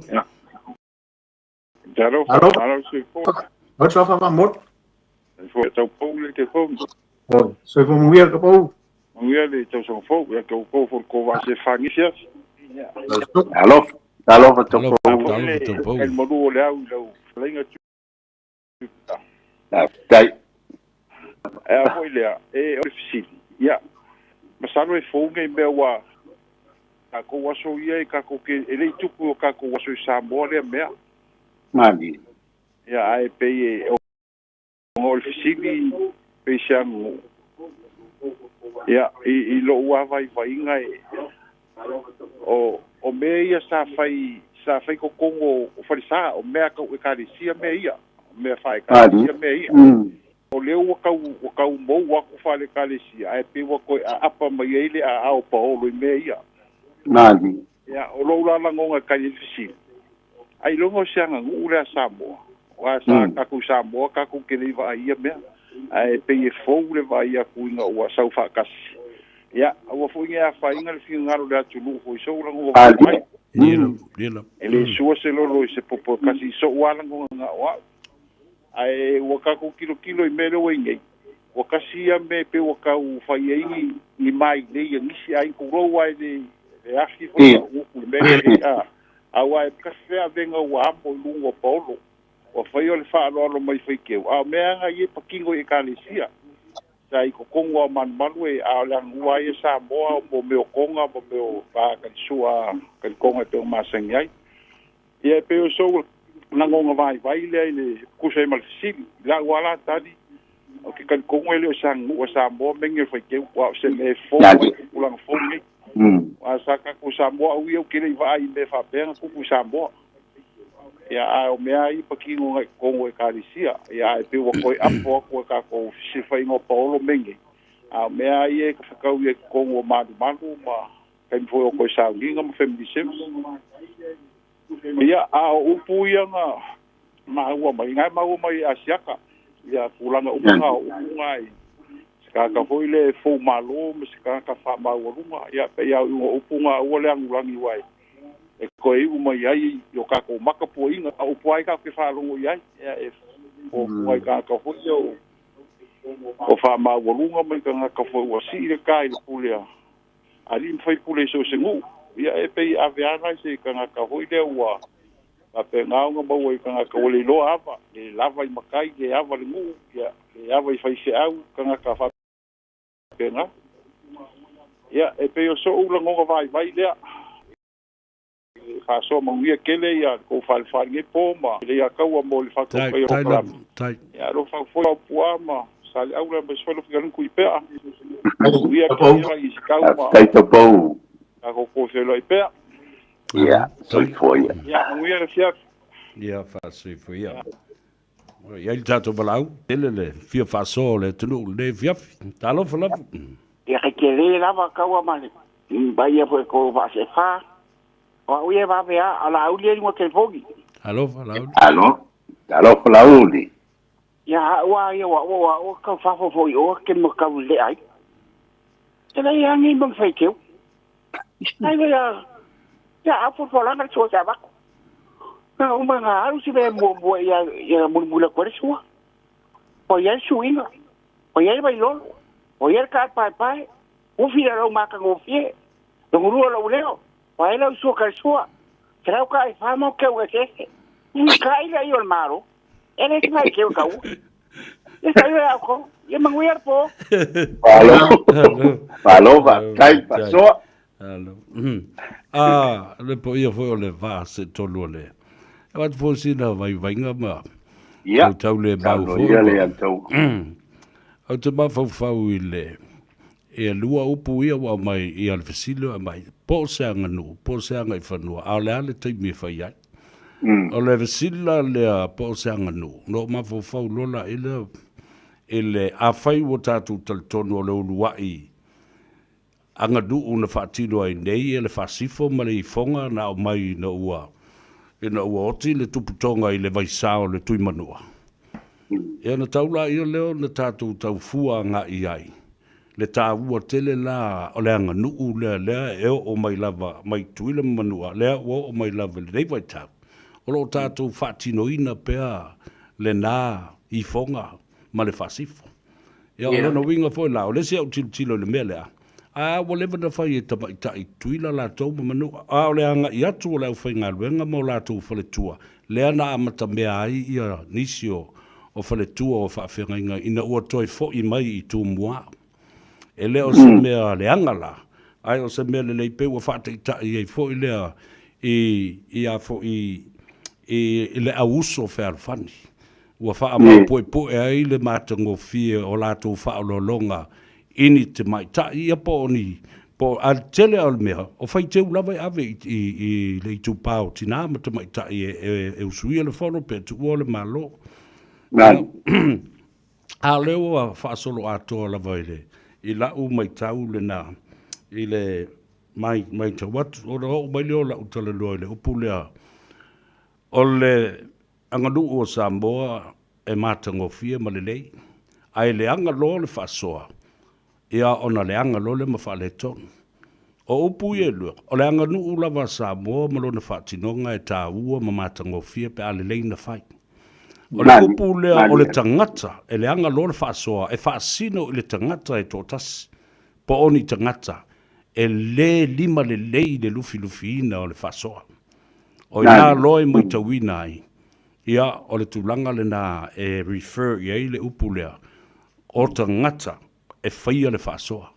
A o le anga nuu e matango fie ma le lei pēr le nuu. O te o me fole I le mea leo le whaiteu. Sa whaitele e maise a fiu anga e whai nuu o ta mai tai. E la tau te tele I le whaingo menea pēr le ainga sa fuatino. Le nuu o sa fuatino, le mātou fo I nuu o sa lua whata e whai fo I le nuu o ta mai tai. O le nuu o lo ainga, o le tamao lo tina o le utele I whalwha. E whai fo I le nuu o ta mai tai. A o na tu malo se te mai tai. E matua maua lunga foi wha lua longa walango le aunga wha pailea wha tili lau mea I aile wa ainga te mai tai. Ia ma le aunga wha pai foi le po le tau po le. Ia bena o se tau le mau le so dia toi foi ma. Tai le atu. Tai. Aso.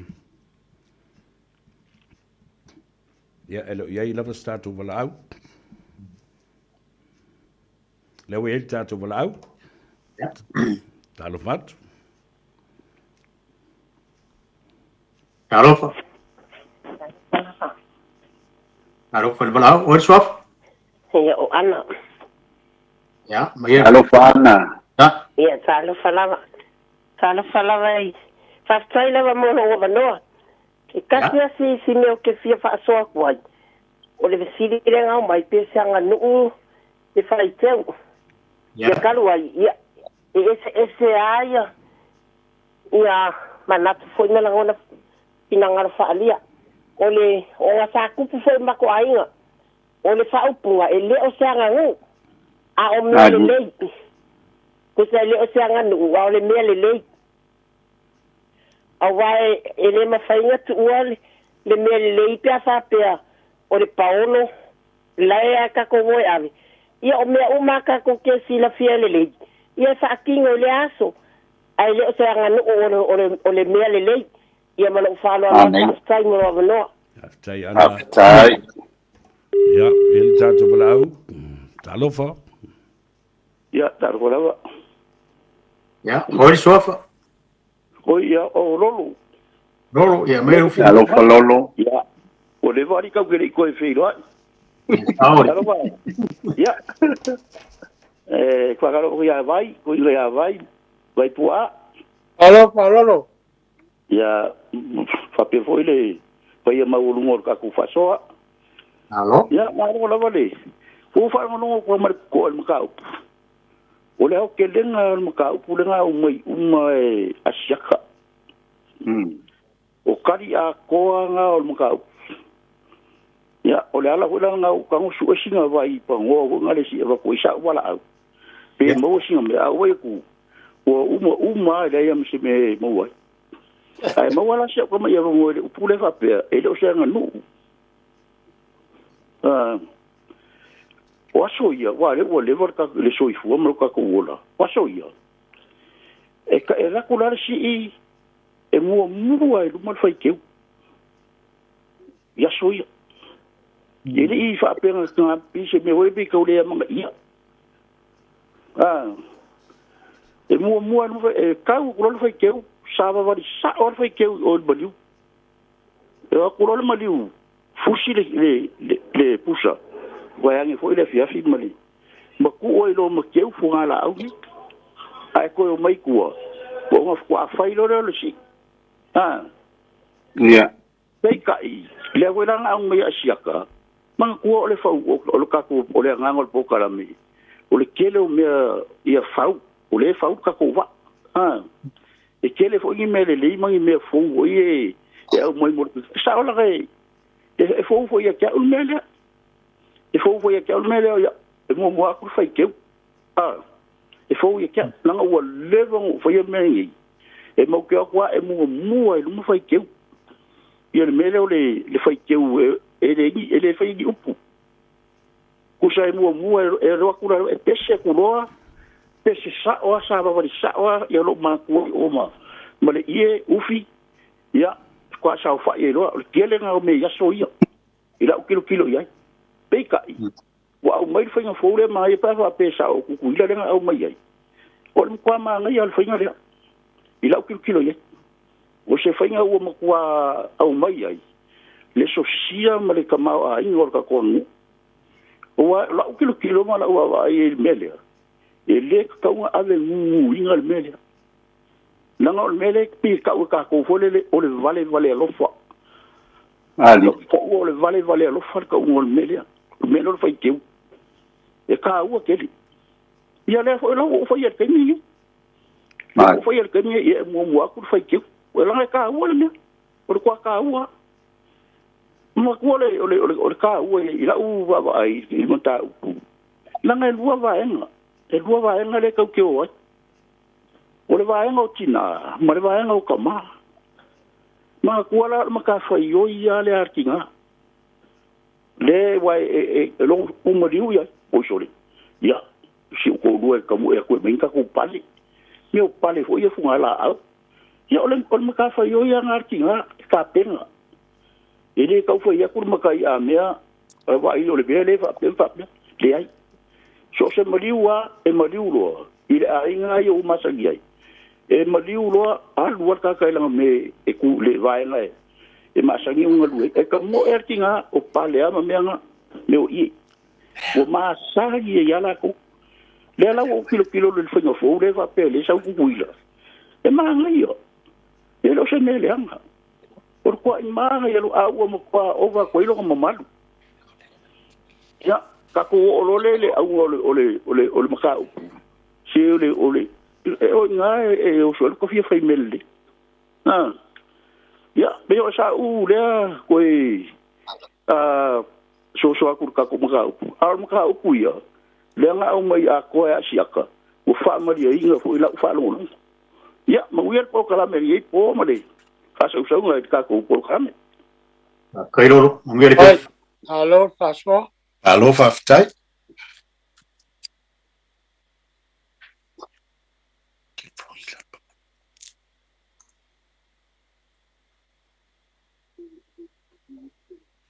Ja, ele o ye se o balau. o te mafau fau I na fau tamaita ile maliu e pe I o le nafau tamaita I o le nuu ma le ainga o le teuteu ma vane le oli e whanamu oli ai ma teuteu ia le leile le maliu o nafau tamaita I whai atu ia e wha Pei o se lantou mea lea e whaopopo i le teu matango fiaina. Ai o lo iai pea le fesili nā po se anganu po se anga i whanua. O te iloa e au a whapea e a fia i nafa o tamaitai. Ia, e mwhai au na taua o se anganu. I lo ulea talitonunga. Ai na pau o i tūna o tilo iai. O le talinga ma le tali mai a inga wa iai. O nisi a inga. Wa tai mai ale sua. Wa fai ese mai ale whaata mali i o le vaenga lea o le whaiteu. Ia. Ai pei o isi lena ta ua nei o se mea lava o le vana iai o mua wae o le fesili o le ale le winga o le iai o tamaita i le si. Le ngata i nao e va aitonga. A wo ave se teu fungala au e whaamantango fia i mawhailoa i fui o lantou vale alofa. Ia, i le maliu. Ia, ai ua hese isi vala au i ataua. Se vala au. Ai, nau toi foi whaapi i la vai langona pe ato tilo i tala whaasoropito. Awai pe o mea ia no mai matamaitai matangata ole asi.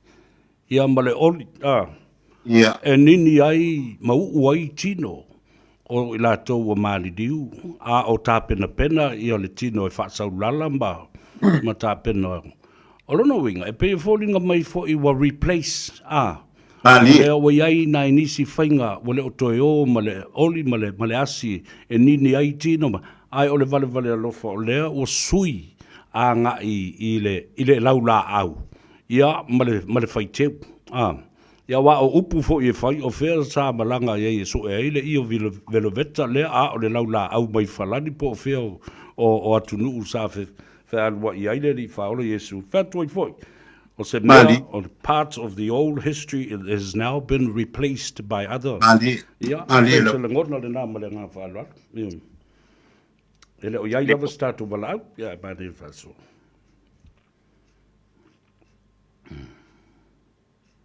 Pois ka ko valau. Le ai. Ole ke fia fa popo atu le vaenga le o le faiteu. E na mafua ona fai le taimi o le sii. Ona waso ia.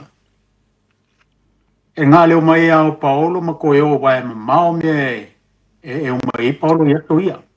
E se hase au ngai ing Paolo o mai ngofo le kaimi e fai ma liu al mele sa fai. Sa fai aso ia a olsi ia a le Paolo. Pea fa pe I lo le ala ang ngofo le maliu.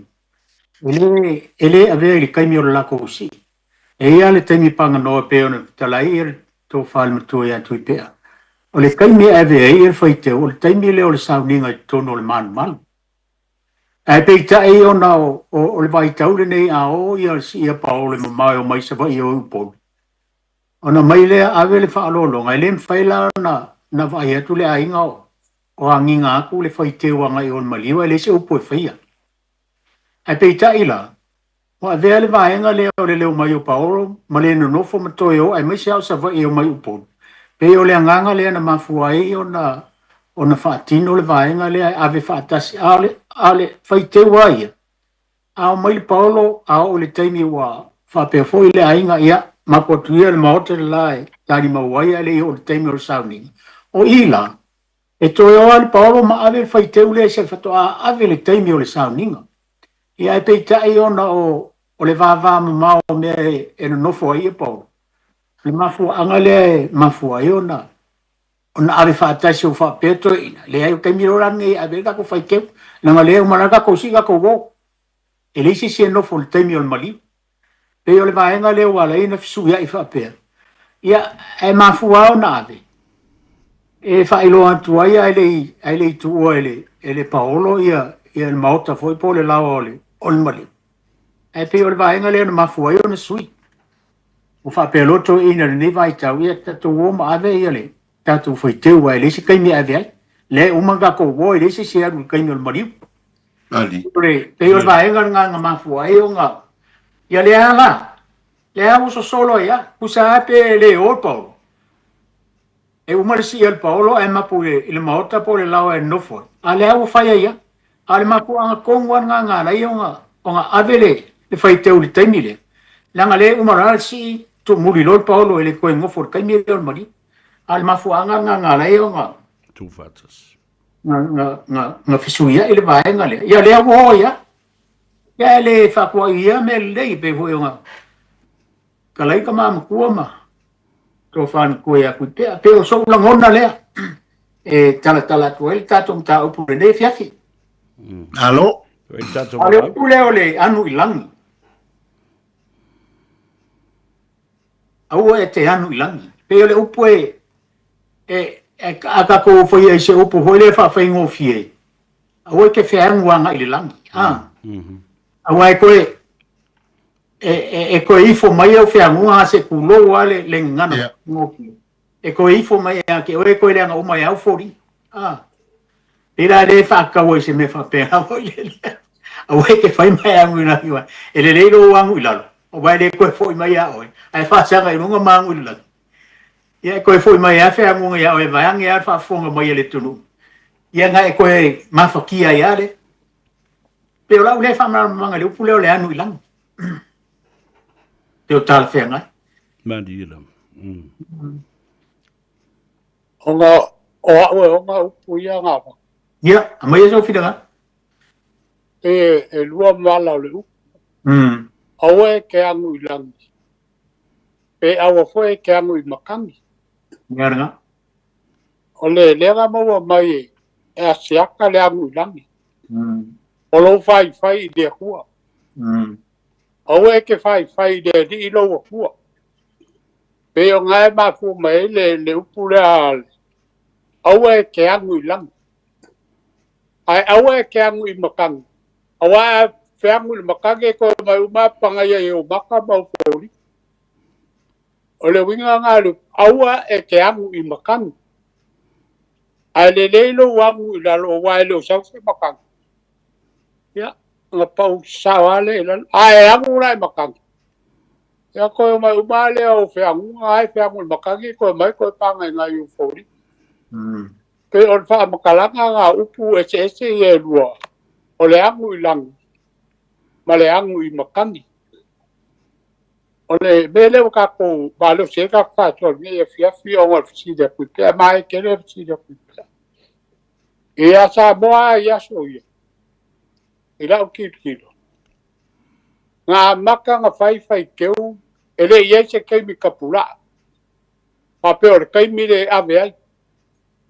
Pa pe o kai mi le ka o koel mari u farsa. Kai mi le ave ai. Pe sa pule ale ai nga la ko kai mi ave ai. A ole. Ole kai mi fai keu ia so ia nga o vai ai le e whakasa ama lau fai keu. E a fua mai le mafukanga ki nga. Pe o le kupa le e mafua nga fai keu. O se maliu vo i lea e se auro. E o whapea lo le o ki ngā ruenga le mafukanga ki nga. Ia. Mai fai si kako fai keu kako fai me alo fai. Isi ko inga lea pos ki ngā le auro. O le kai mea la le mongi ai o kai mi le fai ko sa minga o ki ngā. Por ka maa. O le kai mi lo le ngai momori ai le fai keu le. Ai maa fua foi o ngā kū le fai keu kai mersi. O ngai ai si e o mai wa uma le. Wa uma ko sa minga o le. O le lo makua por ko inga farsa. Ia ngā la e momori ai le kai mi le kua i mersi. Ai maa ngai a kene le vai ngā le kamakama. O le waku bubu al fai keu. Ia, al waku lo mersi ka salange ku lo mersi. Ia, o ke ofo foi au. Se vanga ngā se ainga e le ai se ko whāma se whaukanga e. Le la keu mai anga al si ai le keu o mai fai keu. Ia mau kua fai keu la la koe mali i ke rea ai fai keu. Ia peo le singa me o le whaalo alo. I le whaalo alo. Peo le benga e la walunga e le kaku aku. O le bāwhi alo ai ma le ama whakapaka. O le whaalo alo i le whaalo alo. Te peo lau koe whapopaku le ai. O whiari li whaetwi ngalo le tunu po. Seanga nuu pe le seanga nuu. Ia, pule al kaka ia. Maronga whika ngalo. Arek maua awai pua ia.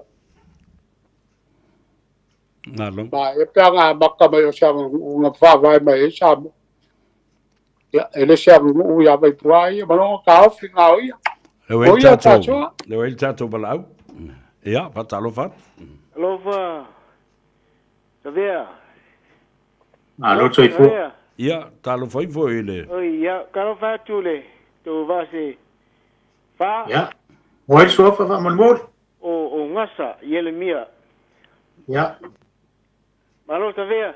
Alo lo. Nga so manat faingo fie, ma nei el fa so lo fa longo. Ja. Fa to no kwale le pokalam. Ai, ipi o la tanga tu spaia.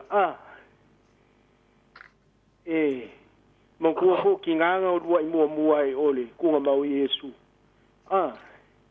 Pese me mana ia ngai pe. Ipi o 99. Ila ko ke vel fa mo me fa pia. Me lei. Wai pe. O le tatu wanga nu pe. E pe se ngai tu spaia. E pe e so manatu fa pena. O se fa te inga o tina te mina oi.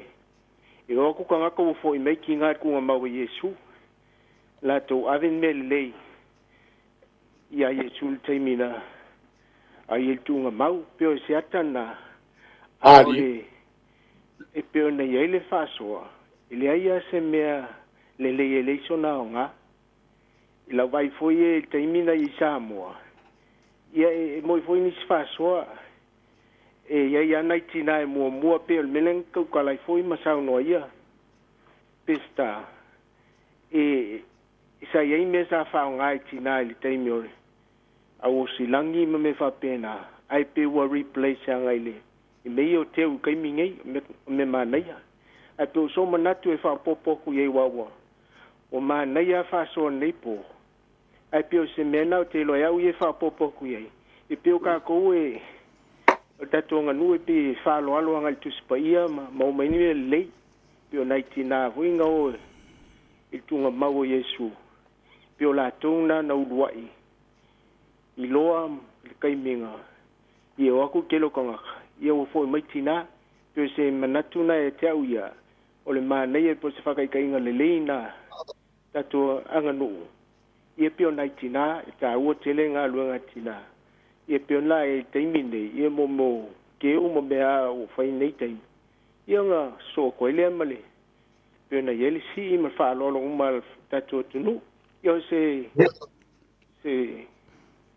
paso ko nga ngia fi tato po kalame manguia po kalame nei po fa tai lava no va tai fa tai fa so ele bien ele se tato balau wa tato pano talofo ia fa talofo le nga fa lo o so fa mo mole o leo leo ya ka wo mo ia o leo ka ko fief ia fa tai mo le amano ma lo fo ika wa tai nei fief o mai ia o le fta tau no mai fale sa awaru mariu o le mariu o se tina matua o iba sfulon tau sa o mele de FEB da toia o le mariu foi de o tanga matua pele e ta o le me o le moto le so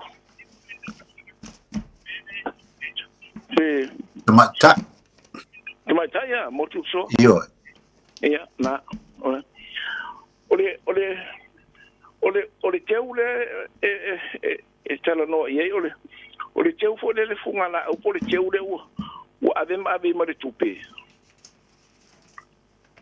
o vai nga umana le ave o le faiteu ia le fa pe lo le to ina le vantual si ya a le yo o so mantu le se si tu langa mali liel nai tu o tatu ai se mo mua tu lava le laula au te mata i nei ai ya o ave lo le foi ke o lo ku solo pale lo ku mali e foi le vala ya o malova pe moli aku ile ya o nisi kaimi ke va ko moli le kupe ya o fika ile i konga me fa pena o me u malan na ta o foi te ia sa o ia wa pi sa tala no bu fo ita to po kalame ma le me fo ide na ma fo ai Ua o te saua o New Zealand le fitu fa. E de ye ni mea fa pia. Ai ole valu se furu pole. Ne te ua tala no atu lo uso e Samoa no madi usa o vidi e o foi le ave sisi. Ai te ufa mai e le meta o le faiteu. O ila le na ufa e toira pola le me fa mai le o le me na fo ina na le o ye nei. O fa inga na le o ye. Ai pe ia fa mai ma fo kui tutuila. Le me ne. Sa ufa so atu le stai mi pe ia o sia ta ho ina fa mai ne. Ko isa fa pe mai. Nei o me le uma tauna I lo fai. Ai na ma fo na ufa ye tu. O no le suinga o le anganu. O ngā le i eise mea whapele amatanga. I pei fo le mea o le afuelo. O aso ia. E mana tua e nana maliu ne ia te uta eo. Mali. E ni mea whapele sa whaongana mea fo le lapa e whaitunga mau. E le ma whaiona. Ai ua alua luai. Ia ua iei loa le mea o le afuelo. O le mea fo I le whai nei.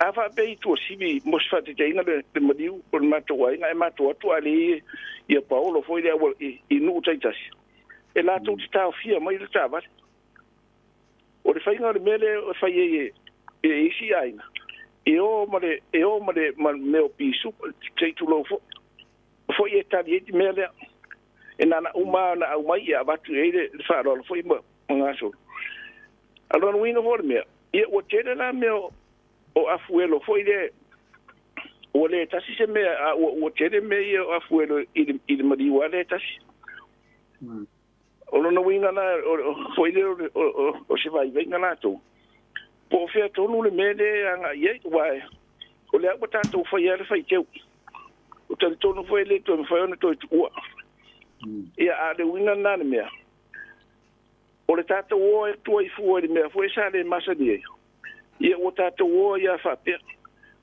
e le ma fai volan to o tato o le anga le o tato o ma fai a fa pe fo ele fai ele te mine e pe ta o le anga ina ina fa pe o te o fo ele fai se fai teu ia o se me sa masa ni ele mene e pe o le winga le o la fa so o le mele wa e ele fai teu le fai te mio o ma diu ia pe o le mele sa o le poor family se de wa toi ma o le pa o le pale ia ma le ie ma le fai te wa le pa wa le o le me sa e a le fai te le wa o le pa o fo le ma ia ta I le tonga to ave ma le tupe ai a watu le ie umi a fo ile de fa so lot fi so le fai te na le we te mine ese ma le fai te le I tono le malu le e ta o to le ma di e pe o sa o fa so le na ona o le sa ta o puie lo tu I pe am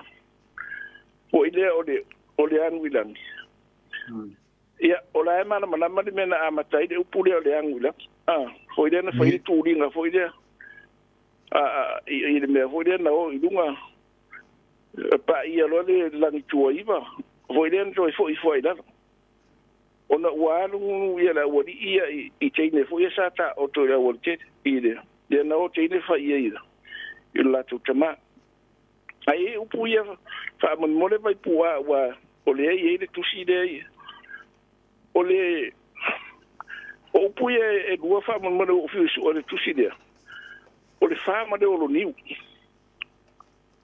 pe mo se fiso so ni fa mon mole o le fa ma de o lo niu foi de fa pe o maru le fa ma de o lo niu pe o upu na e gua fa mon mole tu pe am pe mo se so ni ai fa te mo po kalame ai u tato por kalame mo le vai so fo pe a gele no so fo mas ma ko vola ia le lei manu le o fa ma le ngi wa io ya io o puma ne mon mole ai manu te po kalame fu po ma dai alo fa so ia o le lei alo fa tu ya manu ma lo ngole fief manu ia foi po ia ia manatu lo tau Sa se tolu o lea ua, o le tātou wala au murimuli le nā ua tāua lunga i ai, wha mā lo lava le papale ma le o sai, ma nei a foi le quality o le wala au mai o lea tunu. Nā na ufia wha popo lava i le mata upu lea. Our culture and our language changes and evolves all the time. O le tātou ngana, o le tū maleanga, e sui lava i teimi o mele o se vaenga e tū maupea. Si sila mo o whaatei ta inga. O le teimine nei, oka mau tele o mau upu e whau mai moanga ngana, o vaonga ngana, o upu e whatu ai, ma fotu isi upu. O se sila le tusi lolomi fifi lo i te le whaasino upu le leo lo iei nei. Oka. Upu tātou te maua mai lea mea, a swinga la. Whapena fo ila le tātou tū māngai whanua. It evolves. Le winga le nā mea, e iai le teimi e sui ai, mai iei swinga e whapapa. A swinga le lei e tā ua. Mole anga i luma ma le tupulanga la lavawa. Ia, la fuatu le tautu vai, whaatai mole avenua o tui mai a teo. Aloha, tai, le atua mo le tātou por kalabere de fiaf. Ia, la fopie, makapuia kum waipua. Wha umamarga kupo. Wipea, mal wha Ia, whawhitai. O lewa whaifo i antimali e pe o ia upu ia saunoanga mawhitalenga o le nei aso. O le whaasoa whaatamali i le paia ma le mamalu o Samoa. Whawhitai tele mo le tō whawhalia ma le whautautanga o. Ua whalia ma lo tanto talitonunga i pe lama o le finangalo o le polkalame ma le pulenga le radio Samoa. Ia o ngā tātou whasoa, a o ngā mo le fuanga lalo wawa, o le vi inga sili leo le atua. A o ngā i se whalitua e tō tasi, a o ngā i se tausi e tō tasi, a o ngā i se tautua po se au manga, a o ngā fo i se matai, vi ia le atua. O le mersili lea ne taua. Ia, nei la fiafi wo whaifo mai ia a tātou saunoanga mawhitalenga.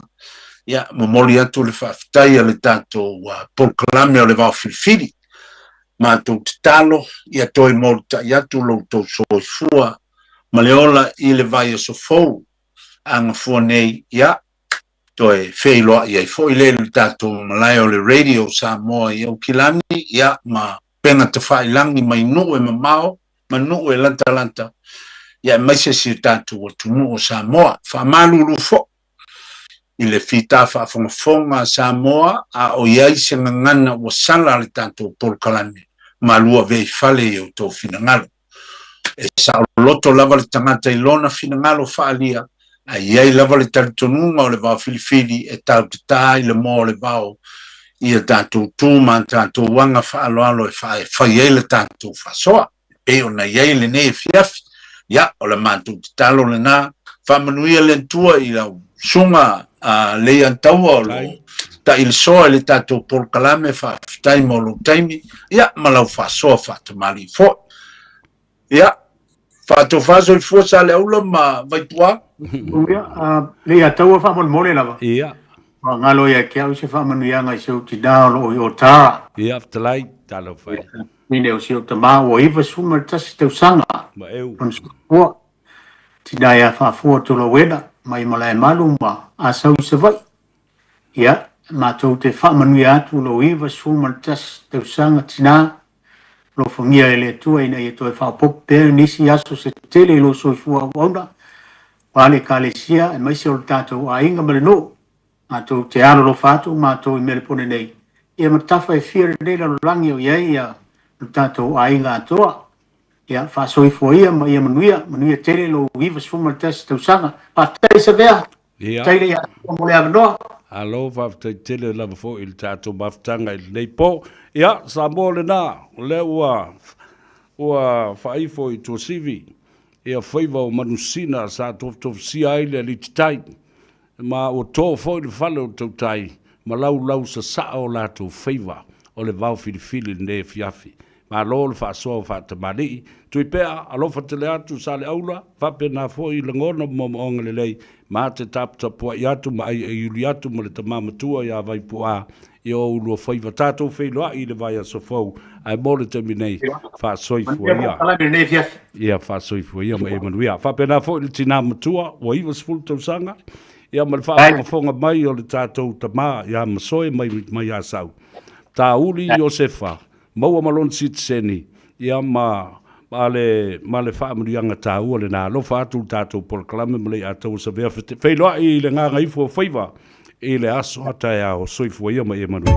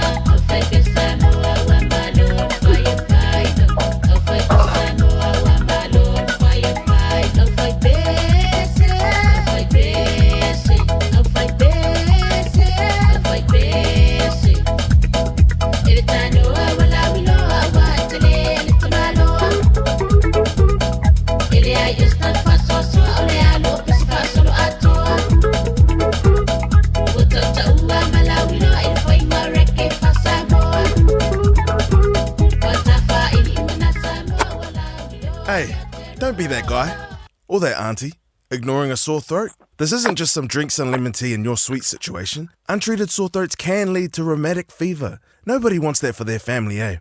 Go get your Pepe's sore throats checked at your GP, school nurse, or pharmacy. It's quick, easy, and most importantly, free. So come on, whānau. This summer, take care of your tamariki. Get it checked and get it treated. For more info, hit us up on socials at Stop Sore Throats or visit stopsorethroats.nz.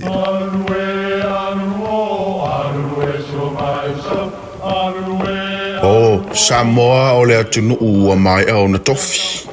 O le la au ua mai au ngā tātulanga e le to e tau au whangaina. O le vai fo I ua malili ua mai au na saiki. A o lau polo kalame o le vau filifili. Ua na o se toi wha manatu. Ua na o se toi whangu ia ua nganuu Samoa. Mau upu ta oto, mau upu tu. E ala lea e ala ngā upu ma muanga ngana, ma le vau ngana. A wane I emisia le tātou polo kalame. Iafi o aso lua te itasi le itu la e valu I lunga o le Radio Samoa. Ia manu ia tele, lau mai moanga, ma lau whaasaunga Samoa. Tala falava Samoa o foi nei o eni ma le tatou whale tā vale lau iloa o le ka for you. A whai lava ta sa ili sa tā vale, le aise lai sene pe maua le lai sene a o e whainga luenga tū mau, ma le leilo suafa. Whaingo fia lava le ka for you na fsoswani mo oe, maua tatou cashback pe a mana mia le fsoswani. Talofa lava Samoa o a foi le nei o lofa, awa nei ngalo le tatou Facebook page le ka for you, pe te su mai le mato tuatu si tolu se lao Kreisau Frodman Rewa, pe faso tai mai le mato telefoni, over te lau lolo a fitu Faiva na walu pa fisili mo en po alofa. So fase fua. O e mo mia singa luenga le customer service, hospitality, po le avea fo ima leo leo. E te leo mautinoa, po o fea a matai. I le MSL training, mātou te fisoasoani atu. Mātou te malamalama, o le amataina po le toi fo I atu I aunga. E mawhai ona whaafai ta. Ai olo o iai le mātou au fisoasoani wha maoni. E taita ia malangolango ina oe I lau malanga. O le MSL training, o se ainga. O se nofuanga I langolango ina oe, e wha malo si au, ma wha manatu atu lau sini wha atu. Asi I le msltraining.co.nz. Pevala au loa, le o valu se lau, lua, fa, tolu valu. O lolu manai, e a mata atu, I inei. Radio Samoa. Taslima I vatolu amo.